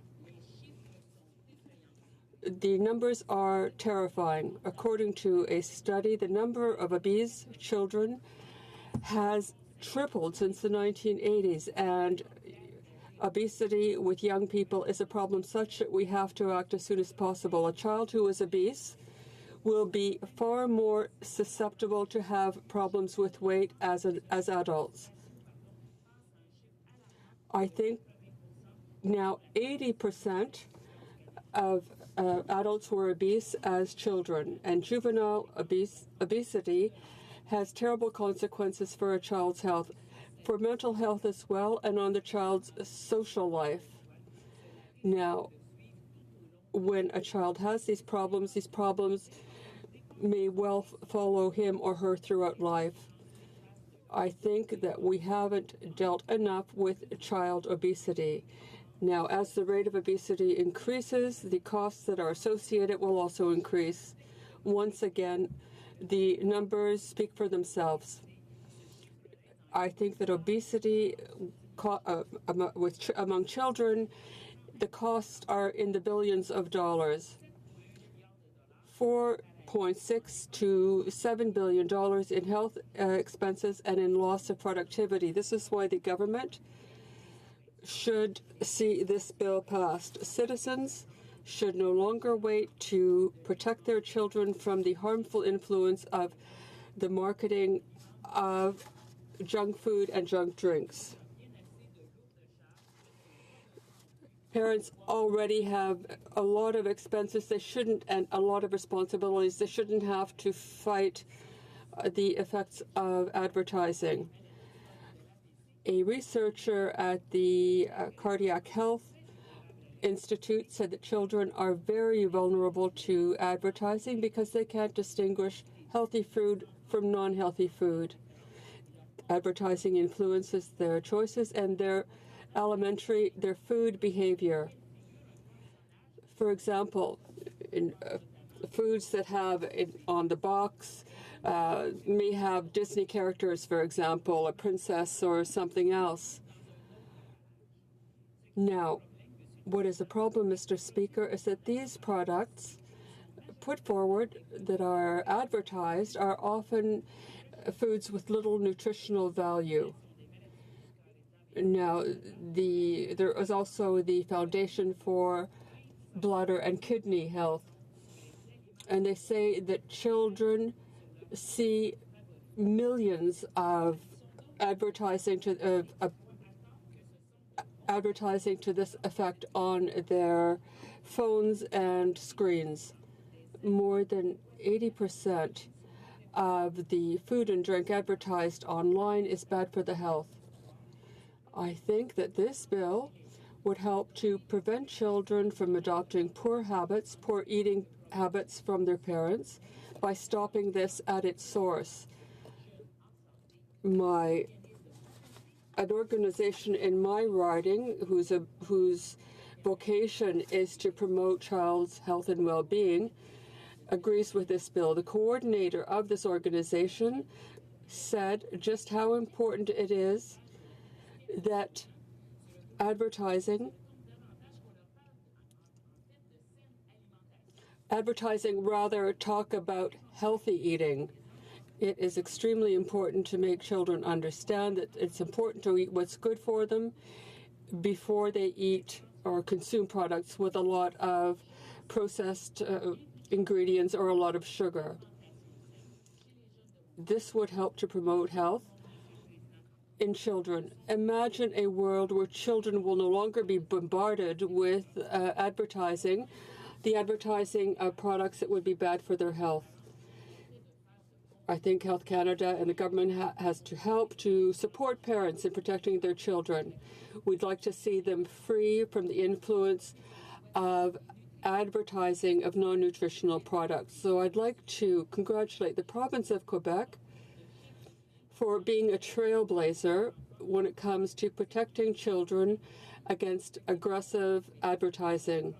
Quebec is the only province to have legislation in effect since 1980, the Consumer Protection Act in Quebec.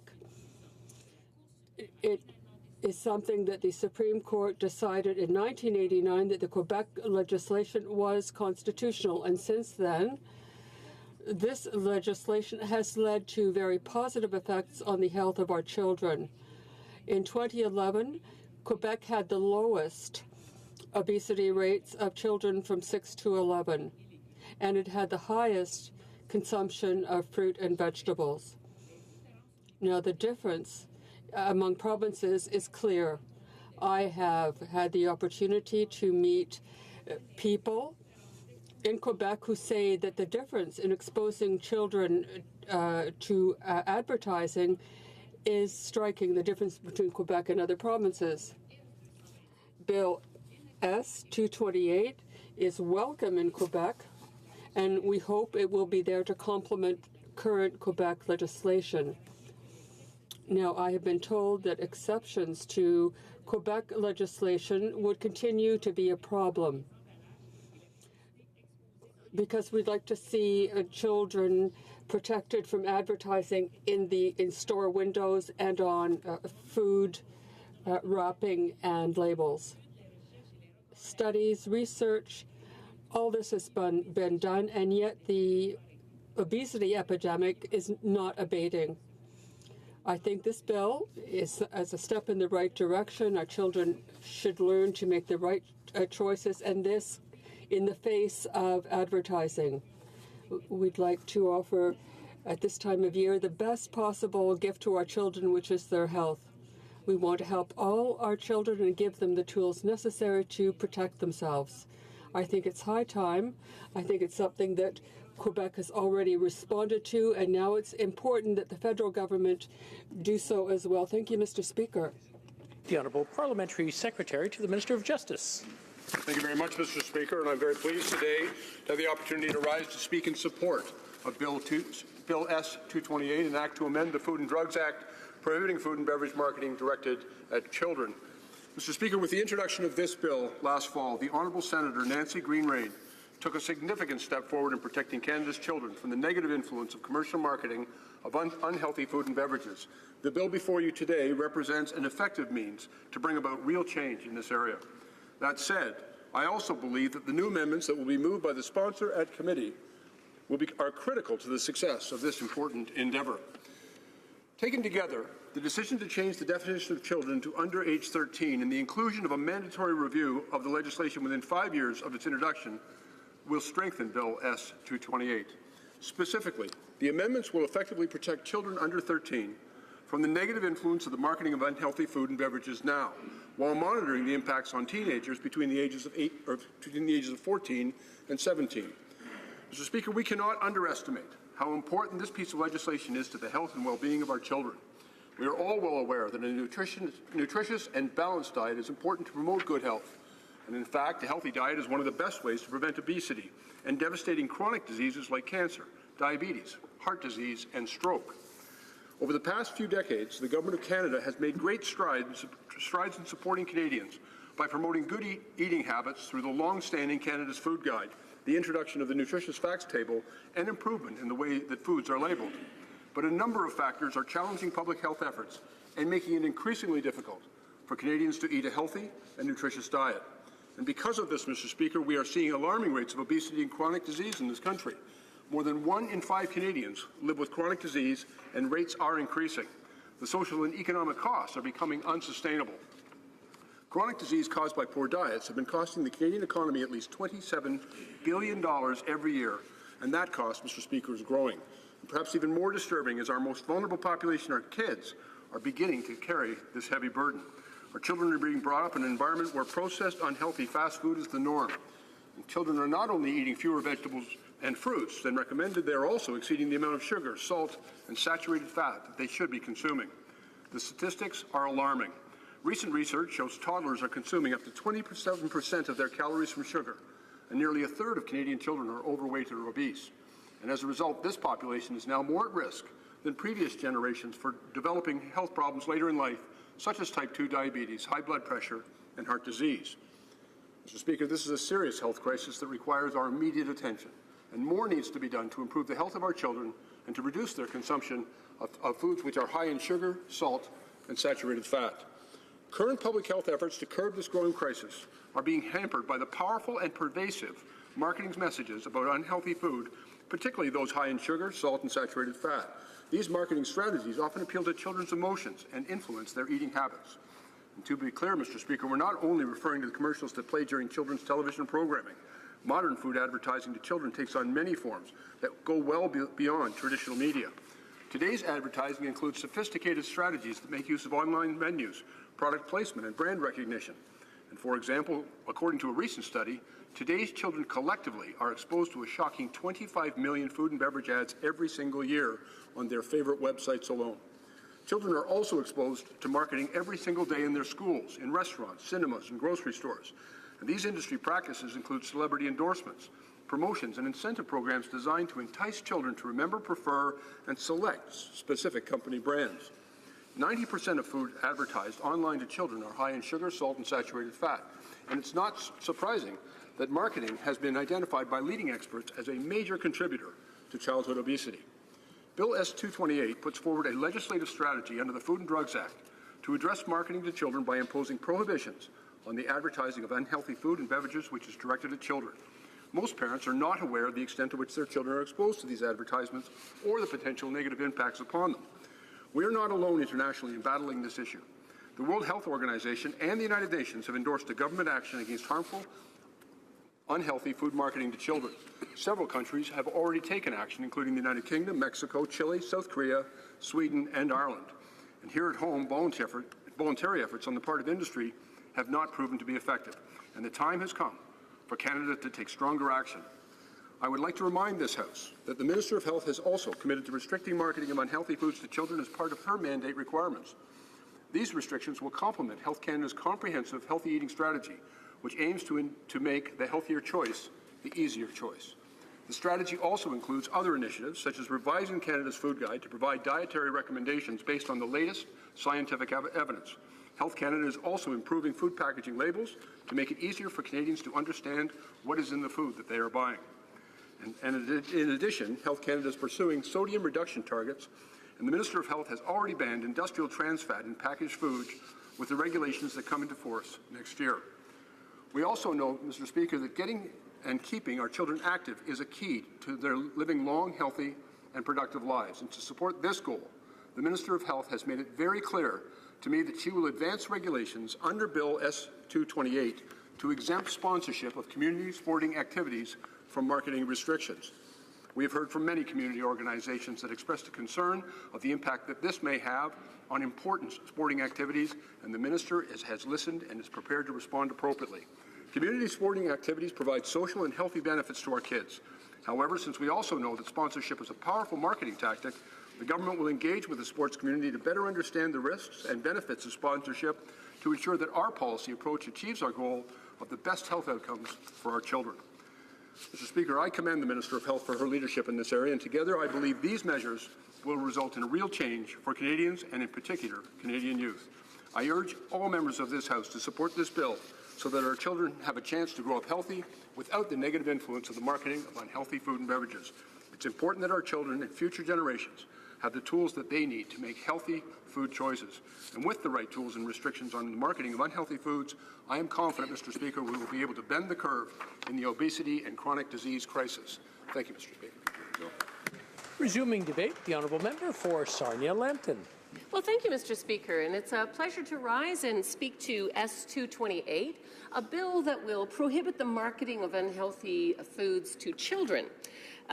Je tiens à remercier la sénatrice. I'd like to thank Senator Nancy Greenray for her dedication in this work and for her hard work on this bill. I'd also like to thank my colleague, the honourable member, for having presented this bill in this House. We talk about this bill, that we take a fact and evidence-based approach to the bill. I think everyone in this House would agree that we'd like to see obesity reduced in Canadians, and that is the goal. However, I would say that one of the troubling things is that this bill will likely not do that. First of all, let's look at what the current situation is.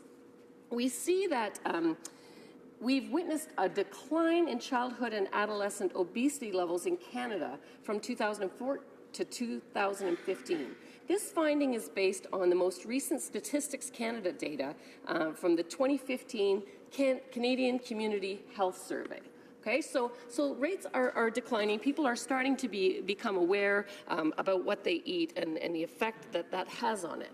Now, we've heard in the House about how there are countries that have implemented similar legislation to what's being proposed, and in fact, in the province of Quebec, for the last 40 years, they have actually had this type of legislation in place. Unfortunately, there has not been a reduction in the obesity rates in Quebec. Those rates have been flat for the last 10 years. And so I really think that when we look at addressing obesity, it's important to address all of the factors and make sure that what we're doing is going to have an impact. We all know that for people that are athletic, I know the member that is sponsoring the bill is a runner and is very fit. I myself am a triathlete, and certainly, full disclosure to the House, I do from time to time eat chips. I do consume McDonald's, Tim Hortons, and a variety of things that might be categorized under this legislation as being unhealthy. But I think that you would say I am not obese, and certainly I'm quite healthy, and I think it's a balance. If I look to how I grew up, I can remember that we ate Lucky Charms, Captain Crunch, and a myriad of these candied cereals that certainly would make the unhealthy list. In fact, my mother used to give us toast that we dipped in maple syrup. However, there wasn't a large amount of obesity then because we all ran around all day and played outside and got our physical activity. So I really think that physical activity is probably a stronger factor than what we see here. Now, one of the problems I have with this bill is there is a vague definition of what is unhealthy food. Who is going to decide that? And really, as we've pointed out, everything in moderation, can contribute to your whole diet. So that is something that is problematic. The other thing is the unintended consequences of the bill. I was pleased to hear with some of the amendments that the member has proposed. I was glad to hear about the age requirement being held to 13, okay, because although I don't think that this bill will have the intended effect of reducing obesity, I think it's clear that it's problematic with respect to court challenges and also with respect to, what we allow people that are 15 and 16 years old to do. We allow them to fly planes, to get their driver's license. There's all kinds of things that we allow. So it seems like we need to err on the side of personal choice and individual responsibility. And certainly, in terms of the impact to many of the folks who have businesses, McDonald's and Tim Hortons I mentioned, POP is another controversial topic of conversation. All of these people will receive an unintended consequence. And so I was happy to hear that the health minister recognizes that there would be an impact on the community support that these organizations provide in terms of sporting events and those kind of things. I think it's important that we keep those up. And all of the other things that they do to support the community, the Ronald McDonald houses, the camps that Tim Hortons runs. There's numerous beneficial things. And so I think, we don't want to implement legislation that doesn't actually address the obesity issue, but has these other negative consequences that may not be intended. Now, some of the concerns that have been brought up as well, which would be addressed by the amendment of reducing the age, was, kids that were working in restaurants or in convenience stores that would be exposed to marketing, and that certainly would be a concern. The advertising part of this also looks to be difficult to implement. I'm not sure what we expect to have happen with billboards, because young children will see the billboards. Is that marketing that's intended or directed at children? Who's going to make those calls? I think it's unreasonable to assume that people at Health Canada are going to be able to, first of all, determine whether something is advertising directed at children and to enforce. How are you going to enforce that? How much resource is required to go and enforce something like that? So I think those are questions still that need to be answered. Other concerns that have been raised to me have to do with audiences that are predominantly adult. If the audience is 95% adult, would you allow unhealthy foods to be advertised there or not? Some of the things that are out that seem a little hypocritical. I mean, if we look at the government currently allowing 12 to 17-year-olds to possess up to 5 grams of marijuana, but we don't want them to see ads for unhealthy food. That seems ridiculous, actually, and very hypocritical. So I think there are some things of that nature that need to be addressed in this legislation. Now, there are also going to be economic impacts from this. Estimates from a recent industry study indicate that a ban on food and beverage advertising would result in a GDP reduction of over $10 billion a year. So tens of thousands of lost employment person years and reductions of income, payroll, and corporate revenues of nearly $1 billion. So I think that these unintended consequences will be very bad for the country. And as I said, I don't believe the legislation is actually going to get to the heart of the issue, which is reducing obesity. Now, the other thing that is problematic from my perspective is I grew up enjoying Christmas calendars and Easter bunnies. And I really think that there is a time and a place where, marketing of treats, it doesn't result in obesity. These are things that happen occasionally and are not, a chronic part of an everyday diet. So I think those are things as well that would need to be looked at, and exemptions would have to be put forward for those. I don't know how you measure whether or not marketing is primarily directed at children. I'm not clear on the definition of that. And if we look to these other places who have implemented similar programs, I know that the data from Chile suggests that they've not seen a reduction in obesity, even though they put in place some very stringent things. You know, the boxes of Lucky Charms and Captain Crunch that I talked about have to be packaged in a white sack in Chile. And they're still not seeing the kind of, benefit in terms of the obesity reduction. Similar results as well exist in the UK. And so, as I said, I think we need to be fact and evidence-based when it comes to how we view this legislation. Now, one of the things that I would like to see as well is a focus on the activity level of children. I talked about how there was no obesity around our neighborhood because we were all very active. I think we have to educate our children and educate Canadians on the food that they eat. I think that's, a good education. I certainly have changed some of my eating habits over time. And I think to live a healthy lifestyle. And I think it's better for us to educate and then allow people to have their personal choice. If they're taking their kids out, they should be able to take them to McDonald's. I don't think we want to get into a situation where we have a nanny state and we're influencing people's personal choice. I think individuals have responsibility and parents have responsibility, and that certainly is where I would end up. So those are really my comments. I look forward to being at Health Committee and talking about this and looking at the amendments that are put forward and having further discussion. Thank you, Mr. Speaker. Resuming debate, the honourable member for Brampton South. Thank you, Mr. Speaker. I'm proud to rise today to support of Bill S228, the Children's Health Protection Act. I know this legislation will make a difference in the overall health of Canadians, especially our youth. As the chair of All-Party Diabetes Caucus, I know the importance of deterring unhealthy food choices in favor of healthy, active lifestyle.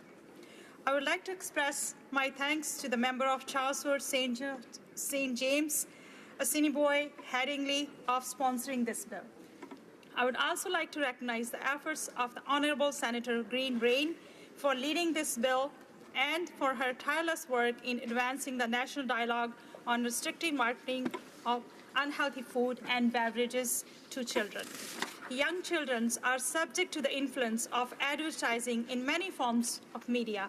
With bright colors and big excitement, advertising can attack young Canadians to food and drink choices that do not contribute to their nutritional need or are filled with sugar, which is a leading cause of obesity among our youth today. The social and economic costs of diet-related chronic diseases in this country are already unsustainable. Chronic diseases impacted by diet cost the Canadian economy at least $27 billion every year, and that cost is growing. We need to break this trend and move the needle in the right direction, starting with our children. This is just one example of unhealthy marketing to young Canadians that would be prevented through the changes suggested in this legislation. And I think that is a great time. Bill S228 seeks to restrict the marketing of unhealthy food to children. It seeks to prevent bright and animated image from influencing children to choose foods and beverages that do nothing to meet their daily nutrient needs, but rather fill them with unhealthy sugar, chemicals, fats, and empty carbohydrates. This is an important move at a time when our nation faces a chronic disease crisis brought on by diets and that is high in sugar, salt, and saturated fat. This bill would help head off the growing obesity rates in Canada and could even help reduce the epidemic of diabetes that is soaring from coast to coast to coast. As I mentioned previously, my chair as a role All-Party Diabetes Caucus makes me especially proud to support this bill brought here by my friend and colleague who brings his extensive medical background to our work on the Standing Committee of Health. Today, Canada ranks among the most overweight OECD countries based on body mass index. A 2017 obesity update by the OECD showed that in Canada, approximately 22% of the population aged 15 and over is obese. In my riding, Brampton South, we see that obesity is a significant health concern for all residents. In fact, In Peel region, 51% of adults, 32% of grades 7 to 12 students are overweight or obese. Many factors contribute to these chronic health concerns, including high level of sodium consumption. Mr. Speaker, Canadian children on average consume more than 80% of the daily recommended salt intake. This can lead to high blood pressure, which comes with many dangerous consequences. Across the country, 25% of Canadians are living with diagnosed high blood pressure, and this rate has been rising by nearly 3% each year since 2000. While there are many factors that contribute to obesity, a lack of nutritional balance and an overuse of unhealthy food is a major contributing factor. Interventions like this one are important to protect young Canadians from the appeals of advertising, which can draw them to make the unhealthy choices in their daily food and drinks. Certainly, Mr. Speaker, reducing our obesity rate will have significant impact on reducing the rate of Canadians living with type 2 diabetes. Reduced blood sugar levels, increasing physical activity, and loss of about 5 to 10% of total body weight can make a great difference in overall health and quality of life. Our government is taking great strides to encourage healthy, active living. Canada's healthy eating strategy is a great example of this, with many elements working together to help Canadians make the healthy choice as the easy choice. Too often, with pressures of our busy lives, Canadians forgo home cooking in favor of processed food. Too often, we substitute nutrition value for convenience. And with the power of advertising, this can lead to habit-forming pattern for Canadian youth and young adults. In fact, a recent study found that children are exposed to more than 25 million food and beverages ads on their favorite websites. The World Health Organization has also expressed its concern for the power of advertising targeted to children. In 2010, WHO member states, including Canada, made recommendations calling for comprehensive control on marketing of unhealthy food and beverages to children. We all know how pervasive marketing can be when it comes to making consumer decisions. How many words have entered the common language after entering our vocabulary as brand names? How many of us can sing along to the jingles on TV and radio advertising? How many of us can name the big orange tiger on the cereal box? When healthy eating and active living can make such a great difference in deterring the onset of obesity and chronic disease. A responsible government should do all that it can to help Canadians live healthy lives. This summer, I traveled across Canada to speak with Canadians about healthy eating and heard great support for this bill as it made its way through the other place. Now that it has been raised here, I continue to hear support for this bill and for the positive changes it would have in the overall health of Canadian youth. Youth are, after all, the next generation of Canadian adults, and we can promote greater health at a younger age. We will see consistent change in the overall health of all Canadians. It is my hope that in the years to come, we will see the pressures of marketing to children removed from the food and beverages industry, and we will see young Canadians making healthier choices, contributing to their overall health. I want to thank my colleague for bringing this bill here and for all who have worked to support the protection of young Canadians from targeting marketing of unhealthy food and drinks. I encourage all of my colleagues on both sides of this House to support this bill and do their part to help us protect the health of Canadian youth. Together, Mr. Speaker, we can make a real difference in the health and well-being of Canadians today and for years to come. Thank you, Mr. Speaker. Resuming debate, the honourable member for Bruce Grey Owen Sound has approximately 2 minutes, and then he'll be able to continue next time the item comes up for debate. Well, thank you very much, Mr. Speaker, and I know that my time is going to be limited here, but I still, at this date and time of the year, I just want to wish you, all of our Pages staff here and all of our colleagues here a very Merry Christmas and a very healthy and prosperous 2018. Mr. Speaker, it's a pleasure for me today to speak to Bill S228. And while the intent of the bill is something that we should all support, and certainly I do too, but some of the concerns that are out there is, I believe more than one member, Mr. Speaker, has talked about the unintended consequences.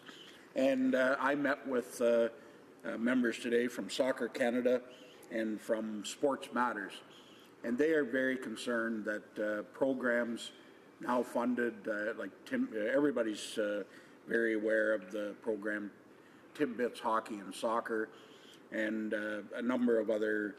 This program could be in severe jeopardy of basically not complying under this, and that's if the regulations aren't done right, and that's a concern. With that, Mr. Speaker, I see I'm out of time.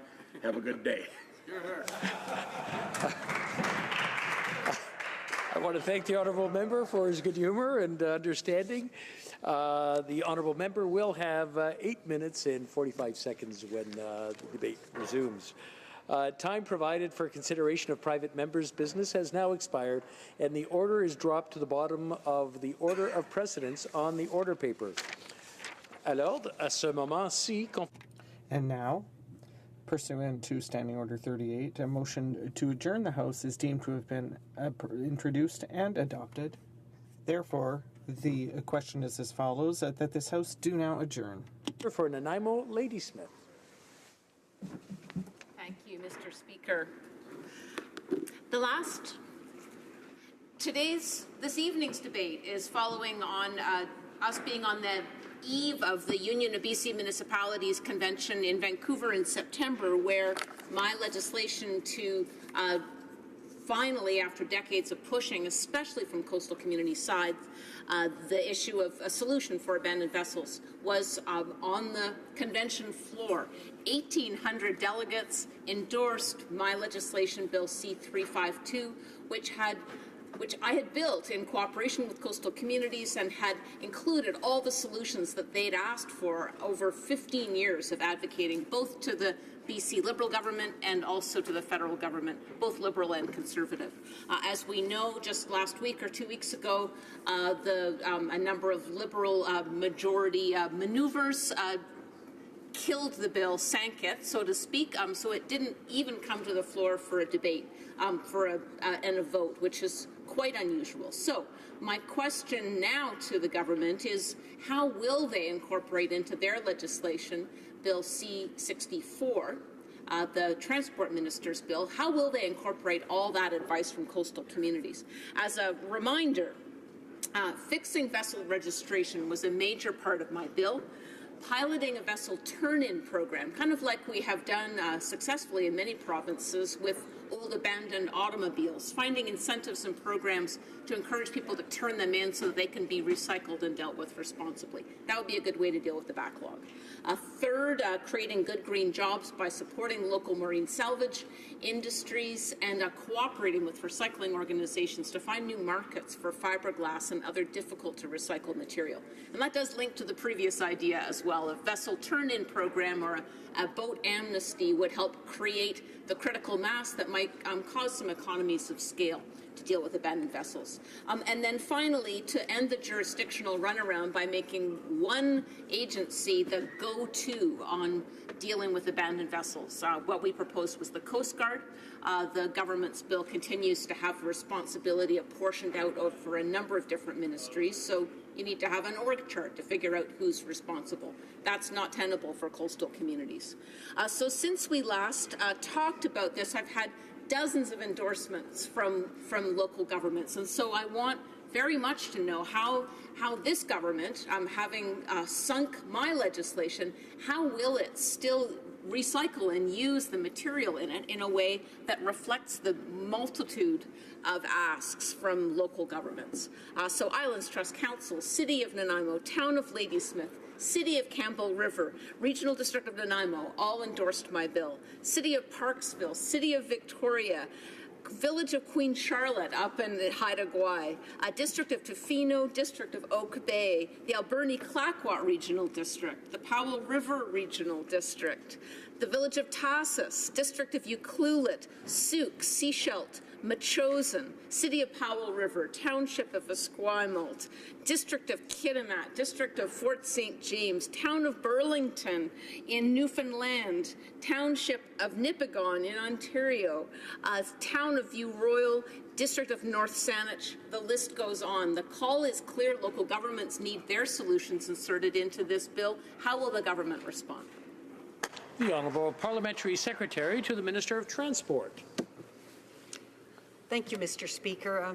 I rise again to reiterate this government's commitment to address the serious problems of abandoned and wrecked vessels that are negatively affecting our coastal and shoreline communities. We know and understand the issues that these problem vessels represent. We have made numerous announcements and launched several initiatives that clearly demonstrate our commitment to addressing these long-standing issues. I would remind the House that when we launched the Ocean Protection Plan just over a year ago, we said we would deliver a national strategy on abandoned and wrecked vessels. And Mr. Speaker, we are delivering. Let me explain how. First, I would like to remind members that in the past year, our government has launched 2 short-term funding programs designed to support the cleanup and removal of legacy abandoned vessels and wrecks. This includes Transport Canada's Abandoned Boats Program and the Department of Fisheries and Oceans Abandoned and Wrecked Vessels Removal Program, which collectively covers all waters in Canada.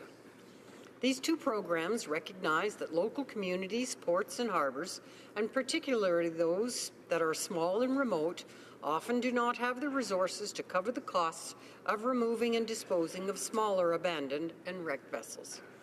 Mr. Speaker, these programs will deliver tangible results.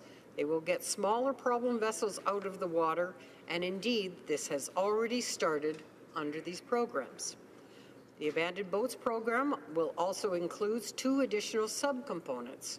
One is focused on education and outreach to help inform vessel owners of their responsibilities. The other is focused on research into options to improve vessel recycling and design. Mr. Speaker, this government also committed to ensuring vessel owners can be held accountable. We are delivering on this commitment as well with the introduction of the Wrecked, Abandoned, or Hazardous Vessels Act, or Bill C-64, on October the 30th. Drawing upon best international practices, this piece of legislation is more robust and comprehensive than anything ever seen previously in Canada. As the key preventative component of the national strategy, it will strengthen vessel owner responsibility and liability, address irresponsible vessel management, and enhance federal powers to make more proactive action on problem vessels before they become bigger problems. Simply put, our government is delivering on the commitments we've made to resolve the long-standing abandoned vessels challenge. We have both short-term and long-term preventative and removal measures that are in place or are being put into place. But everything will not get done overnight, but progress will be made continuously as part of an overall comprehensive strategy. We look forward to the committee's study of Bill C-64. The Honourable Member for Nanaimo Ladysmith. Thank you, Mr. Speaker. The question still remains of the very specific elements that I mentioned. How will they be accommodated into the government's legislation? There's nothing in Bill C-64 that contains any of the elements that I just mentioned. They are integral to its success. Dealing with the backlog is necessary for dealing with the overall problem, as opposed to more the forward-looking approach of the government's bill. And fixing vessel registration is vital.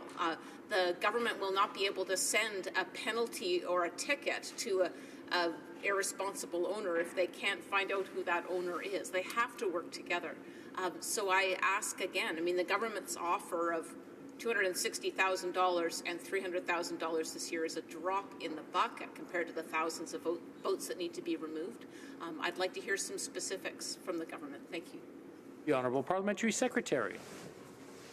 Mr. Speaker, I wish to reassure members that we are committed to protecting and preserving our marine environment and ecosystems, local economies, and the health and safety of our citizens that are affected by abandoned and wrecked vessels. These issues matter to coastal and shoreline communities, and they matter to us. We have made significant investments to address this issue as part of the $1.5 billion Oceans Protection Plan. Quite simply, we have launched 2 new funding programs to support the cleanup of small, high-priority vessels and wrecks across Canada, support education and outreach, and support research into vessel recycling and design. We've introduced comprehensive new legislation to create the required federal legislative framework to deal with future occurrences of wrecked, abandoned, or hazardous vessels, while also reducing the impact of those that do occur. Our strategy aligns with the best practices around the world and delivers on our commitment to protect our valuable coasts. Honourable Member for Chilliwack, Hope. Thank you very much, Mr. Speaker, and it's a pleasure to rise in the House again today to talk about small business tax changes, something that we've asked a lot of questions about this fall. And the question that I expressed an interest in getting some more information on, I actually asked to the Prime Minister. And the Prime Minister and the Finance Minister are both very wealthy men who have structured their personal affairs in such a way as to protect them from paying the same sort of taxes that they wanted to impose on our small businesses. So the question that I asked the Prime Minister was quite simple. I was asking him if any of the changes that were being envisioned by this government, any of the changes that were going to increase taxes on small businesses were going to apply to the family fortunes of the Prime Minister or the Finance Minister. We learned finally today, in question period, the Finance Minister finally told us that they would be providing some information tomorrow on some of the changes that they are going to be imposing on small businesses. So I will ask the question again. As a result of the changes that are coming to small business owners, the tax increases, the changes in the way that the taxes are applied to small businesses, will the family fortunes of the Finance Minister or the Prime Minister be affected in any way? Parliamentary Secretary to the Minister of Finance. Thank you, Mr. Speaker. And the member knows our government was elected a little more than 2 years ago on a promise, a commitment to Canadians to grow our economy and to strengthen the middle class.